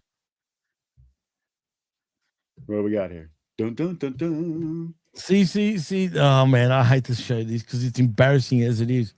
Who cares, dude? It's very, I swear to God, if this is your freaking wiener, I'm going to drive to Australia. It's going to be my wiener. Yes, I'm going to drive. I'm going to get on a ferry boat. Oh, do you see this shit? No. Can you Are guys you see scared or something? Oh, here we go. Oh, God. I don't even want to play this shit. But anyway. Oh, dude, that guy's going to beat you up, dude. Oh, he's a big dude. He's a huge dude. Absolutely a big dude. I'm not saying he wouldn't. Like this? Does he sound like AJBT? No, he doesn't sound like that. I like sweet tea and Popeye's chicken. Not saying they're a man. Be easy. Like he's just talking. You are mighty aggressive right now. See that bounty shit on the right? We already had a situation. You earned him $150? Let me see. No. I was on the fucking thing the day before. Let me read what he Here we wrote. go. Watch what he says now. What's up, A? Beautiful and colored. LOL. I'm a wrestling fan. I never said you said she was beautiful. Exactly. He's gonna say he in a goes, second, man. I am beautiful when I'm not posting. I'm watching this. But he just What's keeps up, talking Dietrich? about me, man, I for didn't 2 say she shows was in a row. beautiful. Like I'm like, what the fuck, man? Like, hear me out. You don't have to tell another woman that you're a wrestling fan. Oh my It's God. a little bit creepy now. And we had a major troll in here coming at her the wrong way. Now someone's gonna say, to Glaze Free Zone. yeah, no, he's blocked Just me, bringing man. up some Lab rat. facts. These gooses blocked me. I can't say She shit. watches my content. What? Well, cool. Talk about that on your channel. Not on. Is this another situation where we got another person bringing up other live chats? Let's not do this no more. I just had this yesterday or Monday. But he started talking about me straight at the start of the show too. But whatever. She goes, I asked Dietrich this, that. All right, cool. Someone will say that they were me see watching the something. show, right? Our show, me and you, Brandon. So she yesterday. said, what you're doing here. We had a few, after your incident, we had a few weird situations go down with some weird day for some Brim guys YouTube channel, low-key promoting. Let's slow all that shit the fuck Which down. I wasn't. So if I misread the situation, Then this, that, and the other. He says, all right, I'm gone. He could take it personal, but he's not listening to what I'm not dealing with. I don't know whose agenda is what. These guys paranoid So I think too, it's bro. weird that another man has to tell a person in a wrestling stream, I'm a wrestling fan. It's cool. If you're here, we know. It doesn't have to be announced. And he thinks he's somebody too. Let me see. A.E. Duncan on him said, everyone ring gear this match is horrible. Let me see. Come on, get to it, man. I left off. Yeah, that brother's starving. Good point. 90s retro. I forgot about that. Says, oh, okay. Claus Van Damme is laughing. I'm on Marvel Rivals right now. Let me see. He's like a 45-year-old. Let me see. Fucking- She that's 10 hours asked, I'm straight. aware that she asks. Devon Stewart says, I read that. Goat James says, A.E. Duggan him like a Marvin, LOL. I mean, kind of everybody else kind of saw the same thing I did. Lamont Davis says, Goat James laughing. Anthony Williams says, A.E. Duggan says that. Right, let me just Let me get to you, man. People, when something I don't is know called these people. out that not only I noticed, Oh, hang on. did the same counter from Dominion with the. We don't even need people to announce that they're leaving. Nicely, why is it that? But after that Jimmy dude situation, Here we go. I'm putting zero tolerance on that shit, straight up and down. She says, I beautiful said, LOL, he didn't do nothing. Phenomenal Ace said, whatever happened to the dude that was that's who I'm talking about. And Bruce Russo. Did he even? I don't know. I got Phenomenal Ace. Because motherfuckers in the chat. Said that he was calling me a cockroach on the show. Oh, here we Let me go. see something. Yeah, I'll yeah. tell you exactly what he said. See, 'Cause do Hilda you remember when Face I called gave him me a a major cockroach breakdown. yesterday? Brand. Oh, you don't remember. But anyway, I might have to go back on it for him to say, because I To can't remember answer exactly. your question, Phenomenal That's Ace. who I'm beefing with, Final Boss, even though there was no beef. He just turned on me.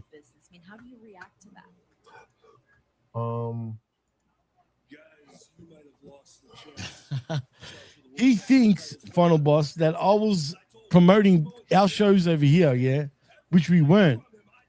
Excuse me. Oh, Well, why weren't you? Why weren't you promoting our shit? That's what we pay you to do. Fat bastard. See, look at He said the dude from the Ben Hammond thing said he was from Live. The Australian dude went on his show in front of about 20 people acting like he's a big deal, disrespecting you. He called you a wasn't acting like cockroach, a a big wannabe wrestler, a Why didn't you goose, call him a wannabe wrestler? and more of a man than you. Well, I never He said that you either. promoted them, so it's good. So his main objective was to come to the live so he can See? promote the show that nobody watches or know about. These guys are full of shit, and the bro. link below is his stream about you. The timestamp is about 156, where he starts disrespecting you and calling you a cockroach and how you haven't got laid years. Little does I he did know say fuck that. I every did day. say that. Just about. Little does he know. And my options are crazier. This big dude is so insecure, man. Like, But it's all right. The fact that he keeps talking about me like over and over Let and me over. see. Devon Stewart said gets a membership for NWWO for life. So that's to answer your question, Phenomenal Ace. Thunder Summer Pro. And when I called him out for promoting his show, he said he wasn't doing it. Which I When wasn't. him and that Xavier dude or that Zane dude. See, Zane? Hold on his here. show, Let me read this and they were ace from having Austin conversations says about all their from the show and Benny our show. Hamini Zero show. tolerance. That Not tolerating it. Australian Anthony says, kangaroo how many of us punching dude how many called of us me in a live chat believe virgin. that Triple for H is life, going to screw up WrestleMania? But did you hear him mention Zane Benny as well? Hamini, Jimmy T talking to me on his show. Want to know where to go? All right, look. Tell me if I've done wrong. All right, let me show you one more thing and tell me if I've done wrong. Guys like AJ Styles, They messed it up at the printer, the Look at this. XW, so we had to come up with that name like Pizza Hut. Only had a couple letters they had to come up with in Pizza Hut. But Hamini, you know, Jimmy T settled down over there. Watch this. We're not playing. Let me see, Adrian. No. Let me go back. Because I'm on the bounty, right? So Yeah, he comes back. We gave this guy enough time. Come as I read every comment. Now. Let me know Where's his donation, ladies and gentlemen? Oh, yeah, we gave this guy enough time. You know, I don't get this dude off. Get this guy off my Where's screen. Get this guy off my $900 platform. donation. No, this is Since you promoting your. See, he's talking about me promoting the show when I never did, bro. That's what I wanted to show you. Just tell me if I'm in the wrong. That's all I want to know. Get this guy off our platform. Oh, we only got room for one big old sexy black man, and that guy's name is the Hammer. Yeah. That's all right, man. He's fucking. He keeps talking. Hey, as long as he keeps talking about us, that's all I give a fuck about. I couldn't care less. But how many? He's got thousands, man. Hey, between you and Vet Big Ray picking fights with Self-Made Pro. Nah, man. Ray and maybe Ray picks fights here and there, but Vet doesn't. Definitely. I still don't even know who those guys are. They keep mentioning them every week. I think they made them up. I don't even think it's a real thing. I don't think they know who the fuck they are either, except for fucking Ray, maybe. Where does Ray keep getting their news from? You know, and Brandon's just over here all about love. He eats pizza off of cardboard with ketchup on it. That's what he considers a fine cuisine. He's all about making friends, making love. This is my dinner tonight, right here. There it is. That's actually they don't even put crust in St. Louis pizza. They just put ketchup on the bottom of the box and put toppings on it. Final boss telling me, little brother. First of all, man, the guy is big fucking insecure motherfucker, man. Like, if you're gonna keep talking about me, how insecure do you want to be, man? Like, seriously, like, he even gave me respect at one point, saying at least he shows his face, right? At least I don't hide behind fucking, no profile pic or whatever, right? I'm thinking this guy confuses me. And then everybody jumps on our show, listens to what's going on like fucking idiots. And that's cool. Bring the traffic. Because even in the chat today, they're all talking about us, bro. You know what I mean? And not even in a negative way. I'm talking about the chat because there was a few people that knew who I was, right, after that. And then that's when it all fucking went overboard. But if you ask me who the fuck I really am, right, then I'm going to reply, yeah, I've got my own shows. Yeah, I do my own shows on Hammy Media Group. That's what I said. All Aussies look the same. I wouldn't know the difference between you and Piers if you didn't wear basketball jerseys. I am not smitten with this guy, Labrak. Get the fuck out of here, bro. Come on. Hey, you're out here picking fights with everybody, man. FTR, this guy, anyone that's not the same color as you. That's what it is. Fuck you, man. Hey, I don't care what color anybody is, but if you're going to fucking say bullshit about me, I'm going to fucking stand up for myself, man. It's as simple as that. Doesn't matter how Brandon's looking like he's ready to tap out here. Big boy too. I will say this out there. No joke. My right hand to God. I'll never forget this. I worked at Valvoline and I was working topside and I was asking the guy working underneath, like, doing our usual, routine of communication. And I accidentally called him the name of one of the other workers. And because I wasn't really looking, I couldn't see him that well. I thought he was somebody else down there, and I called him, by the name of another worker. And he said, dude, I'm black, right? I don't think we get it. I don't. No one ever in my head. I could tell. I called a one of my black coworkers by a white coworker's name because I thought that's who it was. Whitey? I'm like, hey Steve. I'm like, and he's like, hey, I ain't Steve. I'm like, my bad. I'm with Final Boss over here. I was more into the top and bottoms jokes of that one. That went right over the head. And you know what? Shout out to Labrat and Final Boss. These two motherfuckers yesterday absolutely entertained me, man. They were on fire yesterday. Oh man. And what did G-Ball say? That bold deal that Domino's must be at St. Louis Pizza, right? Cincy? Yeah. Going to you, Cincy. Yeah, no, St. Louis Pizza is ketchup on cardboard. On crackers. Go get some saltine crackers. That's what it is. Ketchup on crackers. I will admit it is one of those things you have to you have to grow up with. You have to grow up with. I admit that. Jimmy T is gonna look like a St. Louis Pizza when that black dude punches him in the face. He's gonna be a bloody Hey, man. cracker. I'm not saying I'm tougher than him, but I'm not a small dude either. So if he's, you know what I mean? Look, man, I don't even hate the guy, bro. I really don't. I just find it Dude, hilarious. I'm just saying, if he hops up on you at 3:27 a.m. when you're on your way to the Maxi Mart, he's going to get beat. Cool. And the reason why I said, do you get laid? Who the fuck does 10-hour streams, bro? That's what I mean. Don't you have a wife or some shit to fuck? Like, that's what I mean. 10-hour streams? Like, come on, man. But then again, he's making money because he's a grifter, man. All these listeners are fucking dopes. Because they pay him, you know what I mean, for stupidity, which is funny. Like, that's why I say he's a smart dude. I take my hat off to the fact that he actually is absolutely fucking rotting his own fucking listener base.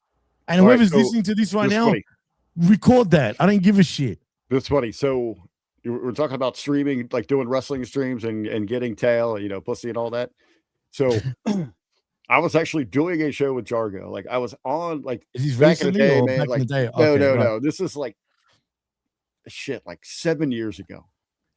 So I'm up at a place I used to hang out. It was called I-5. Used to sit right on the Huron River Basin, right next to Lake Erie. I mean, beautiful spot, right Nice. up on northern Ohio. And, like, you could see into Canada. It was like a lot of boats come through.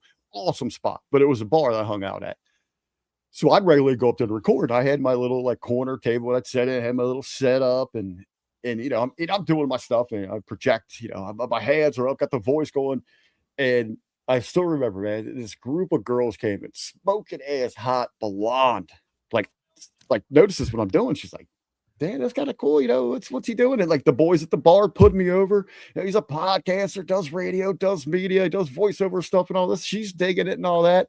So like I take off my headset after we get done recording all that and taking a sip of my drink. Cause they always I always give like a signal, like when I needed a shot refilled or something like that. I always had a tall beer. So they, you know, it looked like a big deal. Like I was doing something cool. So she comes over, like nudges up to me, like boom, beautiful, like boom, boom, like bar, like big old bombs, man, like snook it in, like let's go tonight, like you're my pick tonight, like we're getting it. And she was like, "Well, what do you broadcast about?" And like I think I'm cool. I look over this way, like pro wrestling. Time I look back over this way where she's at, she's freaking gone. She is out of sight, out of mind. Like she couldn't get away from me quick You never enough. do that, Rick. What's But wrong with you? dude, I thought I was over. I thought wrestling was over. No, as soon as I could have said anything else in the world, like, I don't know. I put over shop vacuum babies, staircases, and coat hangers. You know, that's what we put. Dude, I could have said anything in the world. She would have freaking bit. As soon as I said pro wrestling, she was like Speedy Gonzalez. Could not get away from me quick enough. Fun boss made me laugh too, but being Hamming's not been Hamming. But yeah, that's fucked, Rick. Why would you do that, bro? I don't know, man. I'm a Ben Hamini. You've been Hamming. Yeah.